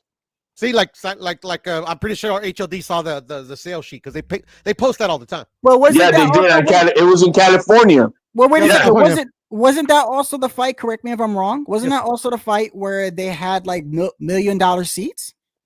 Remember? No, that was Tyson and Usyk. Okay, that was Usyk. Okay. Oh, they had $1 million seats for Tyson Usyk. Yeah, these motherfuckers are stupid. Yeah, they had like nobody in the world will pay $1 million. I'm telling you, bro. They had like they had $1 million special booth for the Tyson and Jake Paul shit. And you had the dude had like a special. I mean, bro, for $1 million fucking dollars, bro. Come on now. There's nothing you could give me, but they had like a special seat. You know, like it was like their own section. It was. I mean, there are crazy motherfuckers out there, bro. Too at the end of the day. Bro, people got money. They could shit it out like nothing. You know, they got fuck you money, like Joe Rogan be saying. They got fuck you money, so they don't care. Yeah, but I don't think there's ever been anybody in the history of boxing that could fucking sell $1 million seat. I don't know. It was a company that bought it, and you know what I mean? Who knows if they really bought it for $1 million? Yeah, but that makes more sense. All the time, I really don't give a fuck. That makes more sense to me though, like because Eminem was on there for about maybe 20 minutes, 2.5 million. That sounds about right. He is like the highest paying artist in hip hop ever, I think. So I mean, but I'm just saying, like there was no way he did that shit for free. I had no way. And maybe like what it was is like maybe they're saying that he walked out Crawford for free in the Spence fight. Maybe they just mixed that up. Yeah, I think that he did. I think he probably did that one for free. Yeah, I can see him doing that one for free. And then Crawford said, "Look, man, we'll set it up, and then in my next fight, man, I got Turkey, bro. He'll pay you some." That's what I think happened. That's what I think happened because they asked. Eminem actually spoke about it. Yeah, he does. I'm gonna find it too. Crawford and Eminem, but Crawford spoke about it more. But they were like, "So, how did you get Eminem?" And he's like, "Well, he's like one of my favorite artists and stuff." And I think they asked him like, did you search for him? And I forgot what he said, but the way he made it seem like it was like M reached out to him and was like, "Nah, bro, I got you." Like basically the first time though, but remember, like it was on IG. Right. Crawford decided to hit him up. Right, and it's and it's like the first time, like y'all are saying, like he just walked. He didn't sing. He just walked them out to the fucking. You said, man, y'all know the words, man. Yeah, everyone else. Right. I would probably do the same thing the too, turkey one, you had to get paid because you literally had the fucking hour. You got the concert, the speakers, the setup, and everything. That shit costs money, bro. That's a gig. That's a gig, bro. Yeah. No, I was gonna say I was gonna be petty, bro. Like Canelo, he don't have to pay none of these. Some of these princes, bro, they had. I remember the story that they paid. I don't know if it was Beyonce. I think it was Beyonce. They paid her like $20 million. Come on, give me a private concert for my prince's son's wedding or some bullshit like that. Yeah, I mean, like, I've heard stories of like all these artists doing the private events and all, I mean, it doesn't come up because that's that hush hush money. That's not making money. Hey, Shadow, what I wanted to tell you about about the Jake Paul thing, bro. Like I said, whatever the reason is, I'm glad that like he literally used them. Because like he been leeching off the sport for way too long. So fuck him. But at the end of the day, I was also thinking about it too. You know that Jaime Munguia is on the undercard, right? He's the co-main for the Canelo fight, right? For the Canelo fight. Yeah, and then originally before this whole Alcatraz thing, they were reporting maybe Tio and Richardson Hitchens. But you know why that didn't? You want to know why that rubbed me different? Like I didn't think that was. I still don't think that's because Richardson Hitchens and Tio could be a main event in itself. But let's say it's not. Know. Let's say it's not. I don't think it should be before Munguia fight. Well, oh no, it's a unification. It's a unification, bro. I understand, but you also got to think too, bro. Like these fans don't care about unifications or anything, bro. Like they don't even care about the belt. So you're thinking because Munguia got a name and he got knocked out, it's probably more. No, that's where I was going. Is that I don't know if you know, but I mentioned it before. Canelo has been the lead promoter ever since he's fought Caleb Plant. So I'm assuming the way what he was leveraging was to get that May date. I actually agree with HD. It makes sense, but so he can get more money, so he can pay the fighters that he has underneath him. You get what I'm saying? Because Munguia is gonna want to get paid. And Tio is supposedly with him, I think, right? Yeah, but he's with him in a because he's trying training to get manner. I don't know anything about Training man, Tio. right? I mean, I don't know anything about Tio. That still costs money As a HOD, right? trainer. As a trainer, Tio's not part of Tio's not part of the Canelo management team. No, he's not with Eddie Reynoso. No, but No, I mean he's a fighter. He's one of his fighters, right? He's a trainer. He trains them. Like that's the rumor at least. I've never heard anything official. Have you, HOD? I mean, you know more about him. It's. I mean, I saw Tio the last time, and when it was asked also about, hey, how does it feel with Ryan? He's like, man, that's great. You know what I mean? That means we got some underground good work. So I'm good with it. Yeah, I'm assuming he's with them, but I know Munguia, like literally, he's like training with him right now for the fight that's coming up. Eddie Reynoso himself said Ryan's coming back. They got a couple other fighters that are up and coming and shit, but that's the thing too. Like Eddie doesn't necessarily manage the dudes that he trains. He manages Canelo, obviously. He manages Tito Mercado, right? Ray Martinez. No, I don't think he's with Tito Mercado. No. Gil de la Roca is De la Roca, the Puerto Rican kid, right? Is that the Puerto Rican kid? Yeah. So, I get him confused with Tito Mercado. And he also manages other other fighters that he doesn't train because he's that's his other role. Oh, okay. But you know why I said that Reynoso is smart as fuck with his dealing, bro? You know that Mayweather offered Canelo to fight him at 18 years old for $1 million? Yes. And Reynoso said no, not yet. Yes. But Mayweather was so greedy bastard. He wanted to crush this kid's up and coming fame at 18 years old. I don't agree with that, bro. But I do agree he wanted to use his name because Canelo wasn't lying when he said that he was Canelo before he got to the United States. But look, it doesn't surprise me. Anything with Mayweather doesn't. Yeah, but at 18 years old, he'll sell out his own mom. Yeah, bro, he was big. bro. He was fucking big, bro. Hey, look, man, I gotta get off, bro. Hablamos. Man, stop that cringe racist talk, Shadow. You cringe racist motherfucker. Yeah, I don't know. Shadow was cooking, bro. Me and Shadow were cooking earlier, but Shadow, man, choose violence more often, bro. Because you were cooking, bro. That's all I gotta say. Yeah, I see. Y'all like it when I get mad. I don't know why. I don't like it, but I like it when you're mad for a point. Mad just to fucking be mad, like a lot of these other goofballs. What are you mad about? What are you mad about that you don't want to believe that some fights are fixed? I never. No fights are fixed. So that's all bullshit. But whatever, man. No. I'm not. It wasn't HOD. Let me make it clear. I'm glad you brought that up. Let me make it clear. Shit, we're gonna be another 3 hours. No. I didn't get mad because of fights being. We've talked about this before. I don't know if you remember when G Funky was on the panel one day, and remember in the what was the dude's name? The guy. Oh, Joseph, right?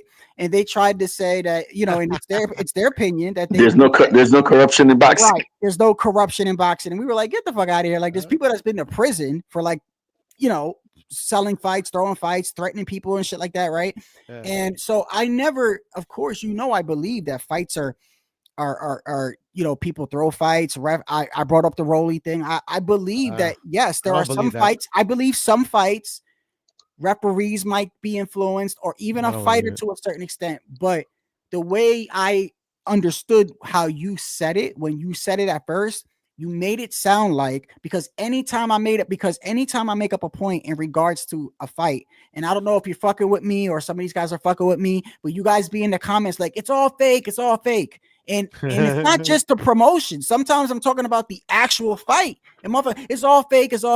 And I'm like, so why are y'all watching it then? If you know that it's fake, because that's how I was with the NFL. That shit got me mad when I found out the shit was fake. I'm like, I'm not, bro. No, I was a huge Eagles fan. But it's not all fake in the NFL, but a lot of it could be. I told you that the NFL was fake. That's the first time I'm hearing about it. You don't want to, bro. You don't want to know. If you think it's real, you just stay with it. NFL is real, bro. Whoever told you it's fake, bro, like literally it's manipulating you. Hey, Buddha's on the harder side than you, Shadow.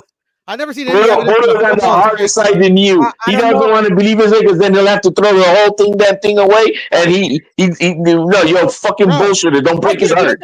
Just to let you know, I don't watch nothing but boxing. I don't watch anything. But I do not believe the NFL is rigged. If y'all do, cool, whatever. I don't care. No, they got look, I don't want to get into it, but put it like this. So one day I was sources told you, huh? No. Just watch. One day I was at the VA and I was talking about the Eagles, right? And one of my boys was like, "Bro, you know that shit is fake." Right? I'm like, "Get the fuck out of here!" I thought he was bullshitting. Then he gave me some links and shit to go home to do my own investigation. I found news articles. I found actual interviews with actual dudes that played in the Super Bowl. One of them was from the Tampa Bay Bucks. I found the company that actually makes the sticky gloves only for the, and it's only legal in the NFL. You can't wear it in high school. It's outlawed in college. It's outlawed. It's only legal in the NFL, which is suspect in itself. And then the guy, they show you how like that's how they're making the one-handed catches and shit. So that was one part of it. Then they showed how the ball had a magnet in it, how they could when it's in the air, literally, and then they said, if you don't believe it, then they started showing field goals where I would watch these field goals, how it would magically just start fucking turning out of nowhere, bro. So I'm watching. Have you ever played soccer, bro? Hold on, wait, hold on, wait. Are you kidding me? Then you had I'm listening. So then you had a major player. I forgot his name. At the time, he was a Pro Bowl safety. Had been to like 2 Super Bowls, whatever. He came out online because he was frustrated and had said that, you know, they were told to throw the game at halftime. And this guy's a Pro Bowler, right? He got, what's his name? I forgot. I just said I forgot. Well, I did a whole live on this. You can go back to my. I ain't never going back to hear You bullshit. can look up Dominique Wilkins. I love you, Shadow, but I'm not gonna go back to hear bullshit, bro. Hey. I did a whole live on this. I had the fucking videos. Yo, it's still up though, Puro. It's still up. Let Puro believe, man. His thing, man. Bro, but like he is Cypher from Matrix. He took the blue pill, bro. He doesn't want to believe. No, it's best you don't. Doesn't prove that the game is rigged. It's best like you literally don't, a dude that you know that gave you links that he provided you does not prove that the league is fake. No, one dude that is bitter. You even said that he's bitter himself. Doesn't mean that the game is rigged. You didn't hear me, bro. You didn't hear me. That's what I was trying to tell you. What? When you look into it yourself, you find if this isn't just a random link, you literally find court cases where the refs went to prison for throwing the games with the Patriots, and then you had the whole thing with between the Raiders and the AFC. Yeah, but that part is illegal. Right. That part is illegal. What's legal if you read the rule of law of gambling? But okay, but that's still controlling the income. It's no different. This is where we're getting to the fine line of the boxing shit. It's still controlling the outcome of the game, whether it's legal or not. I don't give a fuck whether it's legal or not. It's controlling the outcome. A promotional network has a right to do whatever it takes. Okay, you're talking about I'm telling Pudo about football. Please don't start HOD. Shadow, can I ask you a question? Yeah, go ahead, brother. Do you believe the NBA is rigged? See. Yeah. Now you have to think about that one. Yeah. Somewhat. See. Bro. You made the point when you were cooking HLD earlier, bro. Like, well, because it's different. It's different with fighting. But Pudo, it's different with fighting because that's your opinion that he was cooking, man. There's a difference. Now he's cooking himself, HLD. I'm sorry, but go ahead. No, bro. It's your opinion that he was cooking me. Go ahead, Shadow. I'm sorry. These are look. Look, you could look at. How about this? How about you look it up for yourself, Pudo? Look up the NFL. The NFL commissioner admits the NFL is like WWE. And you'll find the news reports for that. This was a big thing at the time, Pudo. I was in the military at the time when this shit. Hold on, listen, brother. Listen. You know you when you were in the military, brother. Because I remember when it was happening at the time when I was in the military, but I wasn't paying attention. Like I remember the whole NFL thing was going on. I wasn't paying attention to it like that. I'm in the military, but I remember people talking about it. I remember fucking newscast and shit. I never put 2 and 2 together till I got home, and I was at the VA one day, and then they told me. So then I go back and I look, and there's newscasts, and there's the NFL commissioner admitting that it's like the WWE. You got the what is the safety that I'll tell you his name right now. Fuck it, since we're on Shadow. The point I was trying to make that I didn't know you in the military is that more than likely when you were in the military, I still watched the NFL. Like literally, I've been a hardcore sports fan, and I'm talking about sports, like all sports. I know, bro. This is like I do not remember none of this shit. Okay, and like what you're telling me about the commissioner admitting that the NFL's like WWE lacks context. What did he mean by that? What aspect of the game is like WWE? You see, this is gonna. How about this? How about because you guys started this at fucking almost 1 o'clock in the morning, and I have to. I didn't start anything. I was just laughing at you. I'm sorry. I have a live up. I will find you the live where literally the interviews are on there. We got there's actual players. Okay, that's number one. Actual players. Don't ask me their names because I don't remember. We're talking 6 months ago. Okay, I think it was 5 months ago. Okay, but I have the links. Let me get it. I'll do it on my next live. There's literally there's multiple scandals. Okay, so number one, you got the refs throwing games, which is illegal, like HOD said. It doesn't matter. This is all part of it though, because that's what opened up the can of worms was with the fucking Patriots. Okay, then you had inflate gate with the I remember that. Okay, the balls. These are all mini. Listen, these are all mini scandals which started to untie for the further. Okay, it's almost like you got a dirty, corrupt police department, right? You got one cop that does something wrong on his own. Then another one does something. We're all crooked, and it opens up another hole, and then it just opens up the whole fucking floodgate, bro. That's how it everything flooded when they made sports gambling legal. Here, let me read this real quick so you guys can kind of understand. I got to take a piss. Go ahead, read it to me. I'm good, bro. Like I believe you guys. I'm good. I'm also going to read it for my audience. Oh, go ahead. Go read it for your audience. No. Let it because that's how I was at first, and I wish I would have never continued. No, let him because he's a fan, bro. Don't. No, but this is for the audience. Bro. Who's a fan? It fucked me up, bro. All right, go ahead. It's not gonna fuck me up because I'm not gonna. It's not gonna fuck Puro stubborn as a mule. When he believes something, ain't nobody changing his motherfucking mind. I know that for a fact. One, I don't watch the NFL anymore. Two, like literally, like it's cool, bro. It's just like I'm good, bro. I believe you guys. But if you want to read it for your audience, HOD, I'm gonna go. I'll read it. Yeah, it goes when it's legal to rig a sports game and why it shouldn't be. Manipulating a sports match outcome for gambling purposes is outlawed, but manipulating one to boost suspense and therefore ticket sales, ratings, and advertiser demand isn't. That is the law with sports gambling in sports and with these networks and promoters. Obviously, it's a lot deeper than that when it goes into the law, but that's what it is. And so they could do whatever, like today, they scripted that whole banana and watermelons for what?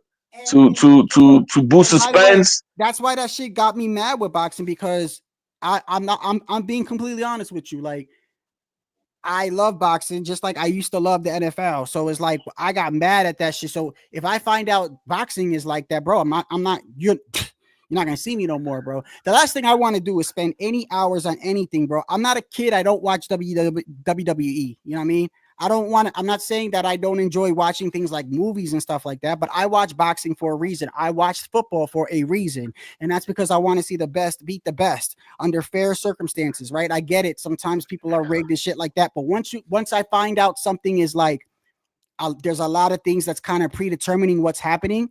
That takes, as a fan, it's like you're lying to me, number one, and I'd rather you just be straight up. So, but yeah, that shit, the NFL fucked me up for a minute because I was a huge NFL fan, and then now obviously I love boxing, bro, and I've always loved boxing. But so when HOD was saying it at the beginning of the stream, I'm interpreting it.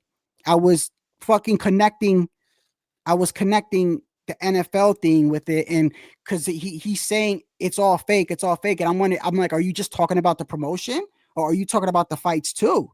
And he said, no, the fights too. And I'm like, well, if the fights are fake, why are you watching? I started getting mad and shit. So then I said, if fights are fake and predetermined, then Tio's career is fake and predetermined, but he wouldn't say that.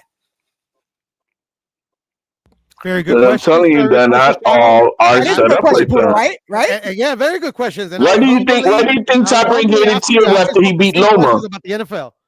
That wasn't supposed to go that way.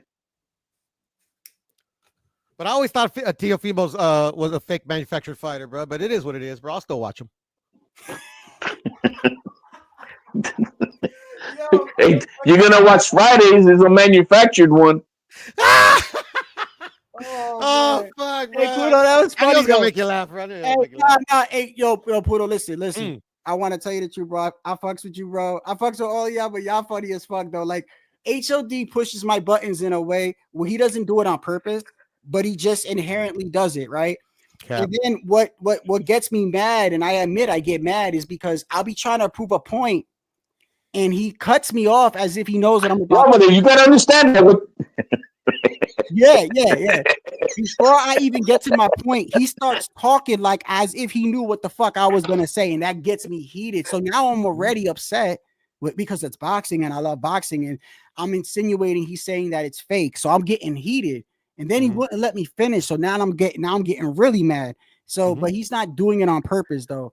But, and he's doing it on your channel, and he is doing it on purpose. Just to let you know. Well, my whole thing is this though, like anytime Buddha trying to throw dirt on me, man. I ain't trying to throw dirt on you. That's not just my opinion. He trying to throw dirt on me, man. Pudo. I said the same thing when I first found out about the NFL, right? I said the same thing to the dude. I said, so do you still watch it? He says, oh yeah. He was a Jets fan, unfortunately. And he was like, yeah. I'm like, so why do you? He's like, because it's entertaining. And I'm like, yeah, but you're telling me it's not, it's predetermined and shit. He's like, well, you know, he's like, well, not, he almost was saying shit similar to HOD. He's like, well, not every player is like, he's like, there's a certain, you gotta look at everything. And that's when I started looking into it. But see, the reason why I don't connect that with boxing is because I think you don't want to. I think there's that too.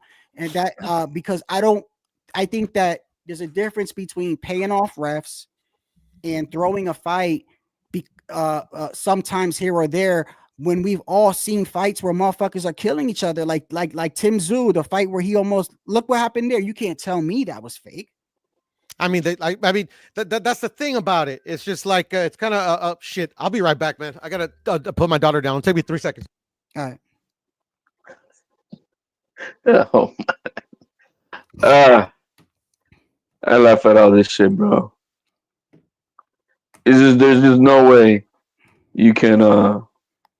So there's no way everything about Teal's career is no, bro. Like this stuff. The one thing that Pudo did say that like this shit is it is cringe. You know what I mean? It is cringe. Oh, the Teal with the racist shit, yeah. Yeah, it's cringe, but you cannot deny that it's not, that it doesn't work. I mean, you gotta look at this shit. It's blown up everywhere. Yeah, but HOD. It's almost like he's saying when Tio, look, I like Tio as a fighter in the ring, right? And when he keeps doing this shit, and I get what you're saying, you're saying, look, it's working, right? And my whole thing is like, it's like Tycho said, there's other ways to promote other than always fucking doing the racist watermelon chicken, like banana. Okay, at first, bro, I get it. Okay, whatever, you're joking around, bro. But if you're doing that all the time, then don't go on the Boxing Voice and be like, why is everybody thinking I'm racist? You know, he's playing you there too. Well, I think it's corny and I think it's lame as fuck. And okay, you can say it's corny, you can say that, but it's still working. You know how it doesn't work? Yeah, we stop talking about him. I bet we won't do that. How about when nobody reacts to this shit? Nobody said it's not working. I said whether I think it's a corny and goofy. Yeah, but then how do you want to make them pay, right? Let's say on anybody. Don't comment on his shit. Ignore his post. No, I'm not. Don't talk about him. So let me ask you this. Okay, let me rephrase the question. I'm not saying does it work. I'm saying, so you agree with it or not? You do? Do you think it's corny too? I'm telling you that it's working. Because everybody's up and tight about it. How much people didn't give a fuck? That wasn't my question, HOD. Once again, that wasn't my question to you. I just told you at the beginning. I think it's cringe. I think Pudo said it best. This shit is cringe. Okay. But unfortunately, I didn't hear you 90% of the population are a bunch of fucking retards, emotional wrecks who cannot control their emotions, critical thinking, and none of that shit. See how I'm pissed off? Because that pisses me off more than that. I wish people were more intelligently, emotionally, and they're not. They don't know how to control themselves, and so they let some guy who they don't know allow them to control their emotions, and that's how people get fucked up throughout everything in life. My fault, fellas. I'm back. Yeah, but HOD, in a way, brother, T.O. affects the way that you look at things too, because you won't criticize the motherfucker, bro. I You was won't telling even you right dare now it's cringe. Are you deaf of ears or what? Yeah, I think Pluto said it best. I said what Pluto said. I didn't Pluto said it interrogate you for best. hours. I didn't interrogate you for hours to get something to say negative about T.O., bro. So don't tell me about another man. Negative is like, yeah, this shit is what it is. I didn't have the right word, but Pluto came up with the right word. Cringe. It is cringe. In HLD's defense, like there's tons of people on these social media, YouTube platforms that will literally never criticize a certain fighter. So I like literally, yeah, like that shit's It's annoying. cringe. We know it is. And do we agree with? No. But the shit is working because look at the advertisement and marketing this shit is doing. Like, what the fuck? Free advertisement. Ryan is way more popular than T.O., and he did that shit, and it didn't work whatsoever. Oh, Ryan, right? Yes. And look, so I agree with you, HOD, when you say that people let things get to them because they are emotional. Yeah, right? this is the guy who the fuck is he? I agree with that.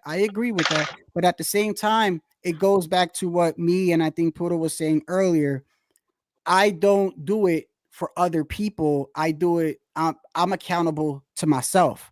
So, for instance, when I have an issue with somebody, I don't. If I had an issue with somebody, I'm not gonna say, "Well, I lump you all in there because the LDBC." I'm just using them as an example. They do it, so I lump it. I don't do that. I'm accountable for myself.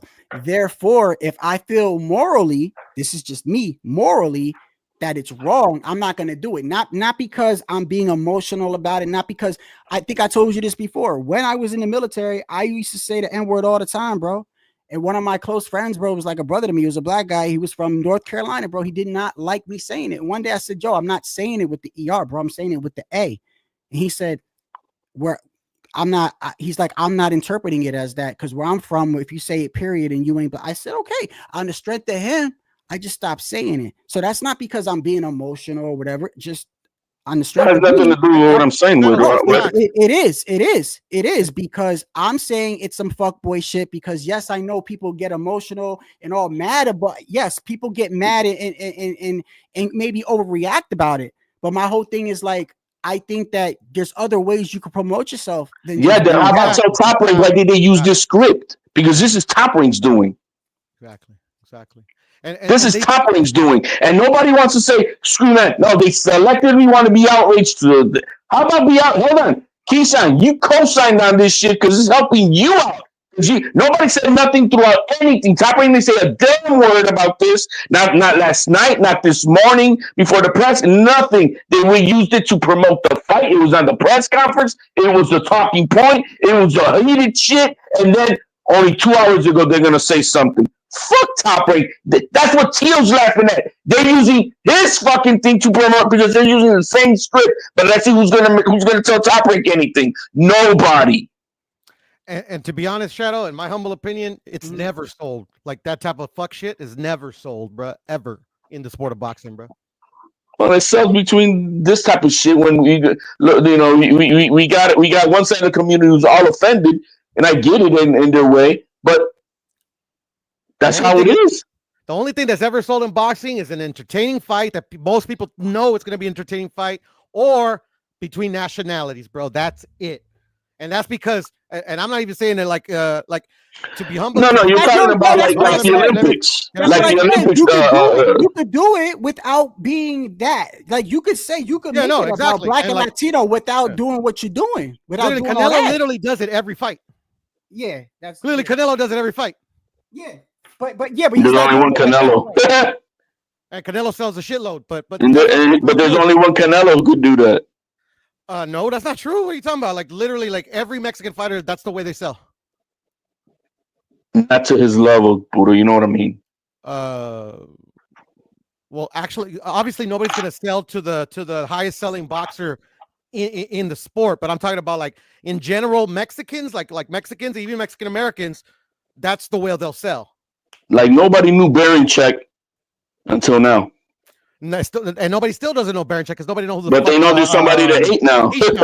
I don't know. Nobody knows who KeyShawn is. Yo, in HLD's mind, Puto, What? Tio did this, and now magically millions of people are gonna watch the fight tomorrow. No. No, I didn't say because Tio. I said because Top Rank did this. Or whatever, Top Rank. You don't want to believe it on here. I mean, I'm not taking the blue pill. But the fights can sell themselves, like, and you could do it. You could make it about. There was no buzz, and there still is no buzz. I don't think there's any buzz. I just think bro, they're hoping they catch fire. I mean, that's what Top Rank did when they threw the paintball at Sandy Ryan is to create a buzz. People don't want to hear fuck shit.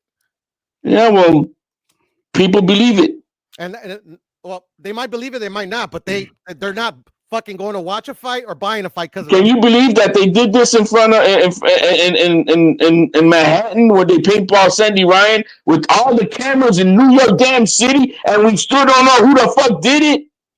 Yeah, and at the end of the day, I've heard that like some people think it was staged. At the end of the day, staged. Okay, well there you go. I'm going to agree to believe with you that it was staged, but it helped in no way, shape, or form. No, and you're right. It probably doesn't help at all. Boxing.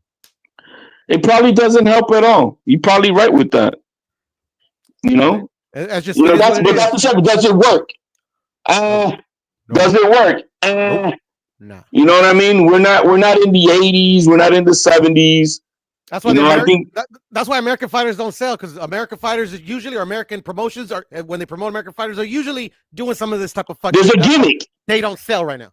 There's a gimmick behind it. Oh, Berlanga knocks out every dude. Hey, you notice like the UK and Japan and Russia, they don't need to do all that, bro. Their people, that's it. They don't do all that racial bullshit. Bro. Shadow is an American thing, bro. Like they don't do that. That's what I'm saying. This kid is from Ukraine. He don't even speak English. You think he understands, watermelon and shit and what it means to the American culture in that fucking sense? That's universal, to be honest. No, I don't think so. It is. Yeah. Look, man, I gotta get off, bro. Hey, but Shadow, before you go, I wanted to tell you the last thing that I want to tell you before I left. Yeah, sure. To be honest, I say like HOD is right. This has all been staged. It's all planned by him. To me, the biggest idiot to agree to it is Tio, because if somebody like actually does press him, that like he actually like respects or whatever, like either fighter, KeyShawn or Tio.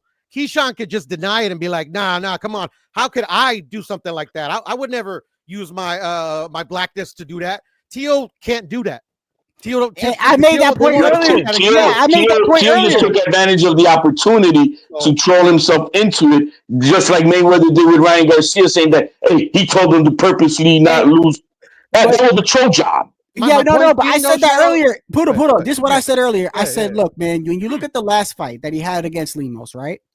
He did well. Well. It was a sold out. It was a sold out crowd. It was a home fight. He overperformed. He overperformed. He knocked the dude out in like second round or something like that, right? Yeah. And then he, afterwards he went on his little promotion talking about Tank, right? Yeah. And so let's just say Top Rank is doing this. I'm with you where it's like there's no need to. I don't feel like there's no need to, because not a lot of people really knew Lemos either prior going into the fight. And also I'm like, given the past history with KeyShawn, right?